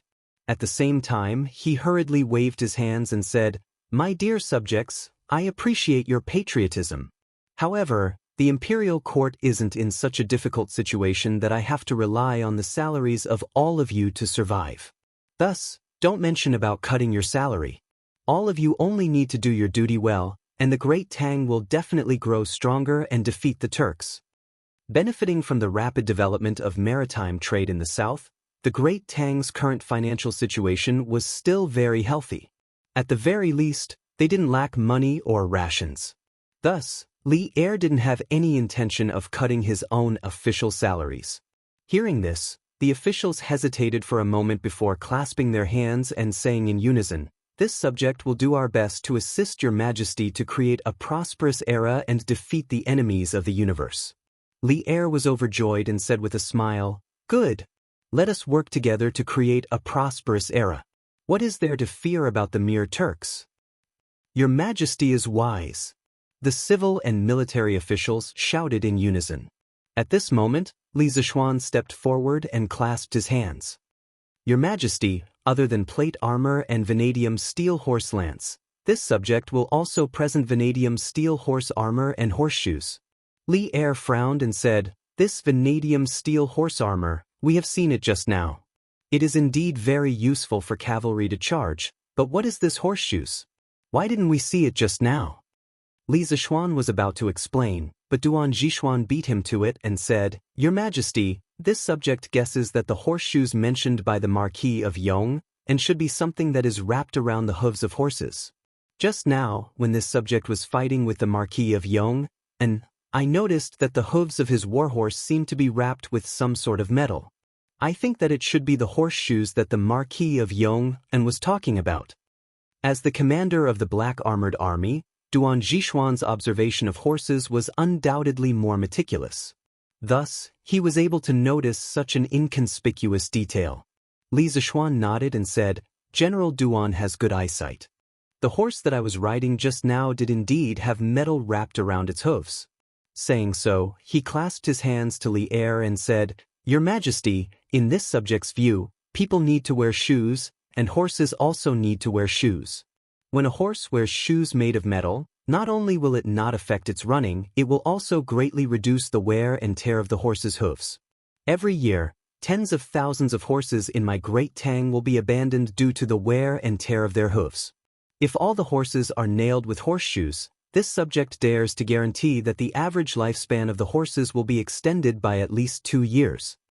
With these words, the officials were once again shaken, and they couldn't help but discuss in private. A moment later, Xiao Yu stepped forward and said, "Your Majesty, if the Marquis of Yong An's words are true, then this subject suggests that we immediately implement horseshoes in the army. Every year, tens of thousands of warhorses are eliminated due to the wear and tear of their hooves, and this is especially true for the warhorses on the front lines. If horseshoes can really protect the hooves of the horses, it will save the Great Tang countless amounts of money every year. At the very least, we can save 20% of our military expenditure." As the butler of the Great Tang, Xiao Yu helped Li Er manage the country's purse. He knew better than anyone else just how much of the annual expenditure of the imperial court on the military was used to purchase warhorses. Thus, when he heard Li Zishuan introduce the use of horseshoes, Xiao Yu was more excited than anyone else. Military expenditure will be reduced by 20%. Hearing these words, not only did many of the officials in the imperial court reveal expressions of shock, even Li Er, who was seated at the head of the table, could not remain calm. Old Li straightened his body and looked at Li Zishuan asking, "Marquis of Eternal Peace, are you certain that not only will this horseshoe not harm the horseshoe, it will instead protect the horseshoe?" Li Zishuan clasped his hands and said, "This subject is extremely certain. Big White, which this subject was riding just now, is a living example. If your Majesty doesn't believe me, you can have someone bring Big White in. At that time, whether or not the horseshoes will harm the hooves, everyone will know with a single look." Li Er also wanted to take a closer look at how the horseshoes looked like. Hearing this, he nodded and said, "Permitted." A eunuch went out to help Li Zishuan lead the horse. After a while, Big White finally stood on the imperial court. 4 strong men came from the side and wanted to work together to overturn Big White. However, they were stopped by Li Zishuan with a wave of his hand. Li Zishuan stroked the tuft of hair beside Big White's neck and whispered something into Big White's ear. Following which, a miraculous scene appeared. Big White snorted and rubbed its head against Li Zishuan's arm. Then, Big White bent its legs and sat on the ground. Following which, it nimbly flipped over and lay on its back with its 4 hooves facing the sky. Big White understood human nature. This was already discovered by Li Zishuan when he exterminated the group of mountain bandits at Mount Beimang last year. After that, he often trained Big White intentionally or unintentionally and cultivated the tacit understanding between them. Thus, this scene appeared. Everyone in the imperial court, including Li Er, was stunned. At this moment, Li Zishuan said, "Your Majesty and all the ministers, please take a look. Is there a horseshoe nailed to the horse's hooves?" Wei Zheng, Xiao Yu, Duan Zhishuan, Qing Yaojin, Zhang Sun Wuji, and a dozen other important ministers took the lead to take a look. After looking, Duan Zhishuan couldn't help but click his tongue in wonder and said, "There is indeed a shoe made of steel nailed to the horse's hooves. However, in the battle with me just now, this horse's hooves were quite nimble and there were no signs of injury at all. Truly miraculous." That's right. Why didn't I, old Qing, think of nailing a piece of metal to the horse's hooves in the past? This toy is good. However, little Xian, I, old Cheng, am more interested in your horse riding skills just now. If you have time, you must teach this old man. Qing Yaojin laughed loudly and said. Li Zishuan replied, "Uncle Cheng, this horse riding skill is just a small trick. As long as one is familiar with the horse, anyone can do what this nephew did just now." Qing Yaojin naturally didn't believe it. However, before he could say anything, Li Er, who was sitting on the dragon throne, had already walked down. After looking at Big White's hooves for a while, he said, "These horseshoes are indeed good stuff. However, with a piece of metal embedded in the hooves, does the horse really not feel any pain?" Li Zishuan cupped his hands and said, "Your Majesty, actually, the dark outer layer of the horse's hooves is a very thick layer of hard cuticle. There are no blood vessels in it, just like a human's fingernail. Therefore, when the horseshoe is nailed, the horse doesn't feel any pain at all. Under normal circumstances, if a horse gallops for too long or if the road is too bumpy, it will cause the hard cuticle on the horse's hooves to be quickly worn away and split open. This way, the horse will become lame and unable to walk. This is why this subject wants to wear shoes for Big White to reduce the wear and tear on its hooves." Li Er roughly understood Li Zishuan's meaning and said in realization, "So that's how it is." Then, Li Er returned to the dragon throne. He looked at the officials in the hall and pondered for a moment before saying, "Beloved official Yen, hear the decree." Yen Lide stepped forward and cupped his hands. "This subject receives the decree." Li Er said in a deep voice, "Order the Ministry of Works to immediately rush out a batch of horseshoes. From now on, all the warhorses on the Tang Empire's front lines must be nailed with horseshoes." Yen Lide bowed and said, "This subject receives the decree." Li Er nodded and then looked at Li Zishuan. Li Zishuan was delighted.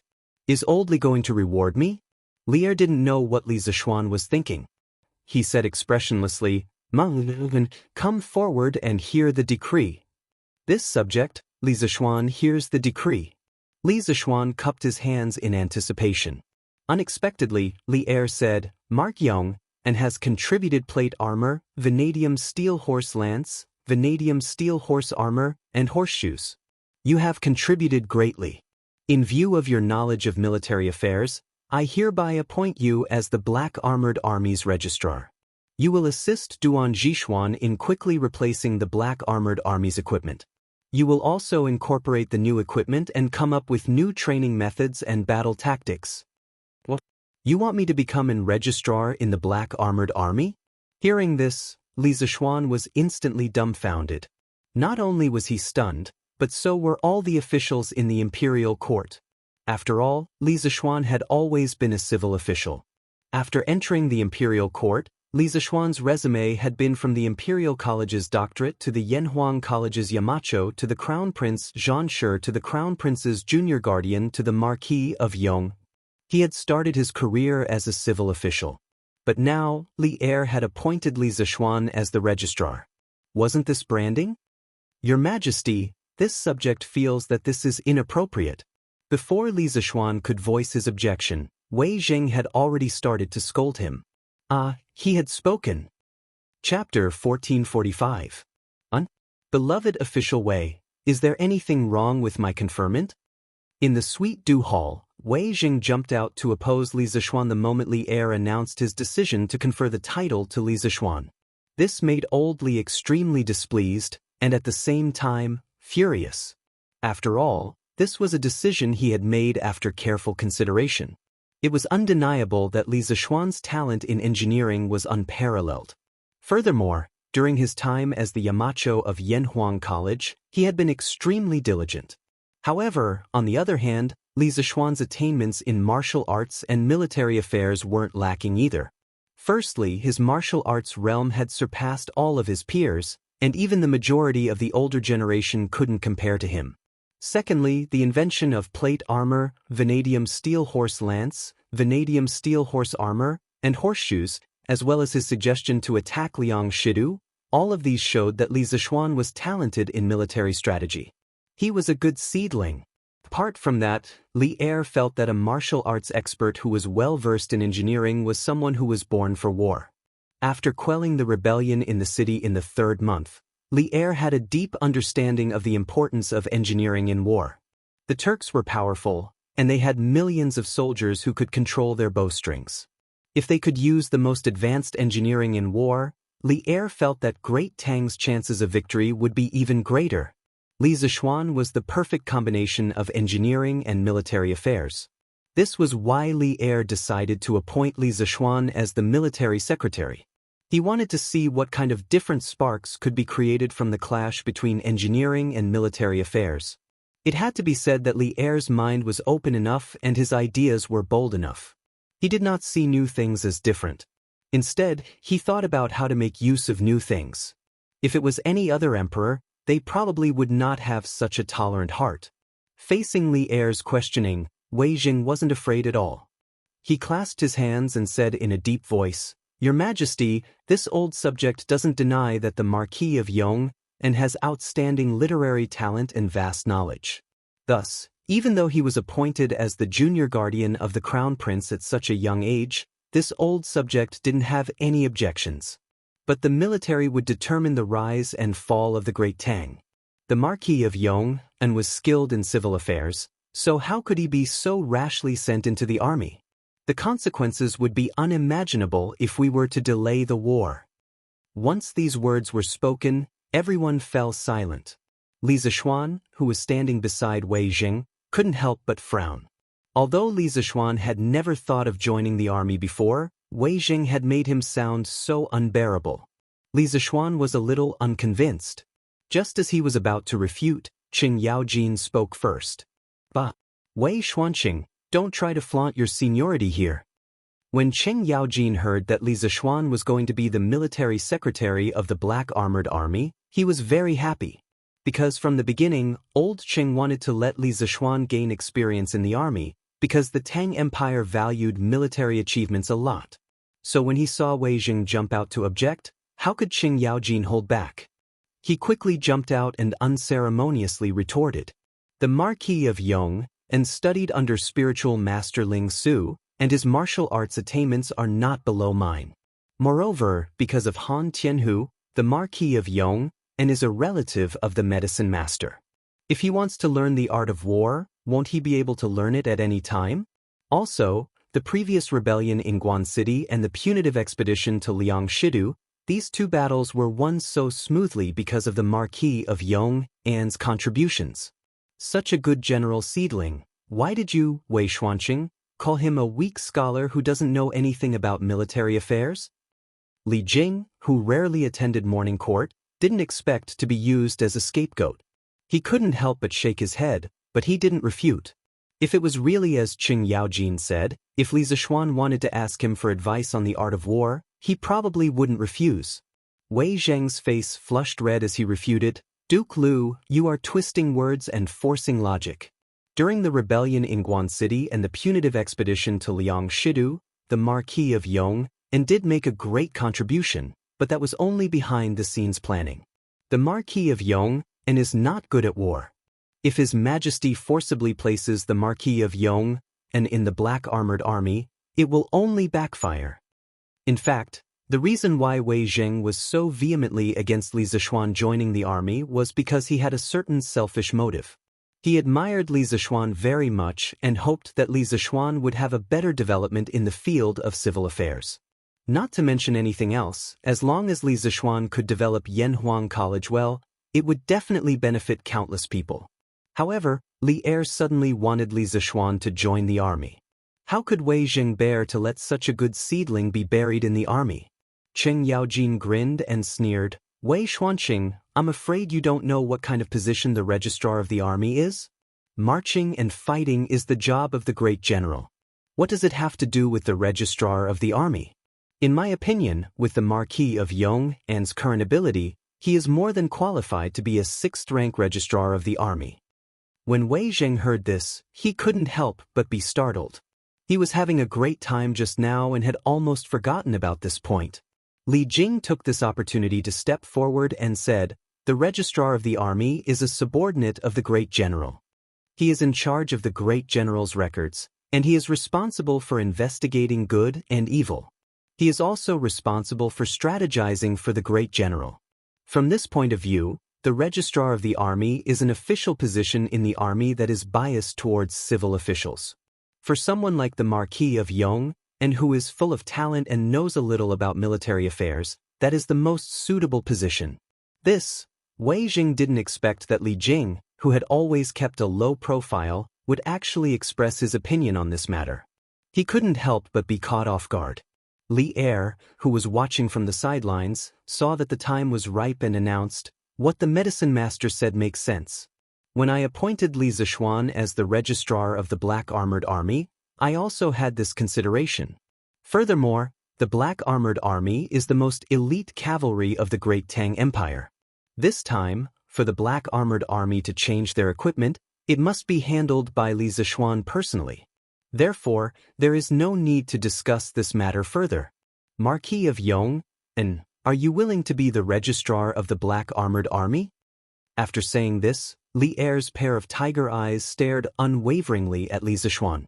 Li Zixuan instantly felt a sense of pressure. This was because he wasn't mentally prepared to be the registrar of the Black Armored Army. Li Zixuan glanced at Cheng Yaojin and Li Jing from the corner of his eyes. Seeing the two of them nodding vigorously at him, Li Zixuan gritted his teeth, stepped forward and bowed. "This subject is willing to share your Majesty's worries and contribute to the Black Armored Army. However, this subject isn't willing to give up on Yanhuang College. Your Majesty, please allow this subject to take on two positions at the same time." Back when the Great Tang Army pacified Shuafang City, Li Zixuan had a premonition that he would participate in the future war between the Great Tang and the Turks. Now, he could make use of this opportunity to participate in the military preparations of the Great Tang Empire. Only by personally participating in the war could he be at ease. As the Turks were too powerful, the Great Tang didn't have a 100% chance of winning against them. At most, it was 50-50. According to the official history, the Great Tang Empire defeated the Turks in the third year of Jingguan. However, the current Great Tang had deviated from the original history in many areas. Only the heavens knew if the Great Tang Empire could still achieve victory in this war. Thus, for the sake of insurance, Li Zixuan had to participate in the Tang army's preparations to increase the odds of victory for the Great Tang.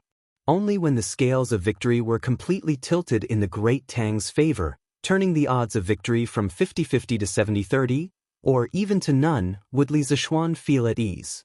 Otherwise, it would be too late for him to make a move when the war was disadvantageous to the Great Tang Empire. It was because of this consideration that Li Zixuan agreed to this task. Otherwise, with his mischievous personality that would never stand if he could lie down, it was impossible for him to find trouble for himself. This emperor approves. Hearing this, Not only were Qing Yaojin and Li Jing overjoyed, Li Er was also overjoyed. He laughed loudly and said, "Duan Jishuan, this emperor will transfer the Marquis of Yong and into the Black Armored Army. You have to work together with him to build the Black Armored Army into the world's #1 cavalry. If the Black Armored Army's battle prowess is not up to this emperor's expectations, this emperor will hold you accountable." Duan Jishuan's heart skipped a beat, but at the same time, a sense of pride rose in his chest. He clasped his fists and said solemnly, "This official will do his best to build the world's #1 cavalry for your majesty." Li Er nodded and said, "If there is nothing else to report, the court is dismissed." After he finished speaking, it was unknown whether it was intentional or not, but he turned his gaze to Li Zishuan. If he remembered correctly, Li Zishuan should have something important to report in the morning court. Feeling Emperor Li Er's gaze, Li Zishuan was taken aback. However, he quickly reacted and clasped his fists and said, "Your Majesty, this official still has something to report." Hearing this, all the officials in the hall turned to look at Li Zishuan. Today's morning court was really lively. It had been going on since around 7 in the morning and the sun was about to reach the top of their heads. Many of the officials who had not eaten breakfast were so hungry that their stomachs were growling. Originally, when they heard Li Er's words, everyone thought that the court was going to be dismissed. However, at this crucial moment, the main character of the morning court, Li Zishuan, interfered. This morning court was really full of twists and turns. What other matters does the Marquis of Yong and have? Say it quickly. Li Er pretended to be curious and asked even though he already knew the answer. Li Zishuan said loudly, "Your Majesty, this official requests to restructure Yanhuang College into the School of Engineering and the School of Medicine. As the name suggests, the School of Engineering specializes in engineering while the School of Medicine specializes in medicine. Although the two schools belong to Yanhuang College, they are completely separated. This official intends to use the teaching method of the Imperial Physician Department to open the School of Medicine. When the time comes, this official will not only recruit men who are interested in medicine, but also women who are slightly knowledgeable in medicine and come from medical families. This official requests for your Majesty's permission." As soon as he finished speaking, everyone in the imperial court, except for Li Er, looked at Li Zishuan in shock. Letting women enroll in the college, he really dared to dream. Many of the officials could not help but sigh in their hearts. Ridiculous. Simply ridiculous. Kong Yingda stood up angrily and reprimanded, "Markyong, and this old man will not stop you if you want to develop engineering in Yunshan, because your engineering can indeed bring a lot of convenience to the people of Tang Empire. But to let male and female students cohabit in the same college, this old man will definitely not agree.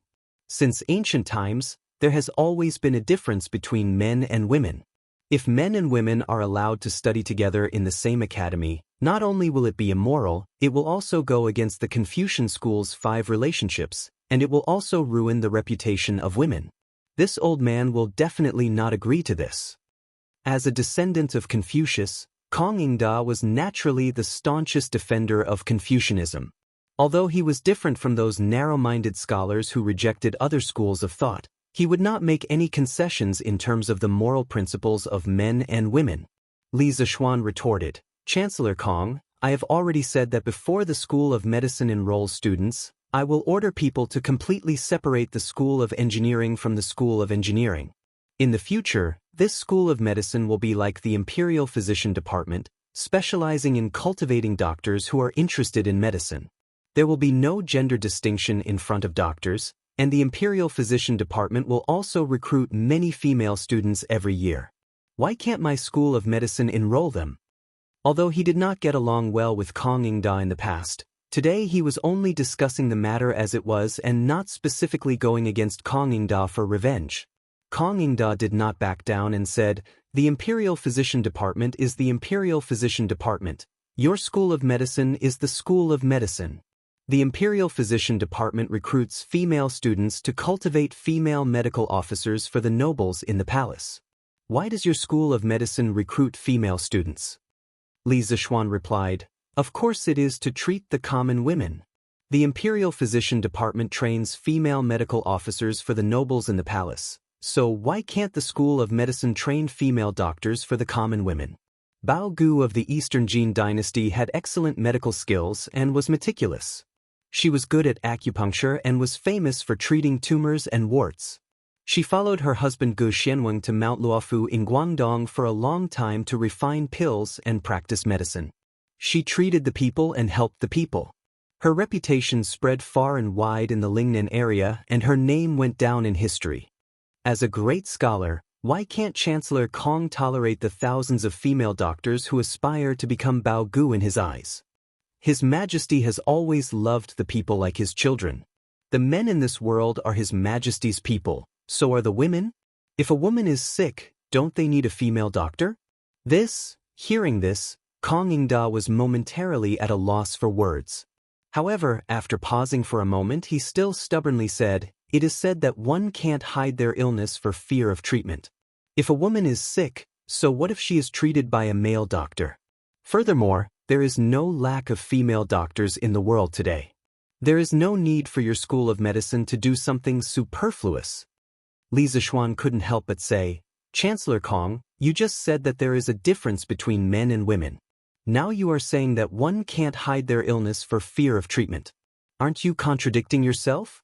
If a woman is sick with a very private illness, in order to protect her reputation, she would rather die of her illness than seek treatment from a male doctor. At that time, what would you say, Chancellor Kong?"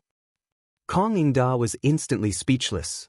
At this moment, all the officials in the imperial court were silent. Firstly, Li Zixuan had entered the palace today to present plate armor, vanadium steel horse lance, and other new equipment. He had also shouldered the logistics of the Black Armored Army by himself, greatly increasing the military strength of the Black Armored Army. No one could deny such a contribution. At this time, if they stood out to reject Li Zixuan's suggestion, it would seem unreasonable. Secondly, which family didn't have a woman? Li Zixuan's words were right. Some women's private illnesses were indeed not suitable for a male doctor to treat.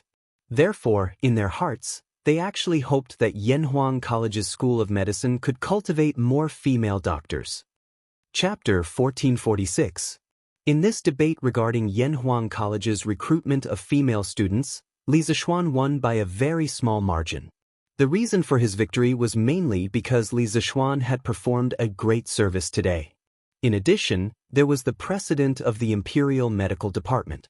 As long as Yanhuang College separated the medical department, it was basically equivalent to a second Imperial Medical Department. The only difference was that the Imperial Medical Department served the Imperial Court, while his Imperial Medical Department served the common people. After Li Er announced in front of the civil and military officials that Yanhuang College's medical department could recruit female students, he ordered the court to withdraw. The civil and military officials, who had long been hungry, hurriedly withdrew from the Taiji Palace and returned to their homes. Then, have you thought it through? Do you really plan to join the Black Armored Army? Wei Zheng suddenly asked when he passed by Li Zixuan. Li Zixuan stopped in his tracks and nodded. That's right. This marquis has already decided. Cavalry is what we need the most in the grasslands. If we can build the Black Armored Army into an invincible force, our chances of victory in the future war with the Turks will be much higher. When Wei Zheng heard this, he still felt that Li Zixuan was taking things for granted. He shook his head and sighed deeply. "AI, you're still thinking too simply. The situation on the battlefield is ever-changing and complicated. It's not that easy to deal with. You're full of talent. You should be concentrating on teaching and educating people, but now you're going to join the Black Armored Army. What a pity! What a pity!" After saying this, Old Wei sighed and left with his hands behind his back. Li Zixuan wanted to refute, but Wei Zheng had already walked far away. However, Wei Zheng's attitude towards him now seemed a little strange. It felt like heroes sympathizing with each other. This made him feel a little puzzled.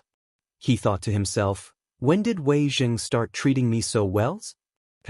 Little Xian, don't listen to Wei Xuanqing's nonsense.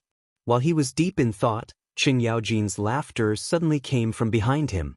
Old Qing quickly walked to Li Zishuan's side and said, Wei Xuanqing, that stubborn old man, wants to keep you in the court to promote culture and education so that you can be an upright civil official whose name will go down in history. But Xiaoxian, with your martial arts and strategy, wouldn't it be a pity if you don't help our Tang Empire pacify the four sides?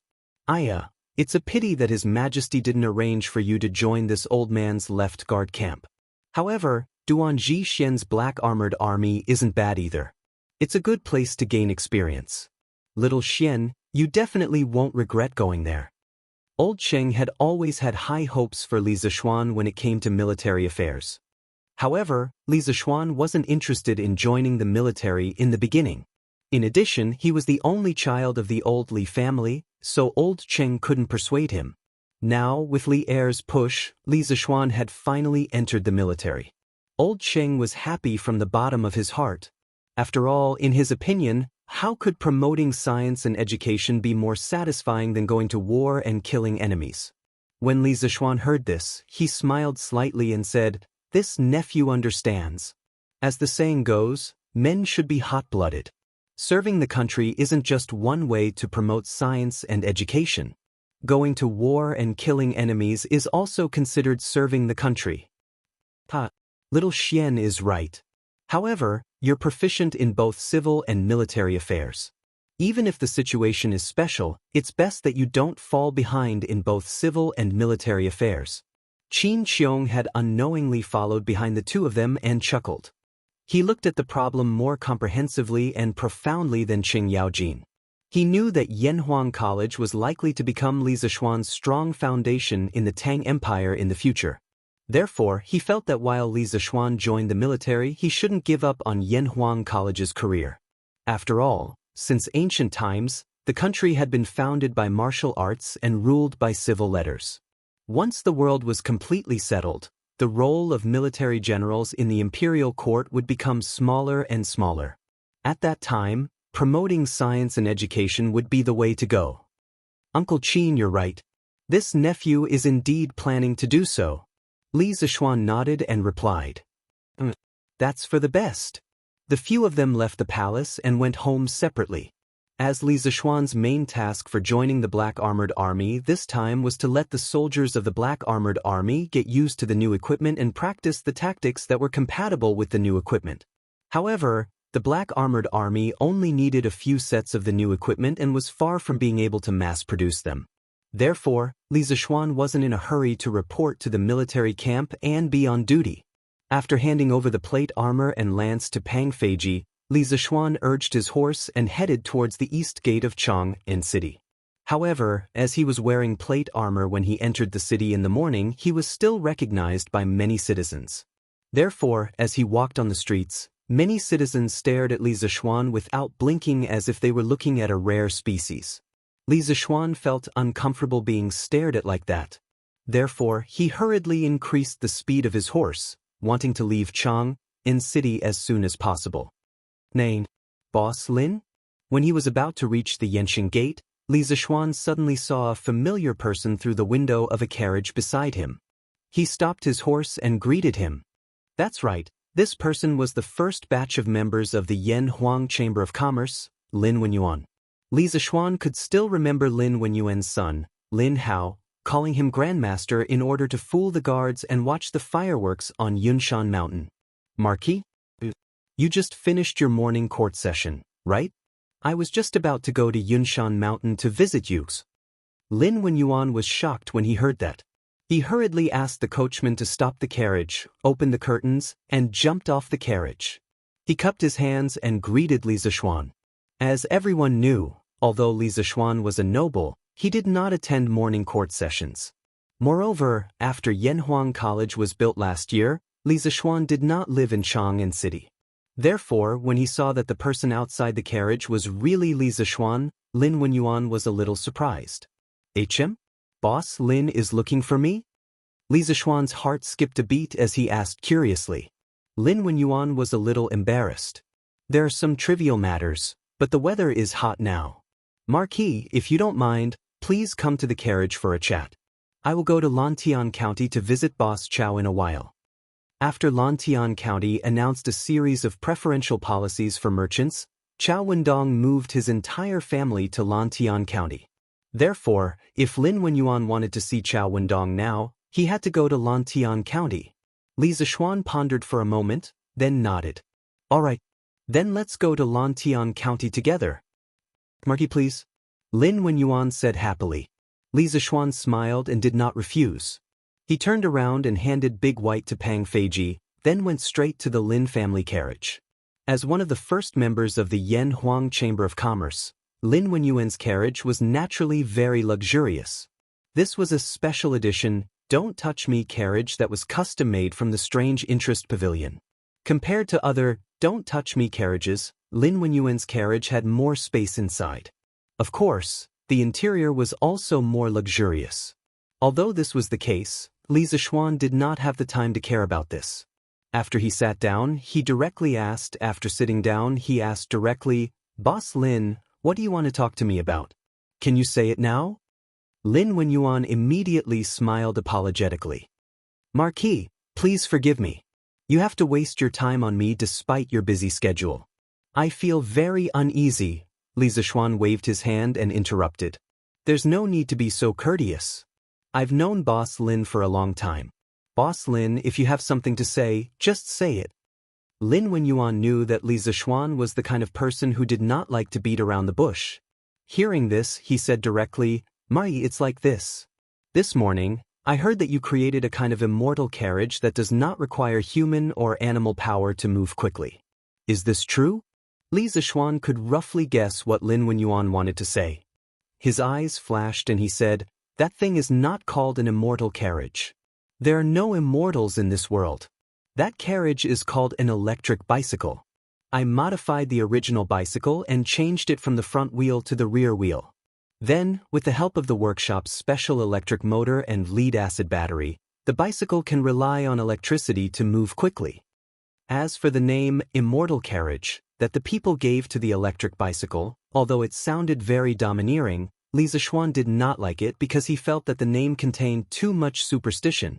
Even though his soul had somehow transmigrated to the Tang dynasty, Li Zixuan still did not believe in the existence of immortals in this world.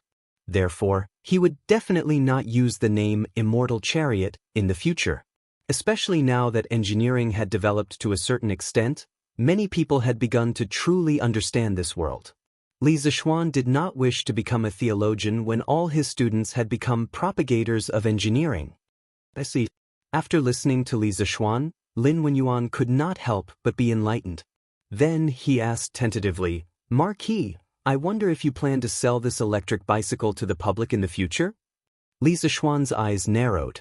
He thought for a moment and said, If the electric bicycle wants to run for a long time, it must be charged with lead-acid batteries. Before the power lines are widely available, the electric bicycle cannot be sold. Lin Wenyuan was a little disappointed when he heard this. Li Zixuan saw this and asked, It seems that Boss Lin wants to make money from the electric bicycle? No. Lin Wenyuan was shocked and quickly waved his hand. Marquis, please understand. I did not mean that. The bicycle that the workshop made previously has already made me a lot of money. I do not dare to have any other thoughts. Now, I just want to help Marquis with his worries. Help me with my worries? What do you mean? Li Zixuan was puzzled. Lin Wenyuan swallowed his saliva and said carefully, I heard that Marquis is in need of copper, and I happen to know a few Japanese businessmen. They are very fond of Tang's bicycles. They said that in Japan, as long as you have a bicycle, you can exchange it for anything, including copper. To tell you the truth, Marquis, I once used 3 bicycles to exchange for 15,000 caddies of brass. So much? On average, 1 bicycle can be exchanged for 5,000 caddies of brass? Li Zixuan was surprised. When the bicycle was first sold, it was only 400 strings of coins. That did not include the discount for membership cards. Later, as the workshop's bicycle production increased, the price of the bicycle was slightly lowered. Now, it was about 350 strings of coins to buy one. In this era, the value of brass was difficult to measure with money because the imperial court did not allow the private sale of brass. However, many people melted copper coins to make bronzeware. Tang's copper coins were about 7 to 8 caddies, and 350 strings of coins weighed about 3,000 caddies. In order to buy a bicycle, the Japanese businessmen were willing to pay a high price of 5,000 caddies of brass. This made Li Zixuan a little bit tempted. After all, he was in need of copper, and the main material of the bicycle was iron. Using a little iron to exchange for a large amount of brass was a business that Li Zixuan thought could be done, but this brass should be under the control of the imperial court in Japan, right? I've heard that the Neon people also use copper coins. How could the Neon court allow those merchants to sell so much brass without permission? Li Zixuan quickly reacted and asked. In China's Tang dynasty, Japan also used the Tang dynasty's Kaiyuan Tongbao, issued in 621.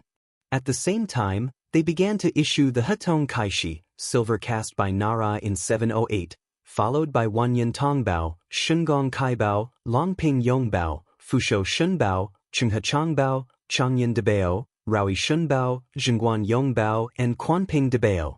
In 907, when the Tang dynasty ended, they also issued Yanshi Tongbao and Tihu. In short, it was very messy, but many currencies were made of copper. The Japanese rulers were also very strict about the control of copper mines. Lin Wenyuan quickly replied, "Marquis, you may not know, but the current Japan is very different from before. Ever since Shanbei, the son of Crown Prince Shingda, returned to Japan, he immediately ascended to the throne. He imitated the Tang dynasty's 6 ministries to reform the government, and at the same time, he set up an academy and abolished the old customs. It is said that the knowledge taught in his academy is the Marquis New Mathematics. I think that before Big Brother Shanbei returned to the country, he must have bought a few copies of the new mathematics teaching materials and brought them back." Hearing this, Li Zixuan frowned and asked, "What does this have to do with the Japanese businessmen selling brass?" Lin Wenyuan replied, "Marquis, of course it has to do with them. It is said that the newly ascended king of Japan directly abolished the copper coin and used the Tang yuan of Tang as the domestic currency. In addition, he built many seaports, wanting to trade with the sea merchants of Tang dynasty and exchange what they need. In this way, since Japan does not use copper coins, the control of the sale of brass among the people is naturally much smaller." Li Zixuan's face did not show any joy when he heard this. Instead, he could not help but feel his heart sink. If Japan continued to develop like this, in less than 20 years, there would be an extremely powerful opponent around Tang dynasty. At this moment, Li Zixuan was a little regretful that he hadn't kept his big brother king in the Great Tang forever. In that case, we will exchange the copper needed by the workshop with the Japanese businessmen in the future. Anyway, no matter what, we won't lose anything. Li Zixuan thought for a moment and said, he was really short of copper now. If he could exchange a large amount of copper from the Japanese, he could not ask for more. As for the hidden danger of Shanbei, he could only think about it later. Chapter 1447. Lantian County had a gall alumina mine. According to Wang Ji's investigation, the reserves of this mine were not small at all.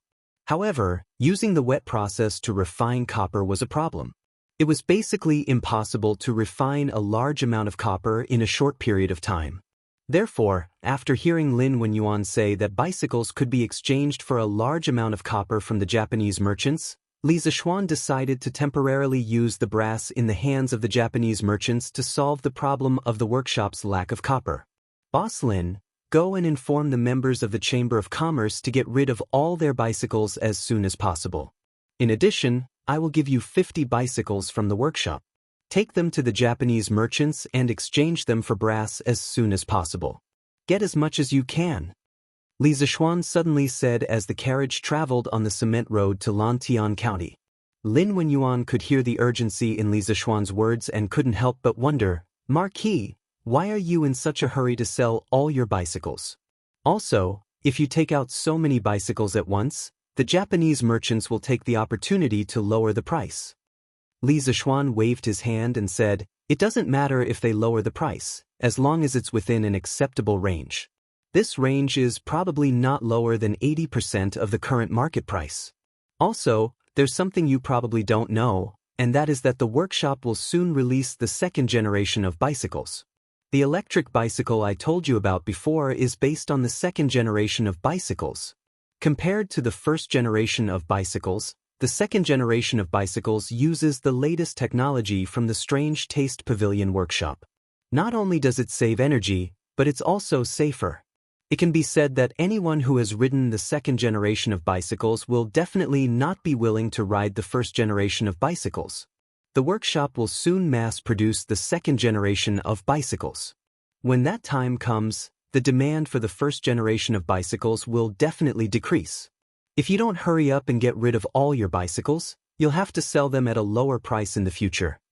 After doing business for decades, Lin Wenyuan obviously understood the twists and turns of this matter. Hearing this, he was very grateful and said, "Thank you, Mari, for your reminder. I will pass on Marquis's message to the rest of the people before dark today. When the time comes, I will also give you a batch of second-generation bicycles to trade with the Japanese. Lantian County needs copper very much." Li Zishuan nodded and said with some emotion. Li Zishuan didn't know how much copper it would be needed to build a county-level power grid and connect the entire Lantian County to electricity. But it was an astronomical figure, and he could only use all means to get as much copper as possible. "I understand." Lin Wenyuan cupped his hands in acknowledgement. Suddenly, after a moment of hesitation, he said, "Marquis, ever since the establishment of the Department of Commerce in Lantian County, it has become a paradise for merchants. Here, we merchants are able to receive equal treatment. This Lin has been discussing with my wife recently. We wish to follow Boss Chow's example and move our family to Lantian County. I wonder if Marquis can grant us permission?" In fact, Lin Wenyuan wanted to move to Lantian County not only because the Department of Commerce had raised the status of businessmen, but also because of his son's future.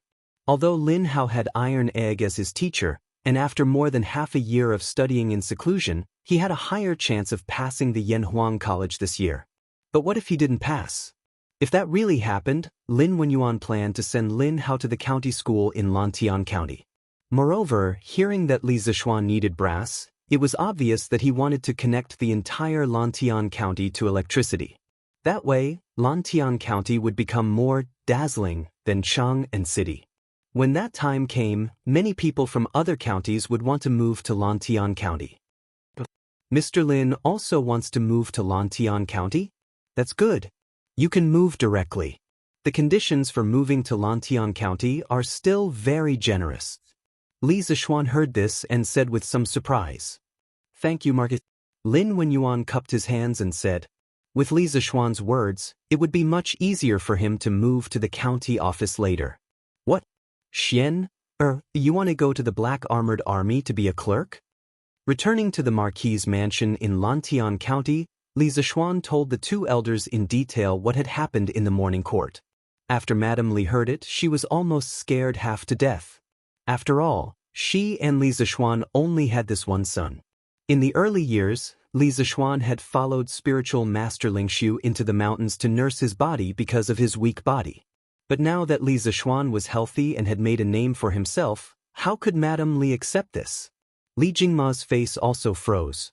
Although he did not panic like Madame Li, in those eyes that had experienced the vicissitudes of life, he could not help but reveal a deep sense of worry.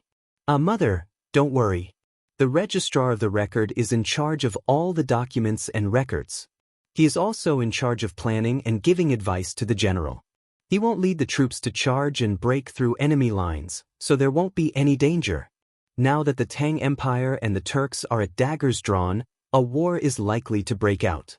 I have learned some skills from my master. If I don't use them now, when the Tang Empire is trampled by the foreign tribes one day, not only will I regret it for the rest of my life, but my master will also not be able to rest in peace. Li Zishuan patted his mother's hand and patiently persuaded her. Madame Li was about to say something, but Yi Guozhong said at this time, "Little Xian is right. Back then, how heroic was spiritual master Ling Su. He single-handedly fought against hundreds of Turkic wolf cavalry, causing the alien races to tremble in fear.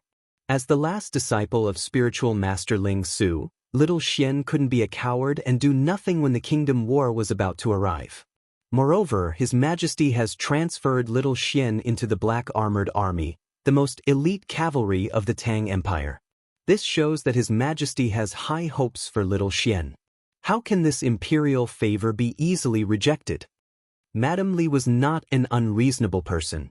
She understood the general principles, but when it came to her son, she would rather be muddle-headed. At this time, her eyes were red. Father, Yuzhu doesn't care about imperial favor. Little Xian is my child. I would rather he be useless for the rest of his life than risk his life. After saying that, she nervously held Li Zishuan's hand and said, Little Xian, you are the only son of our family. According to the laws of the country, you don't have to join the army. Go and talk to His Majesty now and reject this job, okay? A mother's love is great, but sometimes a mother's love is selfish. Looking at the nervous and concerned Mrs. Li in front of him, Li Zishuan didn't feel good in his heart. Humans aren't plants and can't be emotionless.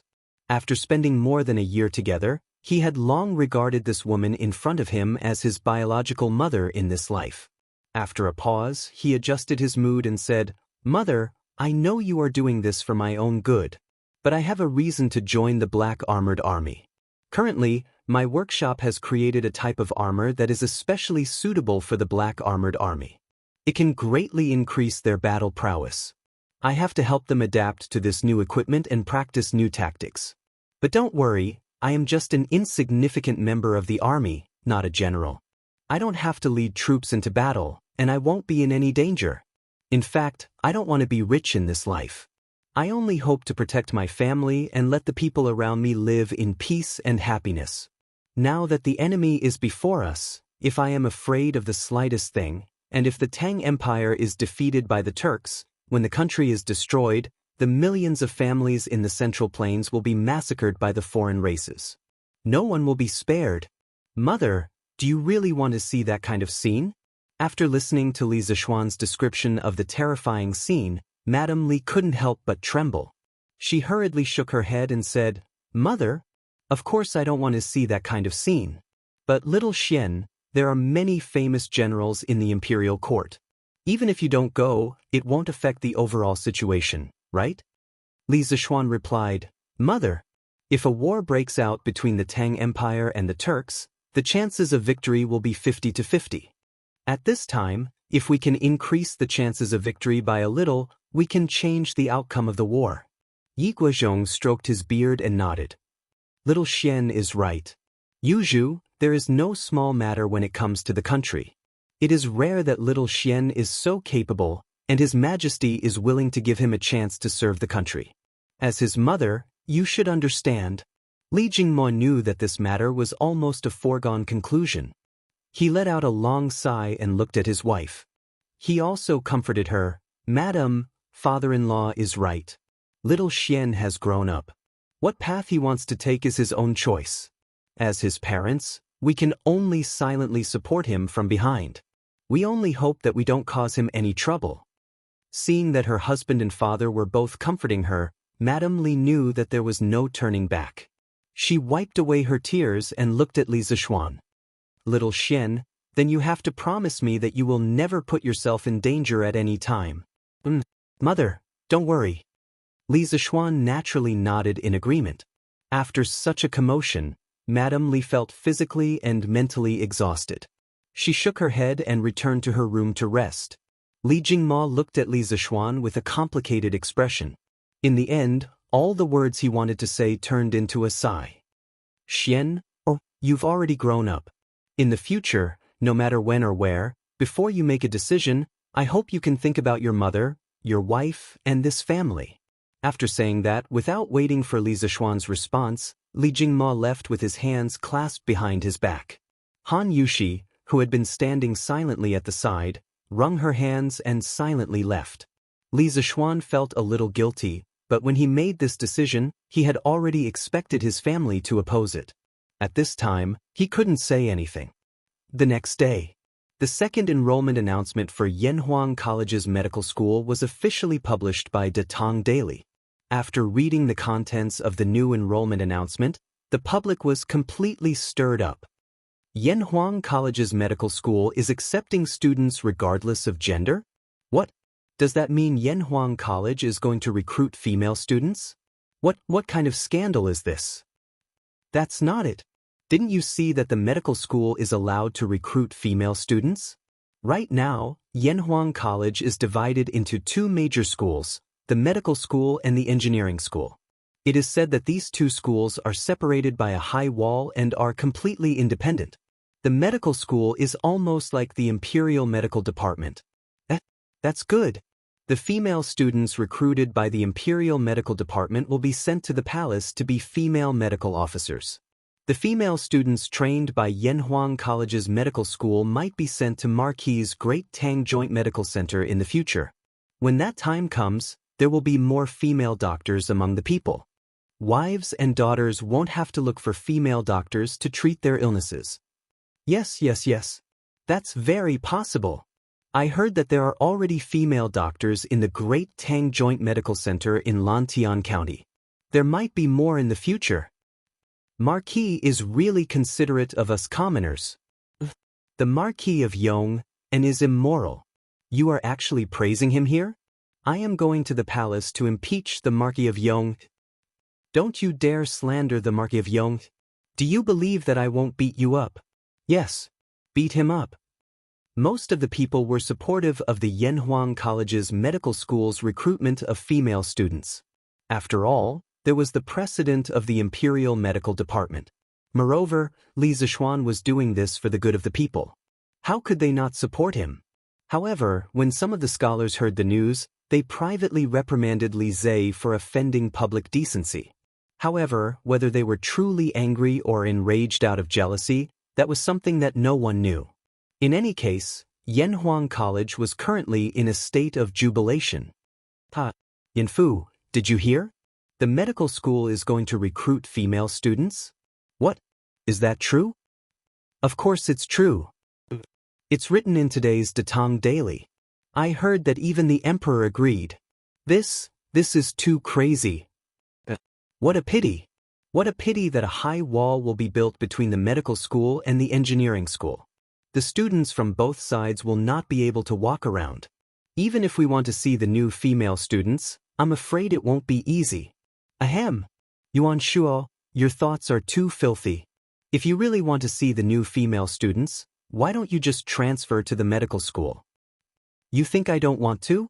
If I want to enter the medical school, I have to pass the exam. I don't know anything about medicine. How can I pass the exam? Chu Yanfu was just saying it casually. However, when he heard Yuan Shuo's words, he could not help but vomit blood.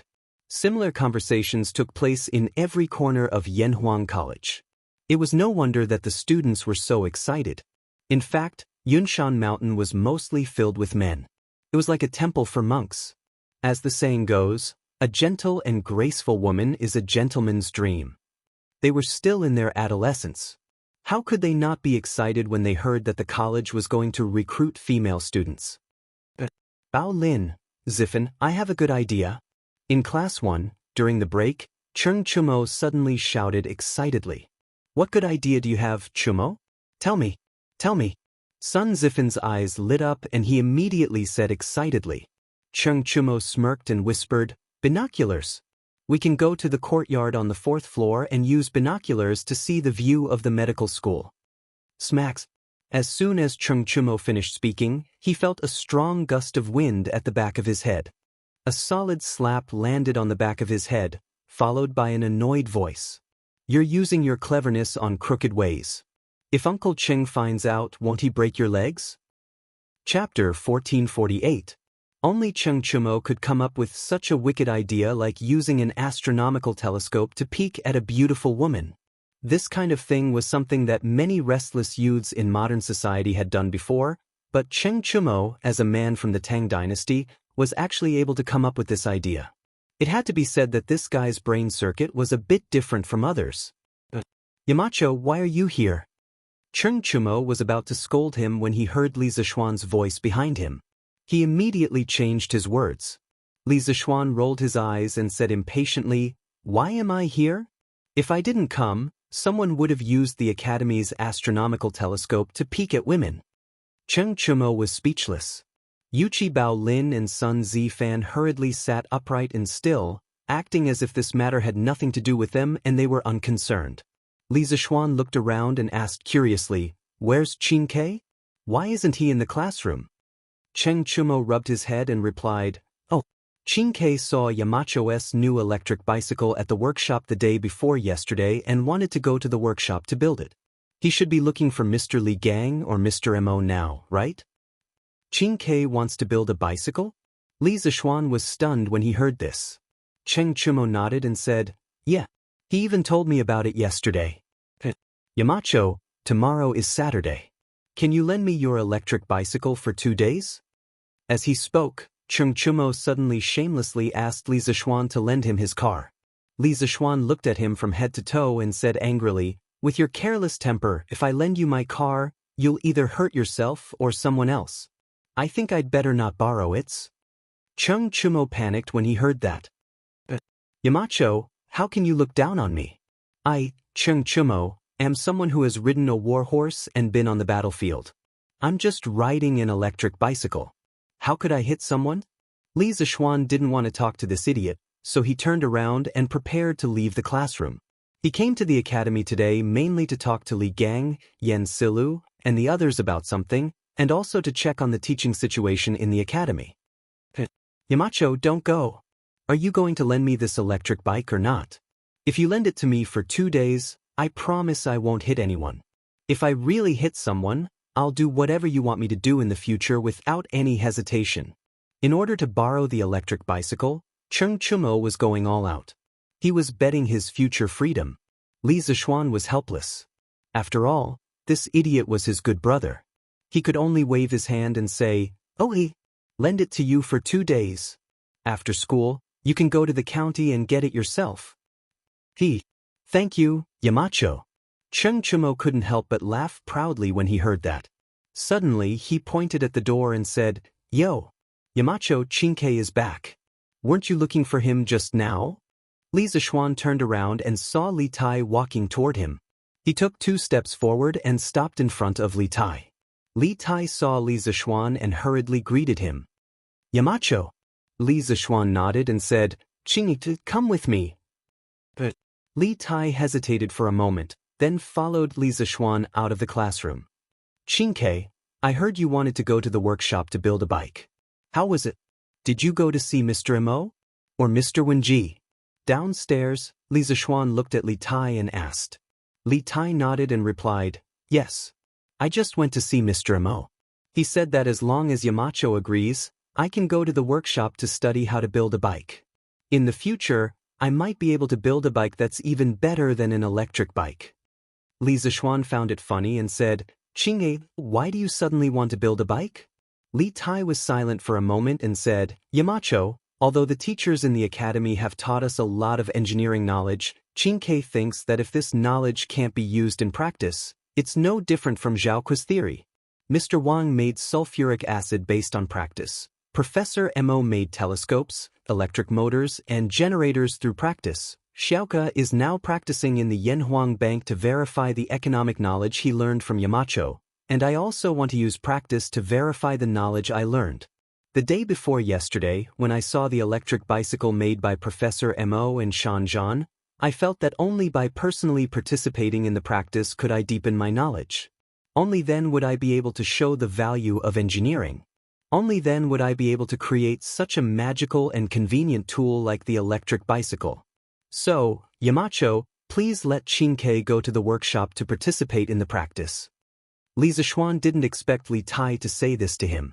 He couldn't help but look at Li Tai in surprise, then asked thoughtfully, "Qin Ke, are you trying to compete with Xiaoque?" He was a little worried that the little fatty had been provoked by Li Ku, so he took the initiative to volunteer to practice in the workshop. This kind of competitive mentality was not good, especially between the princes. Li Tai heard this and shook his head without hesitation, saying, "No. I just don't think I'm worse than anyone." Confidence. This little fatty has always been so confident. Li Zishuan paused, then smiled. "That's fine. You can go to the workshop to practice, but you can't fall behind in your studies. I'm very pleased that you can understand so many principles."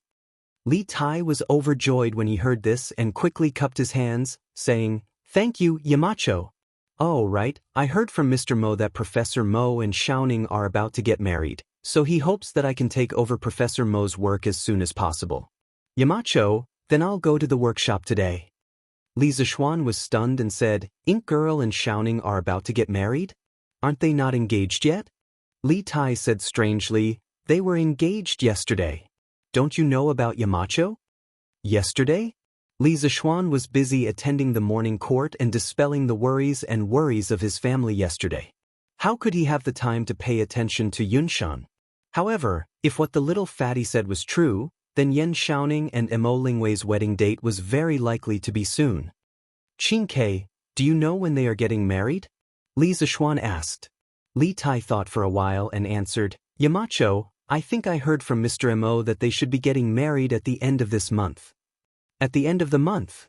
No wonder Mo Huai wanted Mo Lingwei to hand over her work to Li Tai so quickly. It turned out that in half a month, Mo Lingwei would be getting married. It was indeed not suitable for her to be in public at this time. Li Zishuan thought of this and smiled. "That's fine. I know all about it. Qingke, if you have any problems or difficulties, feel free to look for me or Mr. Mo." Li Tai cupped his hands and said, "Thank you, sir." Li Zishuan nodded and then left the academy.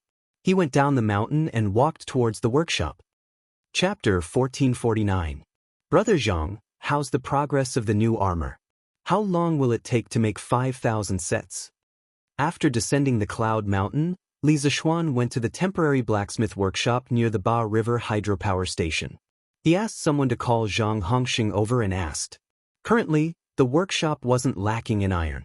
This was because Li Zishuan had his own iron ore and the Zhangsun clan had also given him their iron ore. Of course, the condition was that Li Zishuan had to give half of the iron he refined from the Zhangsun clan's iron ore to the Zhangsun clan.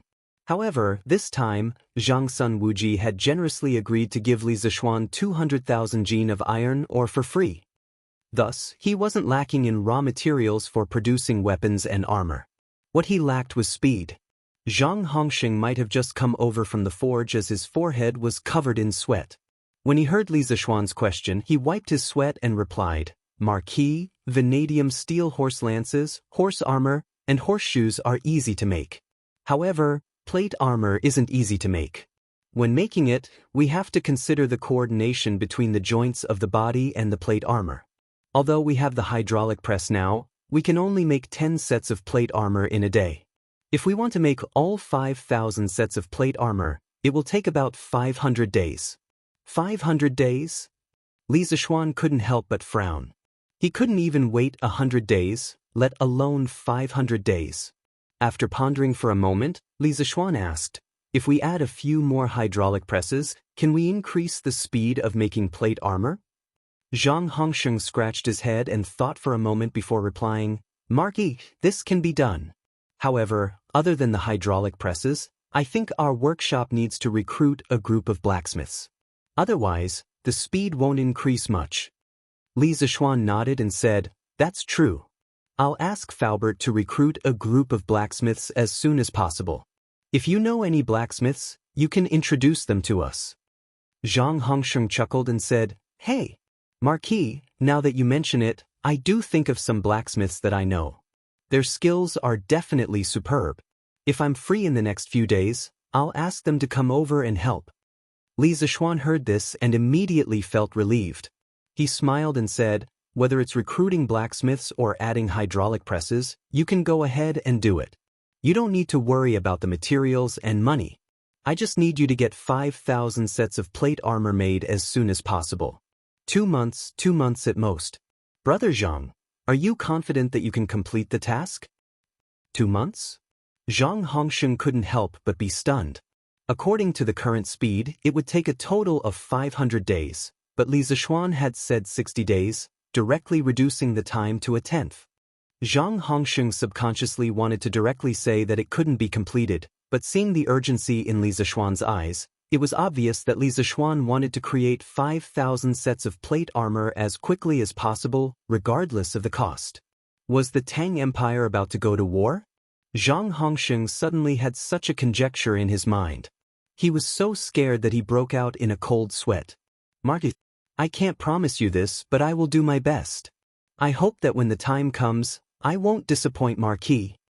Zhang Hongsheng clenched his teeth and cupped his fists.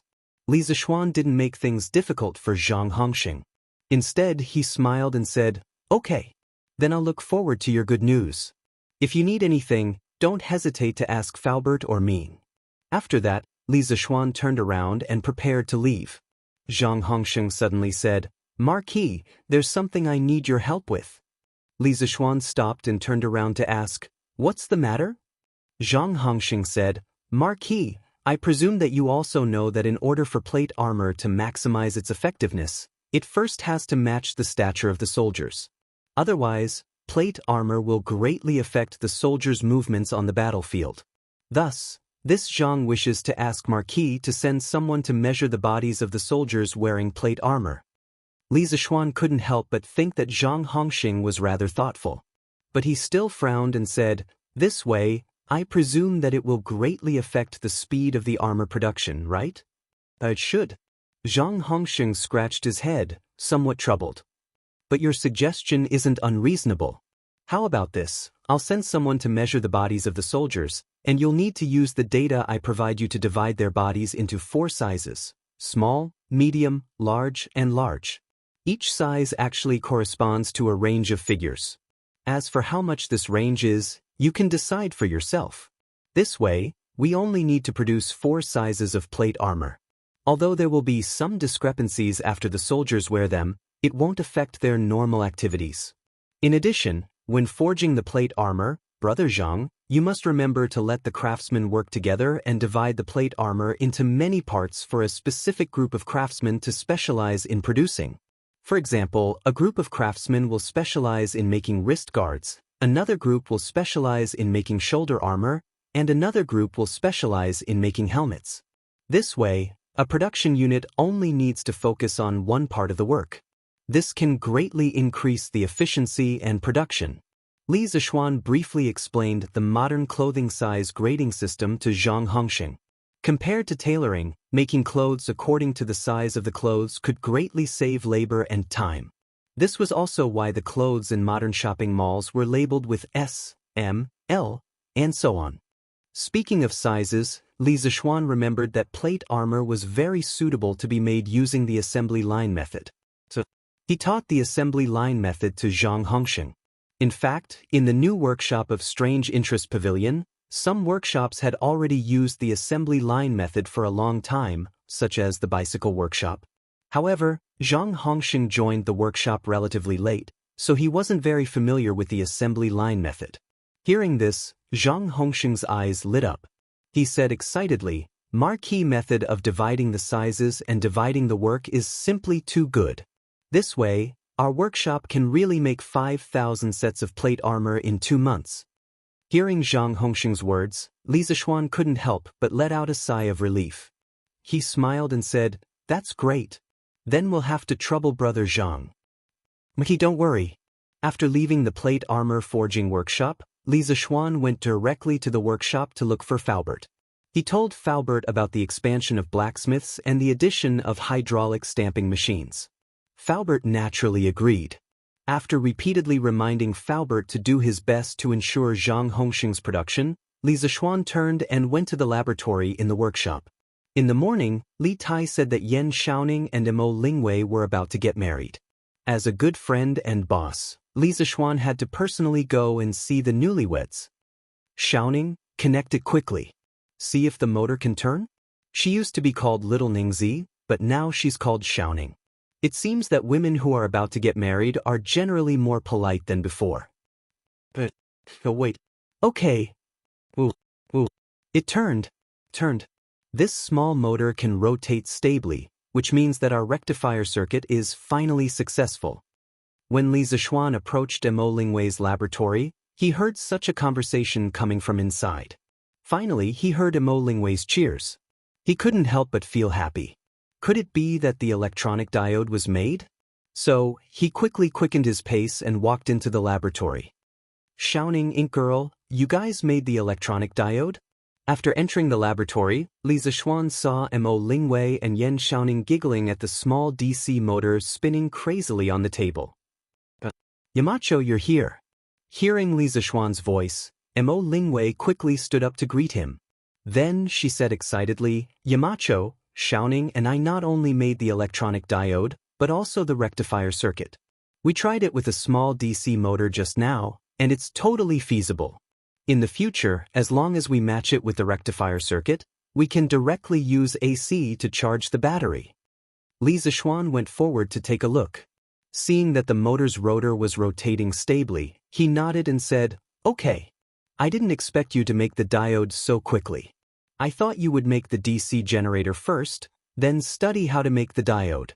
Mo Lingwei glanced at Yan Xiaoning and said embarrassedly, I originally planned to do so, but a few days ago, Xiaoning was injured by me. Even if I made the DC generator, he couldn't accompany me to the dam to verify it. So, I took care of him in the workshop while trying to make the electronic diode that Yamacho mentioned. I didn't expect the two of us to really make it. Looking at the bright-eyed girl in front of him, Li Zixuan couldn't help but give her a thumbs up and said, Ink Girl's talent in physics is really admirable. I'm afraid that many men can't even compare to 1/10 of you. Yan Xiaoning was instantly displeased. Hey. Xiao Xian, why do I feel like you're implying something? Your many men probably includes me, right? Li Zixuan smiled and said, How is that possible? Xiaoning, your talent isn't any worse than Ink Girl's. Isn't that right, Ink Girl? Mo Lingwei heard and looked at Yan Xiaoning with a slightly threatening gaze. Yan Xiaoning quivered and quickly said, No. Xiao Xian, what are you talking about? My talent is still a little worse than Wei Er's. Li Zixuan was instantly speechless. He thought to himself that his brother would definitely be a henpecked husband in the future. That's more like it. Mo Lingwei snorted and nodded with satisfaction. Li Zixuan looked at Yan Xiaoning and asked, Xiaoning, how's your recovery? Will it delay the wedding at the end of the month? Hearing this, Mo Lingwei's face instantly turned red, but Yan Xiaoning's expression froze and he said embarrassedly, You even know about Yamacho? Don't worry, I'm fine now, it shouldn't delay the wedding. The reason why the wedding date was so tight was all his own fault. If he hadn't pretended to be fine in front of Yan Lai and said that he only had a small injury, Yan Lai definitely wouldn't have chosen the wedding date between him and Mo Lingwei so close. But now that things had come to this, it was too late to say anything. He had to complete the arranged marriage even if he had to kneel down. Li Zixuan looked at Yan Xiaoning's expression and instantly understood. However, this was Yan Xiaoning's family matter, so he couldn't interfere. After all, even an upright official would find it difficult to settle a family matter. After thinking for a moment, he said, I will ask Priest's son to do more acupuncture and massage for you these few days. With the help of medicinal wine, it should be able to speed up the recovery of your waist and back. However, you have to be careful not to do any strenuous exercise to avoid adding more injuries to your injuries. Today was the 4th of June, and there were only slightly more than 20 days until the end of June. However, generally speaking, it would take 100 days for bones and tendons to recover. In this special period, they could only use special methods. Yan Xiaoning didn't refuse. He nodded and said, Thank you very much. Li Zixuan couldn't help but laugh and scold, Go away. You don't have to be so polite with me. Seeing that the two of you are finally together, as your brother, I am very happy for you. Don't worry, when the two of you get married, I will definitely give you a big gift. When she heard Li Zixuan say big gift, Mo Lingwei, who was at the side, couldn't care less about being shy. She cast her gaze on Li Zixuan. Yan Xiaoning's eyes also lit up and said directly, Big gift? Xiao Xian, what big gift? Take it out and let us see it first? If it doesn't suit us, you still have time to change it, right? Li Zixuan glared at this shameless guy and said, Scram. Do you want it or not? This person who received the gift was still being picky. If he wasn't shameless, what else could he be? No, Xiao Xian, why are you being so unreasonable? You should at least make the recipient satisfied when you give a gift, right? Otherwise, why would you give a gift? Yan Xiaoning started to act shamelessly. It had to be said that this guy had become even more naughty after spending so much time with Mo Lingwei. Li Zishuan rolled his eyes and said, "Okay, then I won't give it to you." Hey, don't. Let's talk nicely," Yan Xiaoning hurriedly said. The person in front of him was a real rich person. If he wanted to give a big gift, it would definitely not be small. Yan Xiaoning would rather not miss it. Li Zishuan couldn't be bothered to banter with this guy. He turned to look at Mo Lingwei and said, "Since the diodes have been made, it means that Mr. Wang's electrolysis workshop can operate normally. I'll have to trouble Ink Girl to help Mr. Wang renovate the electrolysis workshop these 2 days. Also, now that we can connect to the alternating current to charge the batteries, it means that the conditions for the batteries to be used on a large scale are ripe. Ink Girl, you need to arrange for the craftsman to make a batch of batteries as soon as possible as a backup." Mo Lingwei said seriously, "Yes." "Yamacho?" After a pause, she asked, "Yamacho, are we still making the DC generator?" Li Zishuan pondered for a moment and said, "Yes. Of course we're going to make it, but you don't have to. It's relatively simple. Qing Ke from the academy will come to the workshop to help out. You can let her do this work." "His Highness King Wei is coming to the workshop?" Mo Lingwei immediately exclaimed when she heard this. Although the Mo family had lived in a remote place for a long time and did not care about worldly affairs, and would not care about the royal power, but after entering the secular world last year, the Mo family slowly began to fear the royal power. Hearing Li Zishuan's intention to let Li Tai come over to be her student, how could Mo Lingwei accept it in such a short time? Chapter 1450. Qing Ke is very interested in electricity and car making, but this knowledge can't be fully grasped by reading books. Only by experiencing it personally can one have a deep impression of it. It's a good thing that he's willing to come to the workshop to practice. Ink Girl, you're getting married to Xiaoning at the end of the month. Use these few days to teach Qing Ke. With his talent, he should be able to understand the principles of generators, motors, and batteries very quickly. Li Zishuan instructed Mo Lingwei in the laboratory of the new workshop. "Yamacho, don't worry. I'll teach Prince Wei well." Mo Lingwei hesitated for a moment before replying. Li Zishuan narrowed his eyes as if he could see Mo Lingwei's worries.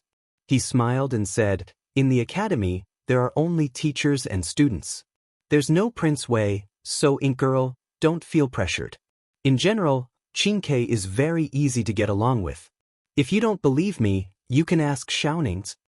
Yan Xiaoning quickly nodded and said, "Wei, don't worry. Qing Ke and I are very close. If there's anything, just let me handle it." Mo Lingwei was slightly relieved this time. Besides, she wasn't someone who was afraid of trouble. After hearing Li Zishuan and Yan Xiaoning's words, she smiled and said, "Hee, that's fine. If Prince Wei doesn't listen to my teachings, then don't blame me for hitting his palm as a teacher."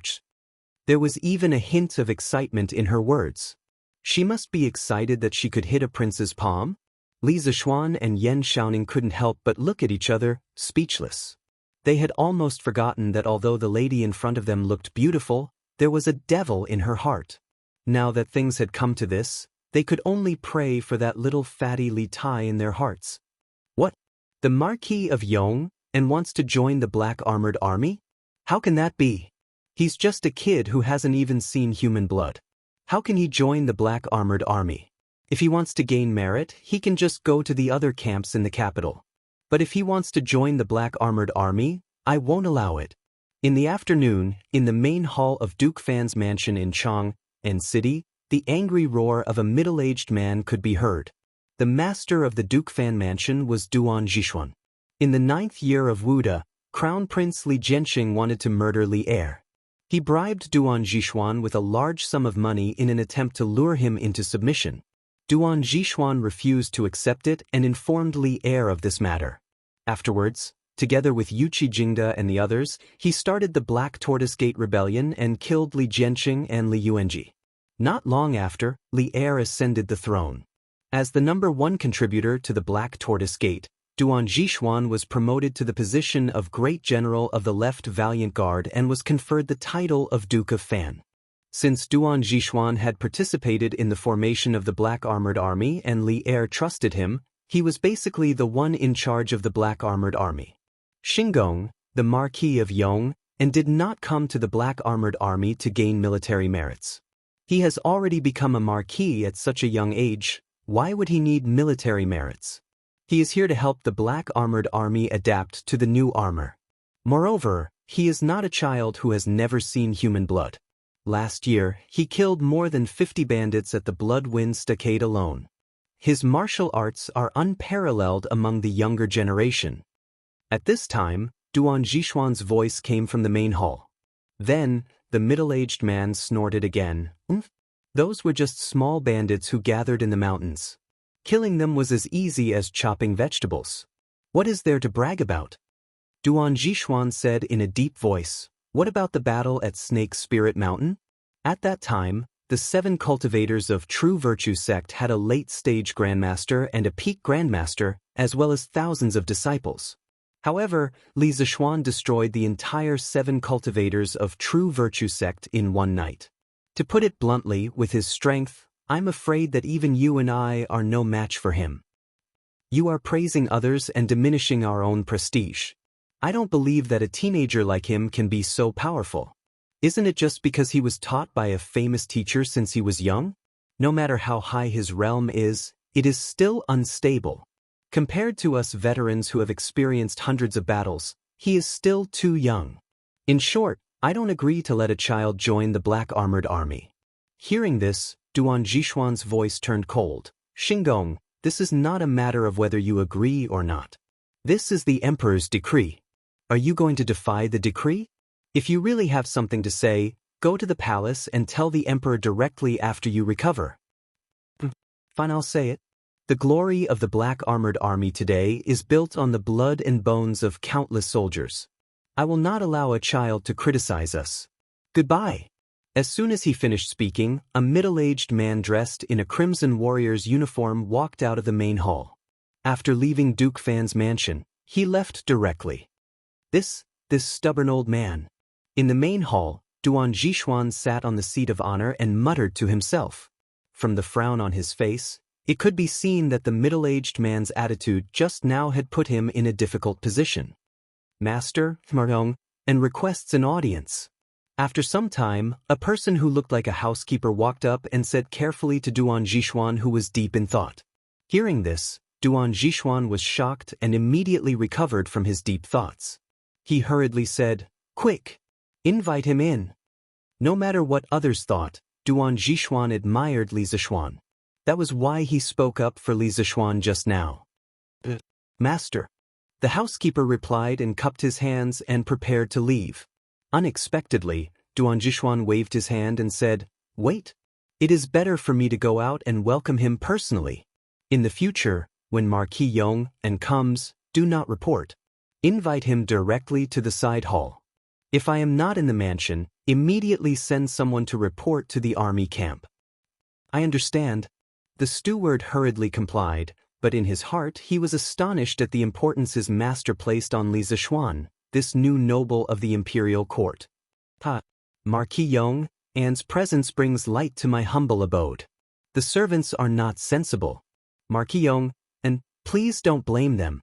Arriving at the entrance of the mansion, Duan Zhixuan walked towards Li Zixuan with a face full of enthusiasm and said with a smile.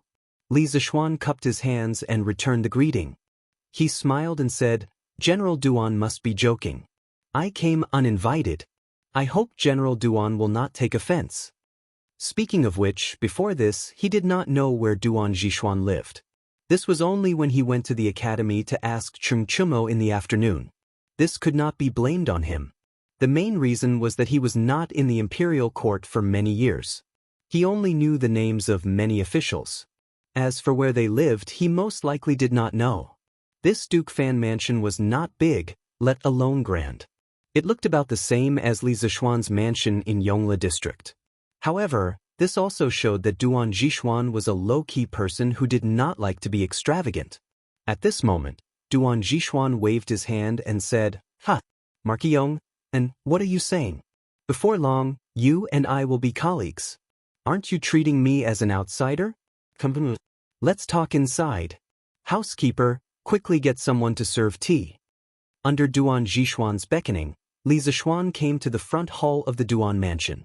It was also the place where Duan Zhishuan and the other middle-aged man had an argument.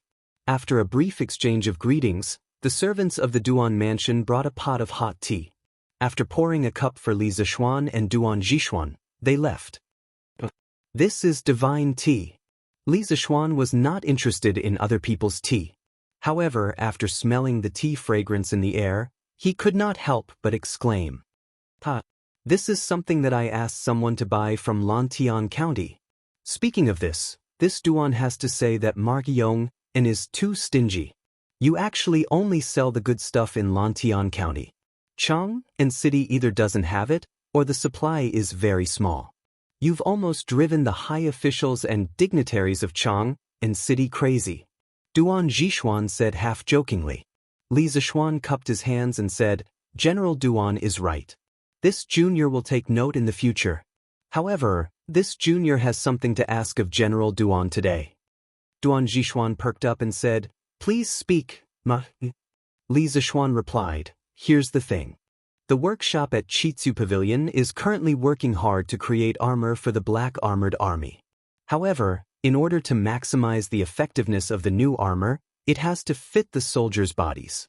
Therefore, I would like to send some tailors to the Black Armored Army's camp to measure the soldiers' bodies. I hope that General Duan can accommodate us. Duan Zhishuan could not help but narrow his eyes. After a moment of silence, he said, So that's the case. However, the Black Armored Army camp is a restricted area. Ordinary people are not allowed to enter. How about this? I will instruct the generals of each camp to measure the height and weight of the soldiers and pass the results to you.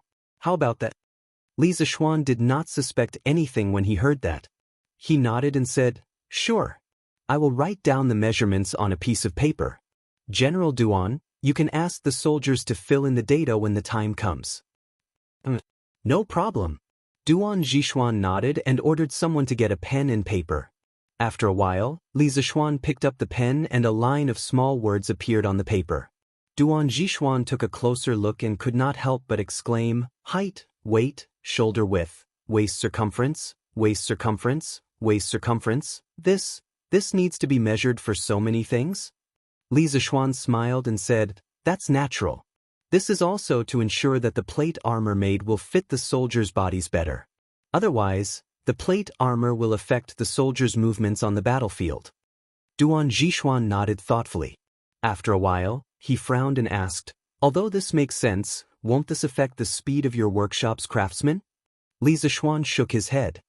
There will definitely be an impact. However, it's not impossible to overcome it.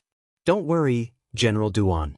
The interesting pavilion workshop is already producing the armor at full capacity. It is estimated that within 2 months, they will be able to produce 5,000 sets of armor, vanadium steel horse lances, vanadium steel horse armor, and horseshoes. 2 months? So fast? When Duan Zhishuan heard this, he couldn't help but exclaim, Although this Duan has never forged armor before, I have heard people say that a skilled craftsman would need at least 3 days to forge a set of radiant armor. The structure of the armor is more complicated than the Mingguang armor. It is amazing that your workshop can make 5,000 sets in 2 months. Li Zishuan heaved a sigh of relief when he heard Duan Zhishuan say, So fast and not so slow. Then, he said half-jokingly, As long as General Duan doesn't think it's too slow. In truth, this is the normal speed of the Oddity Pavilion's workshop. We have the most advanced equipment, the best technology, and the best craftsmen, so we naturally have the fastest speed and the highest quality. Otherwise, the products of the Oddity Pavilion wouldn't be so popular throughout the Great Tang. Duan Zhishuan nodded in agreement and said with emotion, That's indeed the case. In less than a year, the interesting pavilion workshop has grown from a small workshop to the largest in the Tang Empire. Not even the Imperial Palace's general supervisor can compare. In the end, it is all thanks to Margyong and's talent. Otherwise, if it were anyone else, the interesting pavilion workshop would not be able to reach its current scale. General Duan overpraises me. Li Zishuan smiled, then he stood up and said, I've achieved my goal today. It's getting late now, so I'll take my leave first. Once the matters at the academy and workshop are settled, I will report to the Black Armored Army's camp. Duan Zhishuan's expression froze for a moment, but he quickly regained his composure. He gave an unnatural smile and said, "Good, good. Marquis Yong, and you don't have to worry about entering the camp. His Majesty has also said that you have to take care of both the academy and the camp." "I understand."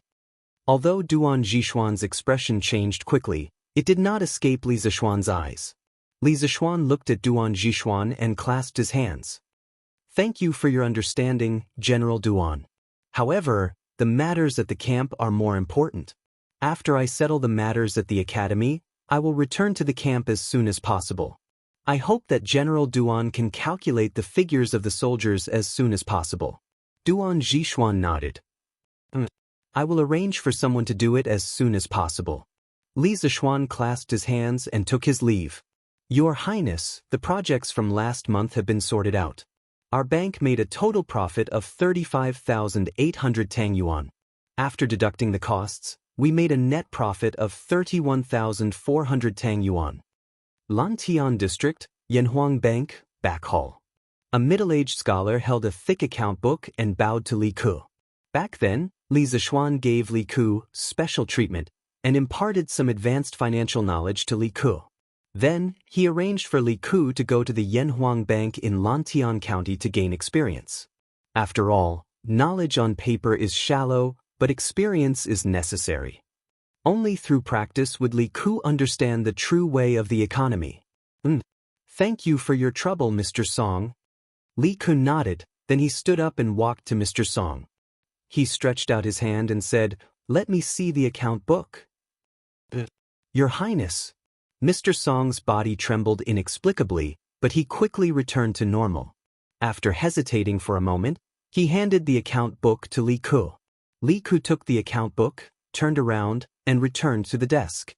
He flipped through it in front of Mr. Song. The accounts of Yanhuang Bank were recorded using the double-entry bookkeeping method invented by Li Zishuan. It was very clear. In addition, Li Ku was very talented in mathematics and was very sensitive to numbers. Therefore, when he flipped through the account book, he could read 10 lines at a glance. Mr. Song, why is there no record of the payment of 500 Tang Yuan on the 15th of April? Also, on the 20th of April, 300 Tang Yuan, and on the 28th of April, 700 Tang Yuan. Where did all this money go?" After a moment, Li Ku frowned and said with an unpleasant expression. Chapter 1451. Your Highness, this, Lantian County, Back Hall of the Yanhuang Bank. Faced with Li Ku's questioning, Mr. Song's face turned red. He wanted to explain, but in the end, he swallowed the words that were about to come out of his mouth. His surname was Song, and his name was Simon. He could be considered as Li Ku's #1 accountant. Seeing this, Li Ku walked in front of Song Simon and said with a gloomy face, "Mr. Song, you should know better than anyone that this Yanhuang Bank does not belong to me, Li Ku. It belongs to my father, the Marquis of Yong, and the other nobles. The annual profits of the bank also do not go into my pocket. Last month's profits were reduced by a total of 1,500 Tang Yuan. How do you want me to explain this to my father? How do I explain this to the Marquis of Yong and the other nobles?" When Li Zishuan opened the bank, in order to increase the capital of the bank and increase the credibility of the bank, not only did he pull in the royal family, even Qin Qiong, Qing Yaojin, Zhang Sun Wuji, and the other nobles all generously donated to buy the shares of the Yanhuang Bank. Therefore, in theory, the annual profits of the bank should be distributed according to everyone's shares. Although Li Ku was now in charge of the management rights of the Lantian County Bank, he did not have the right to distribute the profits of the bank. The atmosphere in the room suddenly became oppressive. A layer of sweat gradually appeared on Song Simon's forehead, but even so, he did not say anything to explain himself. He just lowered his head as if he had done something wrong and stood quietly in front of Li Ku. Facing such a stubborn old man, Li Ku was a little angry. If it was another person in a higher position, they would probably directly lock this old man up for corruption and interrogate him severely. However, Li Ku knew the character of the old man in front of him. He knew that the other party would definitely not ruin his reputation for such a small amount of money. After a moment of silence, Li Ku opened his mouth again and said, "Mr. Song, this is not a small matter. You should not think of taking responsibility for it yourself. I, Li Ku, do not wrongly accuse a good person, but also will not let a bad person go. Mr. Song, please tell me who exactly used the 1,500 Tang Yuan. Otherwise, when this prince investigates thoroughly, no matter who it is, it won't look good for anyone's face." Hearing Li Ku's words, Song Siming's body trembled.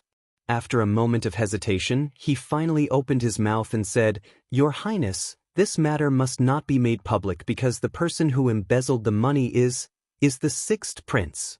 Li Ku's expression changed. His originally gloomy little face suddenly became like the sky before a storm. Dark clouds gathered. "You mean Xiao Xiao? How dare he?" After taking a deep breath, Li Ku said in disbelief. The so-called sixth prince was Li Er's sixth son. His name was Li Kuei and he was born from Yang Fei. He was Li Ku's younger brother from the same mother. Because Li Kuei was not yet 10 years old and had a mischievous personality and was ignorant and incompetent, he was not favored by Li Er. Thus, he did not have an official title.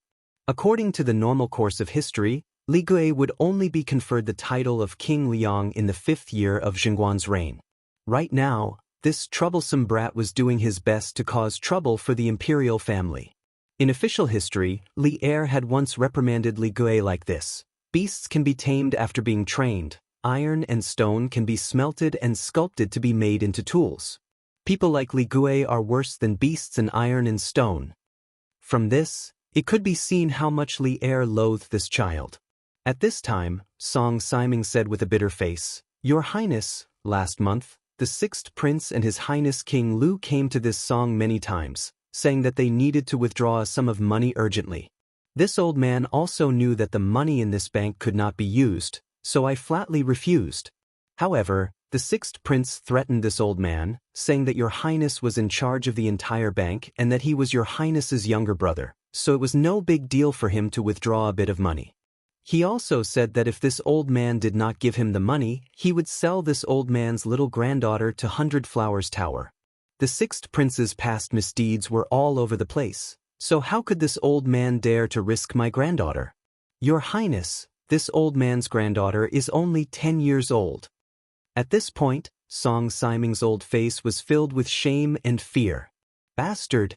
Bastard! Xiao Gui actually dares to commit such atrocities. When Li Ku heard this, even though the other party was his younger brother from the same mother, he could not help but curse angrily.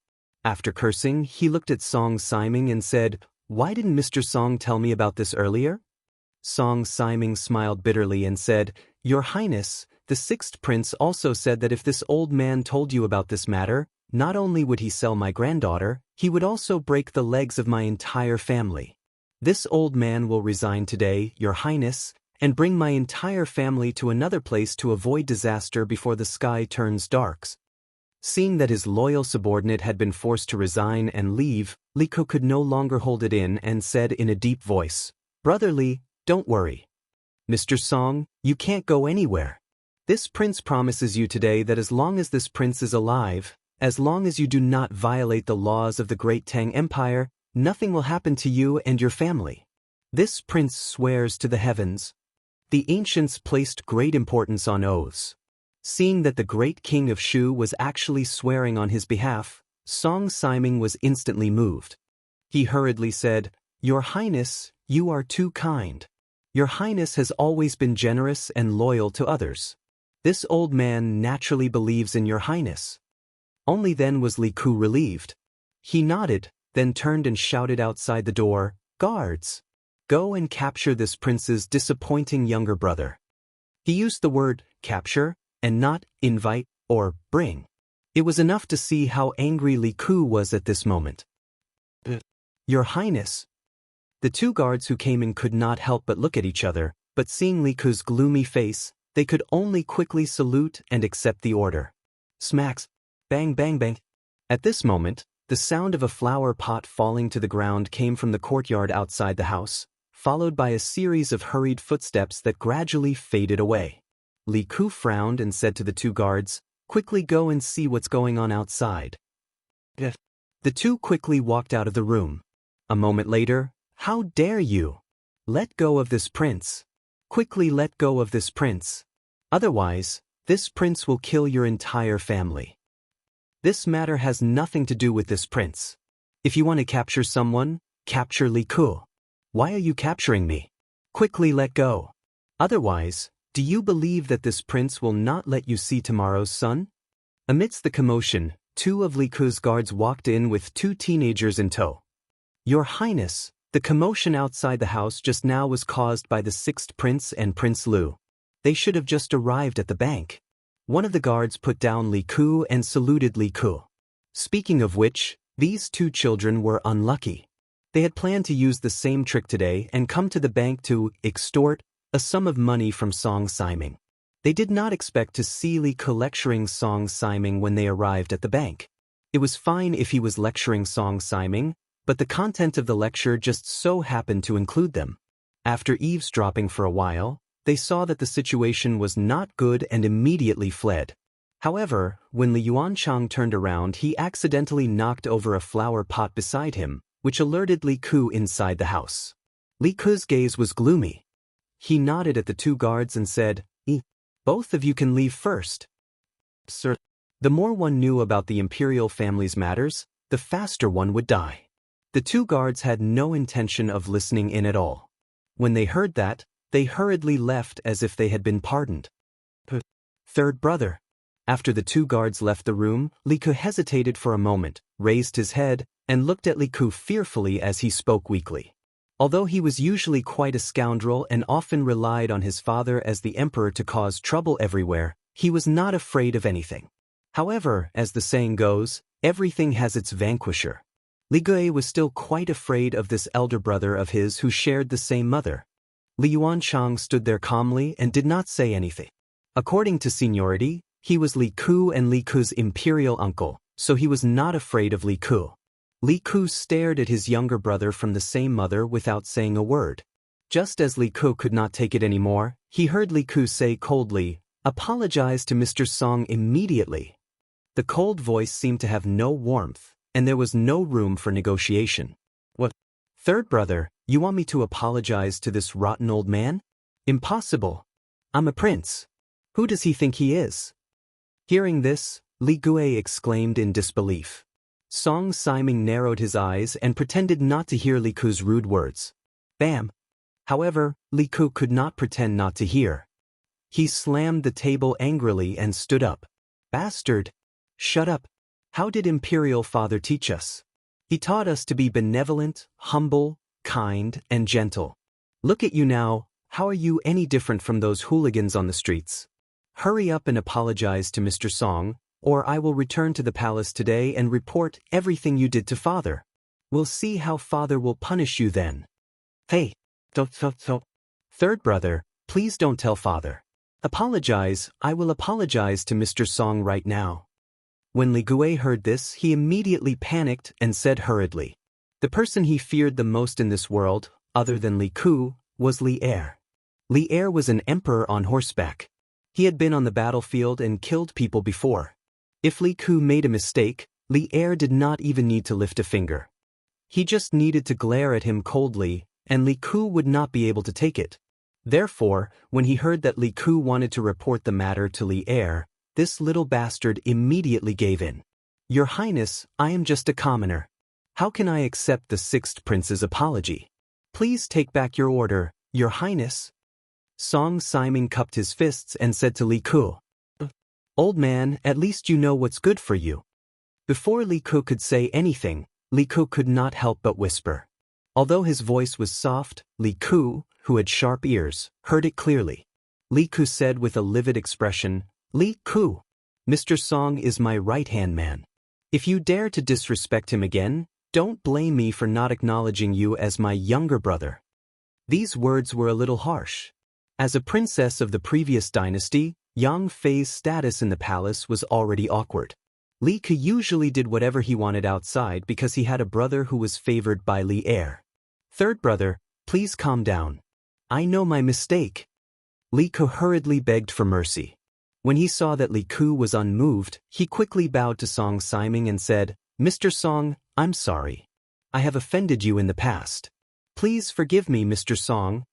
Li Yuanshang, who was standing at the side, revealed a surprised expression when he saw Li Yu admit defeat. Song Siming only wanted his family to be safe. He did not have the guts to be angry with Li Ku. Before Li Ku could bow, he had already reached out to support Li Ku. Your Highness, please don't. Please don't. This old man can't bear it. I've already apologized and watched the show. Little Ku, your uncle still has some things to do in the palace. I'll take my leave first. Li Ku's problem was temporarily resolved. Li Yuanshang knew that Li Ku might turn to him next, so he hurriedly wanted to leave. Uncle, please wait. Li Ku hurriedly said. Although the young man in front of him was born in the same year as him, there was still seniority. No matter what, he had to call him uncle. This was not a rule that could be messed up in any dynasty. What? Little Ku, do you also want me to apologize to this old man? Li Yuanshang stopped and looked at Li Ku with a mischievous expression. This little rascal was basically the same kind of trash as Li Ku. From the words he said, it was obvious that he was worse than Li Ku. Li Ku shook his head and said, Uncle, you worry too much. Ku just wants to ask, where did you and Little Ku use the 1,500 Tang Yuan that you and Little Ku transferred from the bank last month? Li Yuanshang and Li Ku looked at each other. Their expressions suddenly became a little unnatural. However, the unnatural expression on Li Yuanshang's face disappeared in an instant. He said as if nothing had happened, Hey, Little Ku, don't slander me and sully my innocence. What 1,500 Tang Yuan? Why don't I know about it? This matter should be done by Little Ku. If you want to ask him. What does it have to do with me? Being heartlessly betrayed by his own teammate, Li Ku's face turned pale. He looked at Li Yuanshang's side profile and said in disbelief, Uncle, you what? What? Did I say something wrong? Didn't you go to the bank last month to withdraw money from Mr. Song? Li Yuanshang stared and said. After he said that, he turned his eyes and looked at Li Ku again, saying, Little Ku. Maybe Little Ku is a little tight on money recently, so he wanted to borrow some money from Mr. Song. It's not like he won't return it. Why do you have to be so serious? Li Yuanshang's face was black for a while, then red for a while. Not only did he remove himself from the situation, he also secretly sold Li Ku to make the other party feel grateful to him. It had to be said that this move of his was really good. Sure enough, Li Ku's eyes, which were filled with resentment before, now had a faint trace of gratitude in them. He turned to Li Ku and said, Yes. Third brother, this money is only borrowed from Mr. Song. I will definitely return it in the future. Don't be so stubborn. Li Ku was unmoved. He said in a low voice, Little Ku, if you still treat me as a brother today, tell me honestly, what did you do with so much money? Hearing Li Ku's question, Li Ku's eyes suddenly dimmed. At this time, Li Yuanshang took the opportunity to say, Little Ku, if you two brothers have something to talk about, you can talk about it. Uncle, I really have something to do, so I'll take my leave first.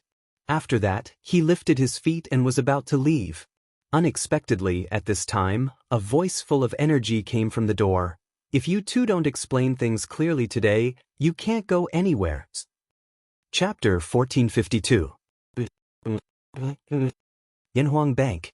Just as Li Yuanshang was about to take the opportunity to slip away, a cold voice sent him into the abyss. Just as the voice fell, Li Yuanshang saw a person who often gave him nightmares stride in. Who else could it be but Li Zishuan? Back then, Li Yuanshang ordered the evil servant to cause trouble at the foot of Yunshan. After being taught a lesson by Li Zishuan, he ran back to Li Yuan to complain. Li Yuan had a son late and was rather doting on Li Yuanshang, his youngest son. After hearing the news, he wanted to take revenge for his son. Who knew that after Li Zishuan saw Li Yuan, not only was he not scared to the point of kneeling and begging for mercy, he resolved the crisis with a few words and scared Li Yuanshang to the point of wetting his pants. Since then, Li Yuanshang realized that Li Yuan did not seem to dote on him as much. In the past, he could easily get money and people from Li Yuan, but now it was very difficult to get them. This made Li Yuanchang very confused and fearful. Of course, towards the man who caused all this, Li Yuanchang's heart was filled with resentment and fear. After several months, seeing Li Zishuan again, the shadow of fear in Li Yuanchang's heart did not fade. Instead, it grew stronger, to the point that he stuttered when speaking. Yamacho! Seeing Li Zishuan arrive, Li Ke hurriedly went forward to greet him and heaved a sigh of relief in his heart. Li Zishuan nodded, then looked at Li Yuanchang lightly and said, "Your Highness King Lu, it's really been a long time. I didn't expect that the great King Lu would be interested in a mere 1,500 strings of coins." After returning from Chang and City, he passed by Yanhuang Bank in Lantian County. His heart moved and he wanted to come in and see how Li Ku was doing in the bank. Before he went to the Black Armored Army, he wanted to straighten out all the errands on him, such as the workshop and Yanhuang Bank. Once Li Zishuan went to the barracks, he would have less time to do these chores. That was why Li Zishuan had been busy running around for the past few days. However, he did not expect that there would be a case of someone embezzling public funds in Yanhuang Bank. Moreover, the person who embezzled public funds was that little bastard Li Yuancheng. Li Ke could handle Li Ge, but because of the difference in seniority, he couldn't handle Li Zishuan. Therefore, Li Zishuan stepped in. Yanhuang Bank was basically equivalent to a modern bank, or even a central bank. It would never allow anyone to embezzle public funds.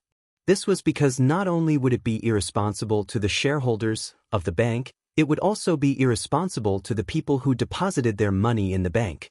Apart from that, it would also be a blow to Tang Yuan's credibility in the entire Tang dynasty. Li Zishuan would never allow such a thing to happen. What 1,500 strings of cash? Marquion, and what are you saying? I don't understand. Li Yuanchang's face paled as he tried to defend himself. This was really being stubborn even in the face of death. Li Zishuan's eyes narrowed as he said in a deep voice, "Your Highness King Lu, don't pretend to be confused. Today I will say these words. If you don't clearly explain the 1,500 strings of cash, no one can leave. When the time comes, I will find His Majesty or the retired emperor to judge. Or you can think about it. Will those nobles who invested in Yanhuang Bank let you off?" As he finished speaking, Li Zishuan's voice gradually turned cold. Li Yuanchang and Li Ge couldn't help but shiver. After his expression changed, Li Yuanchang opened his mouth and said, "Isn't it just 1,500 strings of cash? I will send someone to return it to you when I return. This money was originally borrowed from Mr. Song. Today, I will return it all to you. In the future, don't bother us anymore." He had thought it through. Rather than completely falling out with Li Zishuan and causing a huge ruckus, he might as well grit his teeth and return the money. He was clear in his heart that even if this matter reached his father, Li Yuan, it would not end well. After all, he was not in the right. Moreover, the shareholders of the Yanhuang Chamber of Commerce were all nobles of the imperial court. He had affected the interests of so many people, Li Heir would not let him off. Li Zishuan nodded and said, "It is only right to repay debts. The money that your Highness King Lu owes should naturally be returned. However, where did you use the 1,500 strings of cash that you borrowed earlier?" Hearing this, Li Yuanchang evasively said, "This Markyong, and you don't have to care. Don't worry, when I return to the palace, I will immediately send someone to send the money to you." Li Zishuan lightly said, "Why can't I care? I have to confirm whether the 1,500 strings of cash are still there or not. Or rather, I doubt your Highness King Lu's ability to repay the debt." Originally, in Li Zishuan's impression, Li Yuanchang was still very rich. However, thinking about how this little bastard had colluded with Li Zishuan to extort money from the bank, Li Zishuan concluded that this little bastard was definitely not doing as well as before. Otherwise, why would he do such a thing? Li Yuanchang's face was instantly filled with anger. He angrily said, "What a joke. A mere 1,500 strings of cash, I don't even care about it. Don't go too far." Li Zishuan heard this and sneered, "Oh? Since your Highness King Lu is so rich, why did you come to the bank to extort money from Mr. Song last month?" "You?" Li Yuanchang was instantly rendered speechless. At this moment, Li Ke looked at Li Zhe and said earnestly, "Xiao Li, tell me the truth. What did you use the money for? Otherwise, if you commit another crime in the future, I will definitely not plead with Imperial Father and Imperial Mother on your behalf." Li Zhe's heart was already shaken when he saw his Imperial uncle, whom he relied heavily on, being completely suppressed by Li Zishuan. Now that he heard Li Ke's words, how could he bear it? He hurriedly grabbed Li Ke's arm and said with a sobbing tone, Third brother, I was wrong. I was wrong. Don't ignore me. Li Zhe." Seeing that Li Zhe was about to give in, Li Yuanchang panicked and hurriedly stopped him. Your Highness King Lu, don't go too far." Li Zishuan grunted and said coldly. Li Yuanchang had seen Li Zishuan's martial prowess. Sensing the other party's unfriendly gaze, he hurriedly shrunk his neck and didn't dare to say another word. Li Ke struck while the iron was hot. "Xiao Li, if you tell me now, I can still help you. If you don't, Yamacho and I can find out on our own. But when that time comes, no one can help you. Imperial Father and Imperial Mother can't either. Third brother, I'll tell you. Li Zhe suddenly panicked. He hurriedly said, "Last month, Imperial Uncle and I went to bet on football. At first, we won more than 2,000 strings of cash, but then we lost all of it. Even our own capital of more than 2,000 strings of cash was lost. Later, Imperial Uncle and I came up with an idea. We went to the owners of the teams and threatened them in advance before the game that they must lose. Then we would take the opportunity to bet on losing. We would definitely make a lot of money. But you also need capital to bet on losing. At that time, Imperial Uncle and I lost all our money. Later, Imperial Uncle said that third brother, you were on duty at Yanhuang Bank and made a lot of money every day. I came to the bank to look for third brother. Coincidentally, you weren't there on May 15th, so I borrowed 500 strings of cash from Mr. Song. Bet on football." Li Ke's eyes widened in shock when he heard this. He scolded with a face full of resentment. "It's fine if you bet on football, but you actually went to threaten the owners of the teams to fix the game? Xiaozhe, how dare you?" On the side, Li Zishuan's expression could not help but turn serious.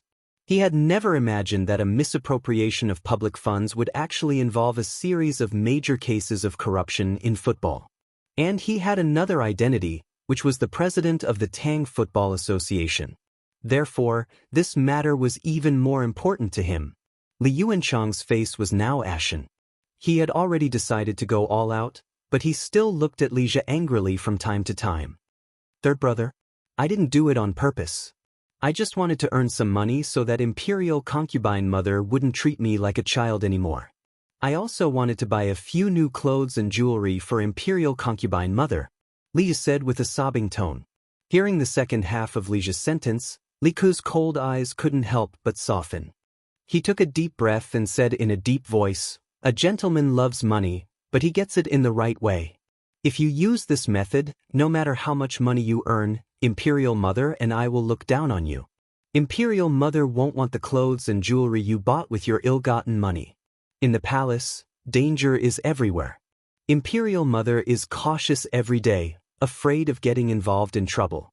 But you, on the other hand, did such a thing outside to smear Imperial Mother's reputation. Do you still have a heart of loyalty, filial piety, and benevolence? Third brother, I was wrong. Li Zhe was ashamed by Li Ke's words and could only admit his mistakes. Li Zishuan picked up the account book on the table next to him. With his mathematical attainments and mental calculation ability, he could easily find the problem in the account book. After a while, he looked at Li Zhe and asked, "Sixth Prince, you withdrew 500 and 300 Tang Yuan from the bank on the 15th and 20th of May. According to what you said just now, you should be able to make a lot of money by threatening the owners of the teams to fix the game. But why did you withdraw 700 Tang Yuan from the bank on the 28th of May? Were you still short of money at that time?" Li Zhe knew that Li Ke respected Li Zishuan very much, so he didn't dare to put on airs in front of Li Zishuan. Hearing this, he thought for a while and replied, "Of course, it's very profitable to get people to fake matches, but the teams we found earlier weren't very strong. There weren't many people who thought that they would win, so the gambling house set very low odds for them to lose. All in all, Royal Uncle and I didn't make much money. At the end of the month, Imperial Uncle and I decided to do something big. We found the super strong team that was in the limelight this year, the Wind Thunder team. Their young master is called Zheng Qianjun. Imperial Uncle and I revealed our identities and threatened him to deliberately lose the game against the Fire Wolves team the next day. Although the Fire Wolves team is a First Division team, they are at the bottom of the First Division teams. They are no match for the Wind Thunder team. So there will be a lot of people who bet on the Wind Thunder team winning, and we bet on the Wind Thunder team losing, so we can make a fortune in one fell swoop. Do you mean that Zheng Qianjun agreed to fix the game for you? Li Zishuan's face darkened. He interrupted Li Ku and asked. Li Zishuan valued Zheng Qianjun. The Wind Thunder team's current achievements were not 80% due to Zheng Qianjun, but at least 60%. So Li Zishuan arranged for him to be the tactical coach of the national team. But if he really agreed to fix the game for Li Ku and Li Yuancheng, Li Zishuan had to do things according to the law, no matter how much he thought highly of Zheng Qianjun. Li Ku nodded and said, at that time, the young master of the Wind Thunder team did agree that we would deliberately lose to the Fire Wolves team. In order to win more money, Imperial Uncle and I went to the bank to ask Mr. Song for more money. Under the threat of Imperial Uncle and I, Mr. Song had no choice but to give us 700 strings of cash. Li Zishuan's heart suddenly sank. He said with an ugly face, how much did you win in this game? Li Ku said with a sad face, we didn't win a single penny. We lost everything. That kid surnamed Zheng is not a good person. The day before, he clearly promised us that he would deliberately lose the game. But on that day, the players of the Wind and Thunder team did not show any modesty at all. They kicked the Fire Wolves team to 3-0. The more than 2,000 strings of money that we bet were all lost. Li Zishuan was stunned, but there was a glimmer of hope in his heart. He asked again, you mean that Zheng Qianjun agreed to fix the game for you, but he didn't instruct the players to deliberately lose the game? Li Ku said gloomily, yes. Seeing the boy's aggrieved face, Li Zishuan held back his laughter and said, then you didn't take revenge on him in private? Li Ku said angrily, why didn't we take revenge? After the game, Uncle and I took a few guards to the Zheng family's house to find that bastard Zheng Qianjun. But the door of the Zheng family's house was closed. No one opened the door. The door of the Zheng family's house was so strong that it couldn't be opened even if we hit it with a piece of wood. In broad daylight, we couldn't make a big deal out of it, so we could only send people to guard outside the Zheng family's house. But after so many days, we didn't catch Zheng Qianjun. Li Zishuan nodded satisfactorily and said, well, you should be glad that you didn't catch Zheng Qianjun. Otherwise, if you caught him and tortured him, you and Prince Lu wouldn't be able to escape. Then he looked at Li Ku and said, little Ku, they not only misappropriated public funds, but also secretly bribed the team to fix the game. This seriously violates the Tang Empire's principle of fairness and justice. According to the rules, they should be handed over to the Supreme Court. What do you think? You dare. My father won't forgive you. Hearing this, Li Yuancheng immediately panicked. Li Ku said with fear, Third brother, save me. I don't want to go to the Supreme Court. My father will kill me if he knows. Li Ku hesitated for a moment and looked at Li Zishuan and said, Yamacho, little Ku and uncle are in the wrong. But if this matter is brought to the Supreme Court, my father, can you hand them over to me? I will report to my father and punish them by grounding them in the palace to reflect on themselves. Li Zishuan pondered for a moment and nodded, okay. I will give you face today. But first, they have to pay for the money they misappropriated from the bank. Second, they have to give me the list of the teams that fixed the game. Third, they are forbidden to watch any game held by the Tang Empire's Football Association in the future. Chapter 1453. As early as when he promoted football, Li Zishuan expected that football betting would slowly rise along with football. Later, things did indeed develop in the direction he expected. Although he knew that football betting would harm people, it was a matter of mutual consent. He couldn't control it.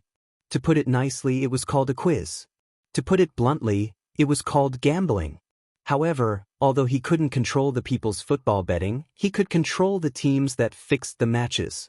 When the Tang Football Association was first established, Li Zishuan said that any team or individual involved in fixing matches would forever be included in the Tang Football Association's blacklist. Players could no longer play football, team owners could no longer form teams, and people who bribed teams to fix matches would be banned from watching any football matches held by the Football Association. Serious cases would be directly handed over to the Supreme Court to deal with. Considering that Li Ku and Li Yuanchang didn't earn too much money because of this, instead, they lost everything, and that Li Ku was pleading for mercy. If this matter was brought to the Supreme Court, it would be very embarrassing for Li Er. Therefore, Li Zishuan finally handed these two little bastards over to Li Ku to deal with. Correspondingly, Li Ku also handed over the list of teams that were coerced by them to fix matches. Originally, there were a total of 4 teams. However, because the Wind and Thunder team put Li Ku and Li Yuanchang together, there were 3 teams that fixed matches: the Raging Bull team, the Cool Breeze team, and the Fire Phoenix team. Li Ku and Li Yuanchang were sent back to the palace. Now that things had developed to this point, it was impossible for Li Ku to help his brother hide it. Li Ku originally wanted to immediately enter the palace and report this matter to Li Zishuan, but Li Zishuan asked him to stay alone. "Little Ku, you should have been in the bank for 3 months, right? How do you feel? Did you encounter any problems?" Yanhuang Bank, back hall. At this time, only Li Zishuan and Li Ku were left. After the two of them sat down, Li Zishuan asked. Li Ku thought for a moment and replied, "I have been here for exactly 3 months. In the beginning, I was not familiar with many things in the bank. When I did things, I always felt that there were a lot of restrictions. After a period of time, I sorted out the affairs of the bank and did things much more smoothly. However, it's not that there are no problems." "Tell me about it first," Li Zishuan said with a smile. Li Ku organized his words and opened his mouth. "I feel that there are too few people in the bank who know about the new mathematics and Yamacho's new accounting system. This will greatly affect the efficiency of the bank, and it is easy to make mistakes in the accounts. Once there is a mistake in the accounts, the loss will often be very big, so what I have done the most in the past 3 months is to check the accounts, but this is not a long-term solution. When the scale of our bank is bigger in the future, I will not be able to do 2 things at once. Talent. In the end, the bank still lacked talents. Li Zishuan's new mathematics had only been introduced for less than a year. It was extremely difficult to find a group of bookkeepers who were proficient in the new mathematics and accounting system. This lack of talent situation might improve in a few years, but the bank could not wait.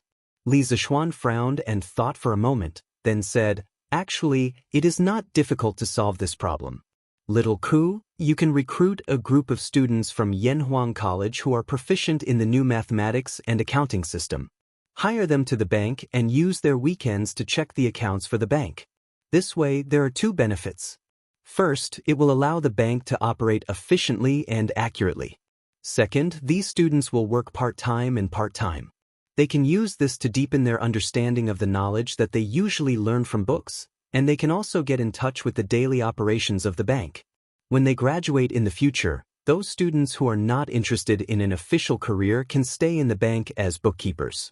In terms of salary, they will definitely be able to ensure that their family will not have to worry about food and clothing." Yanhuang Bank's position in Tang Dynasty was equivalent to a modern-day bank or central bank. It was considered a large-scale state-owned enterprise. Li Zishuan felt that assigning his students to work in the bank would not be a disgrace to Yanhuang College's reputation. "Yamacho, you intend to let the students of the college to work in the bank as bookkeepers?" Li Ku's eyes widened in disbelief. In the minds of the ancient people, there was no such thing as a state-owned enterprise. In their eyes, there was only the imperial court. Scholars studied and obtained scholarly honors in order to enter the imperial court and serve the country. They had never heard of anyone studying specifically to become bookkeepers. "But, Little Ku, are you looking down on Yanhuang Bank? Do you feel that it is a waste of talent for the students of the college to stay here?" Li Zishuan's sharp eyes seemed to be able to see through people's thoughts. He looked at Li Ku and said with a faint smile. Could it not mean that? Li Ku hurriedly said. Li Zishuan shook his head and said with a smile, Little Ku, you have been in the bank for a long time. You should know what kind of place Yanhuang Bank is. Today, I can tell you with absolute certainty that in less than 3 years, Yanhuang Bank will become an existence that controls the entire economy of Tang Dynasty. Its importance is definitely not inferior to any of the 6 ministries in the imperial court.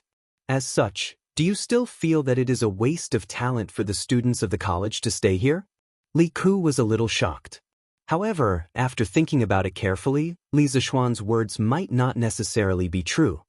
He clasped his hands and said, Yamacho's words are also what Ku hopes for.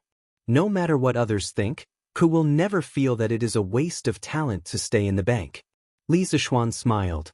After pausing for a moment, he said, Yanhuang College teaches engineering. Although there is a subject in the imperial court's imperial examinations, compared to the subjects such as Jinshi and Mingjing, the number of students admitted to this subject is much smaller. The number of students in Yanhuang College who can stand out in the imperial examinations every year is extremely small. And the number of students who can use engineering to gain a foothold in the imperial court is even rarer. Therefore, I feel that instead of letting the students be small officials in the 6 ministries and waste their time doing odd jobs for the officials, it is better to let them come to a place like Yanhuang Bank where they can truly display their strengths.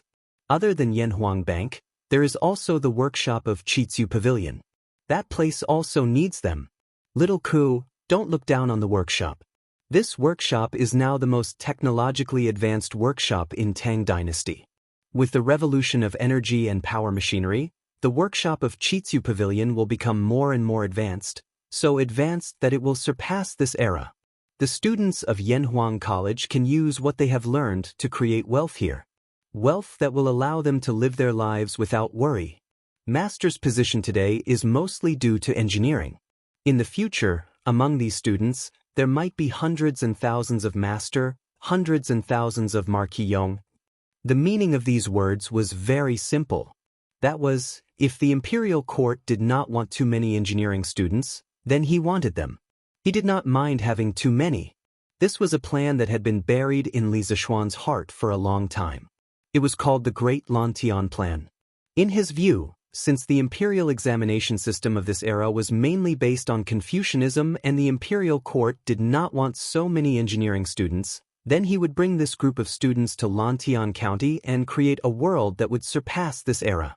In any case, he was now the lord of Lantian County. There were many vacant positions under him. He had the ability to give these engineering students generous treatment and high social status. Chapter 1454. Yamacho, now that Confucianism is in power, it is indeed difficult for engineering students to stand out. However, I am willing to help you. After listening to Li Zishuan's words, Li Ku was silent for a long time before he spoke. Oh, how do you plan to help me? Hearing this, Li Zishuan asked with a smile. Li Ku pursed his lips and said, In a few years, I will be going to Shu. Shu has been isolated from the Central Plains for a long time, and the conditions there are very backward. It is in need of large-scale construction to improve the living conditions of the people. At that time, if there are students from the college who are willing to go to Shu to be officials, I will gladly accept them. I believe that with the ability of our college students, it will not be a problem for them to benefit the people. Li Zishuan glanced at Li Ku and laughed. Little Ku, you have seen Ku Shirqing's good deeds in Shu, so you want to recruit more students from the college to help you manage your fief, right? Don't be fooled by Li Ku's dignified words, as if he was helping Li Zishuan share his burden. In fact, Li Ku's actions were snatching talent from Li Zishuan. However, even though Li Zishuan knew Li Ku's true intentions, he was not angry. This was because the students of the college were free to choose where to develop in the future. Li Zishuan could not control them at all. If Li Ku had the ability to attract these talents to Shu, it could only be said that he was charismatic. Li Zishuan would not be angry about this. After being seen through by Li Zishuan, Li Ku was slightly embarrassed. He coughed dryly and said, Ahem. Nothing can be hidden from Yamacho's eyes. Actually, what I am thinking is that the Central Plains is deeply influenced by Confucianism. Even if the engineering students have made outstanding contributions, it will be difficult for them to compete with Confucianism that has been passed down for hundreds and thousands of years. But Sichuan is different. Since the Qin and Han dynasties, it has been isolated from the Central Plains and is less influenced by Confucianism. As long as Ku can lead the students of the academy and make Sichuan a prosperous place, engineering will be able to gain a foothold there. Maybe Ku can even open a school similar to Yanhuang College there. I hope Yamacho will agree. Li Zishuan couldn't help but laugh and said, "Little Ku, you're helping me spread the seeds and leaves. What reason do I have to disagree?" Pausing for a moment, he continued, "Just as you said, the study of engineering is indeed met with a lot of resistance in the current Great Tang, but I don't think this resistance is a problem. As more and more people realize that engineering can change the world, they will slowly accept it. Of course, if you want to develop engineering in Shu, it might not be a bad idea. This can also be considered as blossoming." Li Ku cupped his fists and said, "What Mr. said makes sense. Then from now on, Ku and Mr. will work together to develop our skills." In the past, Li Ku was repulsed by Sichuan. After all, he had lived in Chang, and since he was young, it was inevitable for him to have some resistance in his heart when he was asked to go to Sichuan, which was thousands of miles away. However, after talking with Li Zishuan, Li Ku even faintly looked forward to going to Sichuan as soon as possible. Because leaving Chang and was like a fish entering the sea. At that time, he could be like his idol, Li Zishuan, vigorously develop engineering in his fief and make the people there better.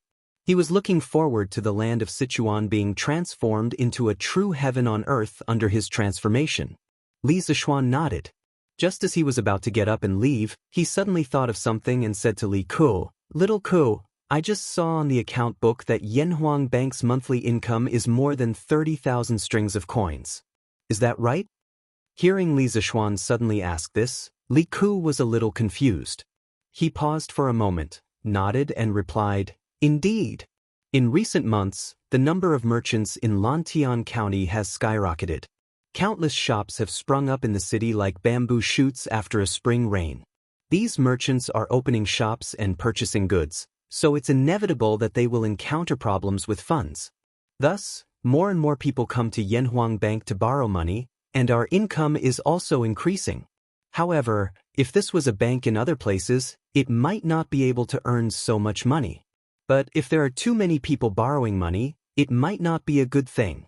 After all, the money in our bank is limited. At the end of every month, the bank will have a shortage of money. Many merchants want to borrow money, but they can't, so they can only borrow money from those big families who specialize in lending money. Moreover, the amount of Tang Yuan issued is closely related to the total wealth of Tang Empire. We can't just rashly print more Tang Yuan, so we can only watch as those merchants are exploited by those big families." Li Zishuan knew that Li Ku was telling the truth. After all, in the current Tang Empire, if one were to talk about the most prosperous places, it would only be Chang and Longtime County. But if one were to talk about the place where the scale of business grew the fastest, it would only be Longtime County. The expansion of business required a large amount of liquidity, and the bank was a place that specialized in providing liquidity for merchants. Currently, the capital of the bank was mainly accumulated from the investments of the bank's shareholders and the profits from the bank's operations in the future. The bank's source of profit was, first, from collecting the fees from the commoners when exchanging copper coins for Tang Yuan, and second, from lending money to the merchants to generate profits. After a moment of silence, Li Zishuan said, "Little Ku, one must know how to be flexible when dealing with matters. Since the bank will encounter a shortage of money at the end of every month, then we should think of a way to attract more funds." Li Ku frowned and asked, "Yamacho, where should we go to find a source of funds?" Li Zishuan smiled and said, "Of course it's from the commoners. Previously, Little Ku, you were able to think of lending money to the merchants to generate income for the bank. Now, why didn't you think of using small profits to attract the commoners to deposit their money in the bank? You can post a notice to inform the commoners of Longtime County that as long as they deposit their copper coins in the Yanhuang Bank, not only will we not charge them the fees for exchanging copper coins for 10 yuan, we will also give them a certain amount of interest. This interest is divided into current interest and fixed interest. Current interest means that there is no fixed deposit period. If the commoners need money, they can come to the bank to withdraw it at any time. Fixed interest means that the money cannot be withdrawn until the agreed-upon date. Therefore, the fixed interest rate is higher than the current interest rate. Those commoners who have extra money can deposit their money in the Yanhuang Bank. This way, not only can they ensure the safety of their property, but they can also earn extra interest. I think there will be many commoners who will be willing to deposit their money in the bank. Li Ku's eyes widened when he heard this. His face was full of disbelief. At this moment, his mind was already in a daze. After a while, he finally regained his senses. He swallowed his saliva and asked, "Mountain Elder, if we really release this notice, I can guarantee that our bank's doorstep will definitely be trampled down by the people who will flock to our bank. Are you sure we won't lose money like this?" Lose money? If a bank can lose money, then there is no business in this world that can make money. Li Zishuan muttered in his heart. Then he smiled and said, "Whether we will lose money or not, it will depend on Xiao Ku's methods. I am only introducing you to a way to solve the problem. In this method, there is still a lot of room for manipulation. For example, the interest rate. When the bank is short of money, you can slightly raise the interest rate to increase the commoners' enthusiasm to save money. When the bank is not so short of money, you can adjust the interest rate to reduce the cost of the bank's deposit. There is a limit in the middle. You need to consider and balance all the factors. As for your worry that the bank will lose money, this worry is completely unnecessary. The interest rate of the bank will always be higher than the deposit rate. Also, money can only create more value when it is in circulation. If everyone hides their money in their own homes, then money will always be money.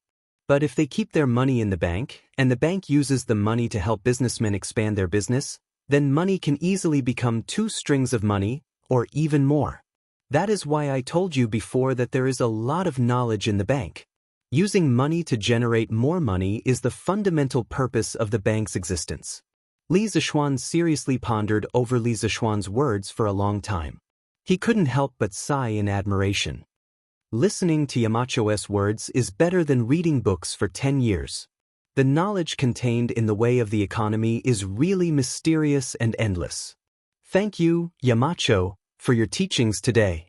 Li Zishuan waved his hand and said, "Actually, Xiao Ku, you have already done very well. When everything here is stable, I hope that you can return to the headquarters of the Yanhuang Bank in Chang, in city, and shoulder more responsibilities. Our Yanhuang Bank is under the name of the Ministry of Revenue, but most of the officials in the Ministry of Revenue are old-fashioned. If we rely on them to manage the bank, I am afraid that in less than half a year, the bank will not be able to operate anymore. Therefore, the heavy responsibility of bringing the bank to greater heights still falls on your shoulders." There was nothing wrong with these words on the surface, but Li Ku felt that it sounded a little strange. After a moment of silence, he frowned and asked, "Yamacho, what about you? Don't tell me that you intend to leave the bank alone?" At this moment, he finally realized that something was wrong. Li Zishuan spoke too much today, as if he couldn't wait to impart all the knowledge in his mind to him. Li Ku suddenly had a bad premonition in his heart, and his whole body suddenly became nervous. Li Zishuan was silent for a long time, then sighed and said, "Master has more important things to do. But if the bank encounters any problems in the future, Xiao Ku, you can still come to me." Li Ku didn't ask Li Zishuan what the more important things were, because he knew that if Li Zishuan wanted to talk about it, he would have told him directly. Since he didn't say anything, it meant that Li Zishuan didn't want to talk about it. Li Ku naturally wouldn't force him. Let's not talk about this anymore." Seeing that the atmosphere was a little stagnant, Li Zishuan laughed and broke the silence. "The reform measures that I told you about earlier must be tested in Longtime County, because the demand for money here is large enough. In addition, not only can the bank lend money to merchants, but it can also lend money to the commoners. Now that the commoners in Longtime County are living well, Some of the smarter commoners will want to make a living. The bank can lower the interest rate and lend them some money to create more wealth. Li Ku was puzzled. Merchants can use their shops as collateral to borrow money, but what can the commoners use as collateral to borrow money? Li Zishuan thought for a while and said, they can use land deeds. But when the amount borrowed is small, they don't have to use collateral. They are all from the same county, so even if they want to take the money and go far away, they can't go far. In ancient times, most of the commoners were more honest. Farmers were more conservative, and they didn't like to owe money to others. If they did, they would pay it back as soon as they had the money. If they delayed it for another day, they wouldn't be able to eat or sleep well. Therefore, Li Zishuan wasn't worried that the commoners would renege on their debts. Li Kun nodded and said, Yamacho's words make sense. In the future, if the commoners of Lantian County need anything, the bank will definitely lend them money. After leaving the bank, Li Zishuan went straight home. Firstly, it was getting late, and it was time to go home for dinner. Secondly, he was going to the Black Armored Army's camp soon. Before he went, he had to spend some time with his family. He was comfortably going home to spend time with his family, but there were some people who weren't feeling well. One was Li Tai, and the other was Ching Chumo. Around noon, Li Tai went to the workshop to look for Mo Lingwei to learn some technology. Mo Lingwei used the force-feeding method to teach Li Tai the principles of the workshop's newest products, such as DC motors, batteries, and diodes. Li Tai was busy wandering around the workshop, trying to understand everything that Mo Lingwei explained to him. He worked all the way until nighttime. Poor Wei Wang, he had to work overtime in the workshop at night. If word got out, no one would believe it. Now, he and Li Ku were brothers in the same boat. One was fighting in the bank, and the other was researching new technology in the workshop. Although it was hard work, the two brothers were willing to endure it. This electric bike is so fun to ride. It's so much better than riding a horse. Oh no, I can't return the bike to Xiaoxian so soon. I have to ride it for 2 more days. In the evening, Cheng Chumo rode the electric bike that he borrowed from Li Zishuan. He was like a young man, attracting the attention of all the passers-by. He couldn't help but mutter to himself on the bike. *CK. So majestic. At this moment, Cheng Chumo saw a woman riding a bicycle towards him. Of course, that wasn't the main point. The main point was that the woman had a particularly spectacular body part. As the bicycle bumped along the road, Cheng Chumo's eyes widened. Bam! As the saying goes, extreme joy begets sorrow. All happiness is destined to have a price to pay. Cheng Chumo was so focused on looking at the beautiful woman that he forgot to look at the road. With a bang, he and his car crashed into a newly erected electric pole on the side of the road. Help. Soon, Cheng Chumo's painful howls came from under the electric pole. That sound was really miserable. Chapter 1455. Ouch. Softer. It hurt so much. Night fell, but in a ward of Lantian County's Tang Tang Joint Medical Center, there was a faint light. A woman with a good figure was applying medicine and bandaging a burly man. What was annoying was that the man was still crying and howling from time to time. Those who didn't know the situation would think that they were doing something in the room. Serves you right. Who asked you to ride without looking at the road and like to look around? The woman with a good figure could not help but snort angrily. Looking at her face carefully, who else could it be but Guqingyue? And the man half leaning on the couch was Cheng Chumo. It turned out that the woman Cheng Chumo saw on the road today was Guqingyue, who had just finished work and was about to go home. However, this fellow was so fascinated by the scenery that he did not even know that he had crashed into a telephone pole. Hearing Guqingyue's scolding, Cheng Chumo was not ashamed. Instead, he smiled proudly and said, Gu. Dr. Gu, you can't blame me for this. You said that a piece of iron was sucked away by a magnet. Can you blame the iron? If you want to blame someone, you can only blame the magnet for being too attractive. Summer was really a good season. Cheng Chumo, whose hormones were exuberant, seemed to be enlightened at this moment. His speech was obviously much better than before. How could Guqingyue not understand the meaning of Cheng Chumo's words? But it was precisely because she understood that she felt both angry and a different kind of emotion in her heart. Ouch! Ouch, ouch, ouch! Dr. Ge, can you be gentler? Cheng Chumo, who had just said something, suddenly felt a strong force coming from his knee, followed by a sharp pain. It was so painful that he almost cried. Who told you to talk nonsense? Gu Qingyue's eyes were filled with anger as she glared fiercely at Cheng Chumo. Obviously, she had deliberately taught Cheng Chumo a lesson just now. Cheng Chumo finally understood. Not only did the girl in front of him have a hot figure, but her temper was also quite fiery. He couldn't afford to offend them. Cheng Chumo decided to restrain his wretched and dissolute nature a little, so as to avoid further physical pain later. If Dr. Gu thinks that I'm talking nonsense, then I'm talking nonsense. Today, I really have to thank Dr. Gu. Otherwise, where would I find a clinic at this time? But it would be better if you were a little gentler. Cheng Chumo scratched his head and decided that a wise man knew better than to fight when the odds were against him. Gu Qingyue snorted and rolled her eyes at a certain someone.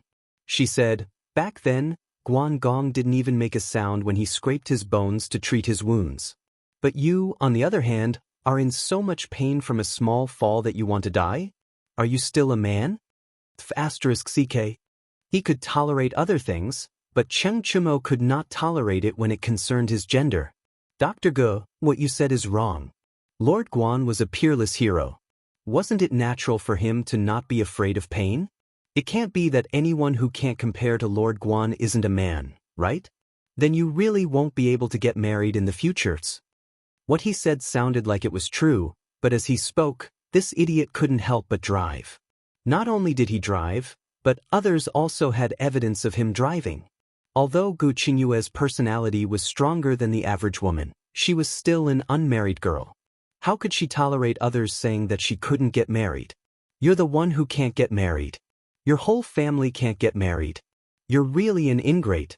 I shouldn't have saved you today. Gu Qingyue put her hands on her hips and scolded Cheng Chumo fiercely. Cheng Chumo shrunk his neck. Obviously, he didn't expect Gu Qingyue to have such a big reaction. He hurriedly said, Dr. Gu, calm down, calm down. I didn't say that you can't get married. I'm only saying that according to your standards, there aren't many men in this world, so you can't get married. But obviously, there can't be only a few men in this world, so it's impossible that you can't get married, right? Hearing Cheng Chumo say, you can't get married, Gu Qingyue was about to explode. When Cheng Chumo finished speaking, she couldn't help but roar, you lecher, shut up. Get out. Get out now. Tang Alliance Medical Center doesn't welcome you. Hey, don't. I'm an injured person, and you're a doctor. Aren't doctors supposed to save the dying and heal the injured? How can you chase me out? Cheng Chumo also realized that there was something wrong with what he said just now, and hurriedly tried to salvage the situation. Gu Qingyue just said it out of anger. She didn't really want to chase Cheng Chumo out. After all, Cheng Chumo was still injured. However, Cheng Chumo's words just now were really too hateful. It was impossible for her to admit defeat now. But you won't leave. Believe. Anyway, you've already applied medicine on your leg. You can rest here for a night, and you can walk tomorrow. After a moment of silence, Gu Qingyue said coldly. Cheng Chumo was stunned. He thought to himself, didn't I say too much even if you can't get married? It was just a joke. Why do you have to overreact? He didn't know that his unintentional words had hit Gu Qingyue's soft spot, so Gu Qingyue had such a big reaction. Dr. Gu, wait. Seeing that Gu Qingyue was really going out, Cheng Chumo hurriedly said, it's dark now. Lantian County and Chang and City are all under curfew. Where can you go? Besides, you're a girl. It's dangerous for you to go out alone so late at night. Hearing the faint concern in Cheng Chumo's words, Gu Qingyue's ears turned red, and her expression was a little unnatural. After a moment, she snorted, no matter how dangerous it is outside, it's still safer than here. Even a fool would be able to understand the deeper meaning of this sentence. After saying that, she walked directly out of the door. Cheng Chumo was stunned and hurriedly said, Hey, Dr. Gu, wait. You stay, I'll go out. But at this time, Gu Qingyue had already left without looking back. How could he still see her? Cheng Chumo was anxious. How could he bear to let a girl wander the streets in the middle of the night? So at this time, he didn't care about the injury on his knee. He directly jumped off the bed and limped out, shouting, "Dr. Gu, wait. You stay in the room, I'll sleep in the hall of the medical hall."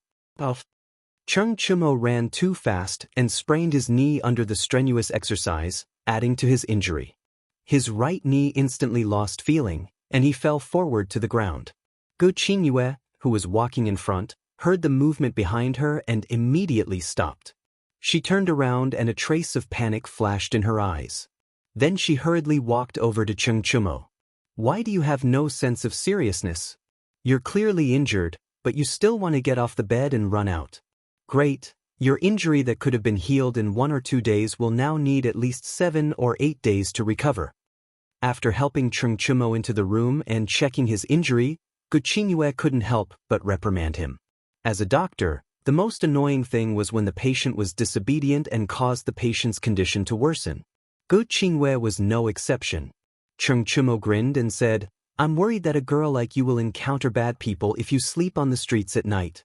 Let's say first, you'll stay here in a while, I'll go downstairs to sleep in the hall. It's hot now, so you don't have to worry that I'll catch a cold at nights." "Who cares if you catch a cold at night?" Gu Qingyue rolled her eyes and grumbled in her heart, but she said, "Who told you that I'm going to sleep on the streets? Behind this joint medical center is the temporary residence of the doctors. I have to go back and rest, so I'll leave this place for you to stage." After saying that, Gu Qingyue waved her hand and left very suavely, leaving behind a stunned Chung Chumo. F***CK? There's a place for the doctors to stay in this joint medical center of Tang? Why haven't I heard of it? After sighing, Chung Chumo silently glanced at his sprained right leg and couldn't help but curl his lips. He probably felt that it wasn't worth it for this brother leg. Fell for nothing. This lecher, although he's a little perverted and his words are a little hateful, he can still be considered a gentleman who knows how to care for people. After talking for so long, I actually forgot to ask for his name. Pay. Why do I need to know the name of this lecher? Gu Qingyue, who had always thought of herself as a strong woman, was inevitably confused tonight. The main reason was that Chung Chumo was different from the men that the matchmaker introduced to her in the past. She felt that Chung Chumo seemed to be more real. Whatever he was thinking in his heart, he would show it on his face.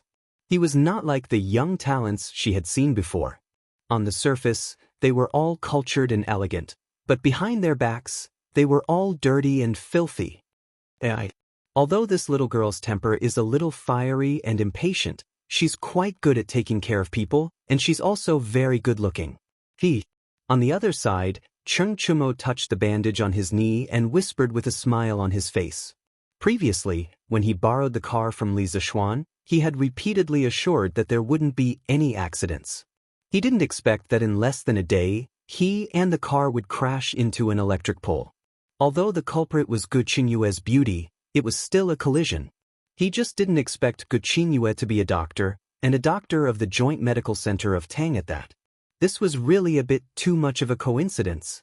"AI, get up quickly. It's time to change your medicine." Early in the morning, the sky was just beginning to brighten. Chung Chumo was still chatting with Zhou Gong in his dreams when he heard a woman's voice in his ear. Moreover, the voice was a little loud, and it was difficult for him to not wake up even if he wanted to. "Miss Gu, Dr. Gu, how did you come in?" Chung Chumo rubbed his sleepy eyes and said in surprise. "Your door wasn't locked. How do you think I came in?" Gu Qingyue rolled her eyes and said in a bad mood, "Oh, I don't think I closed the door last night." Chung Chumo scratched his head and thought for a while before saying, "His knee was injured last night. After Gu Qingyue left, he didn't have the strength to get out of bed and close the door, so he fell asleep directly on the bed. Sit tight. I'll help you change your medicine. In a while, the clinic will start accepting patients, and I won't have time to take care of you then." Gu Qingyue put down the medicine box on her shoulder and said to Chung Chumo as she took out the medicine from it, "Oh." Chung Chumo sat up obediently and rolled up his trousers, revealing the injured area on his knee. This time, Chung Chumo learned his lesson. When Gu Qingyue was changing his medicine, He didn't take the initiative to say a word, not even umph. It seemed like he wanted to learn from Guan Yu and be a tough guy. Just like that, Gu Qingyue quietly changed his medicine, and Cheng Chumo raised his head and stared at her without saying a word. Although the scene looked a little funny, it was more heartwarming. Gu Qingyue was now squatting. If Cheng Chumo lowered his head and looked, he should be able to see some scenery, but the people of the old Cheng family were all walking and sitting upright. Gu Qingyue was now helping him change his medicine. If he did something like that, how was he different from a beast? It's really strange. Why aren't you in pain today? After changing the medicine, Gu Qingyue stood up and asked curiously. Cheng Chumo said smugly, I used to be on the battlefield with my father. I don't care about such a small injury. Besides, I'm a man who wants to be Guan Yu. Why would I make a fuss over a small injury? Gu Qingyue couldn't help but burst into laughter and said, Keep bragging. Who was the one crying for his parents last night? Then, she felt that laughing like this might make people think that it was unladylike, so she quickly stopped smiling and shifted her gaze elsewhere. But after waiting for a long time, she didn't hear Cheng Chumo's voice. She couldn't help but turn her head to look at Cheng Chumo. At this time, Cheng Chumo was completely stunned. If one were to use 8 words to describe it, it would be that his face was dull and his eyes were shining. Because in Cheng Chumo's eyes,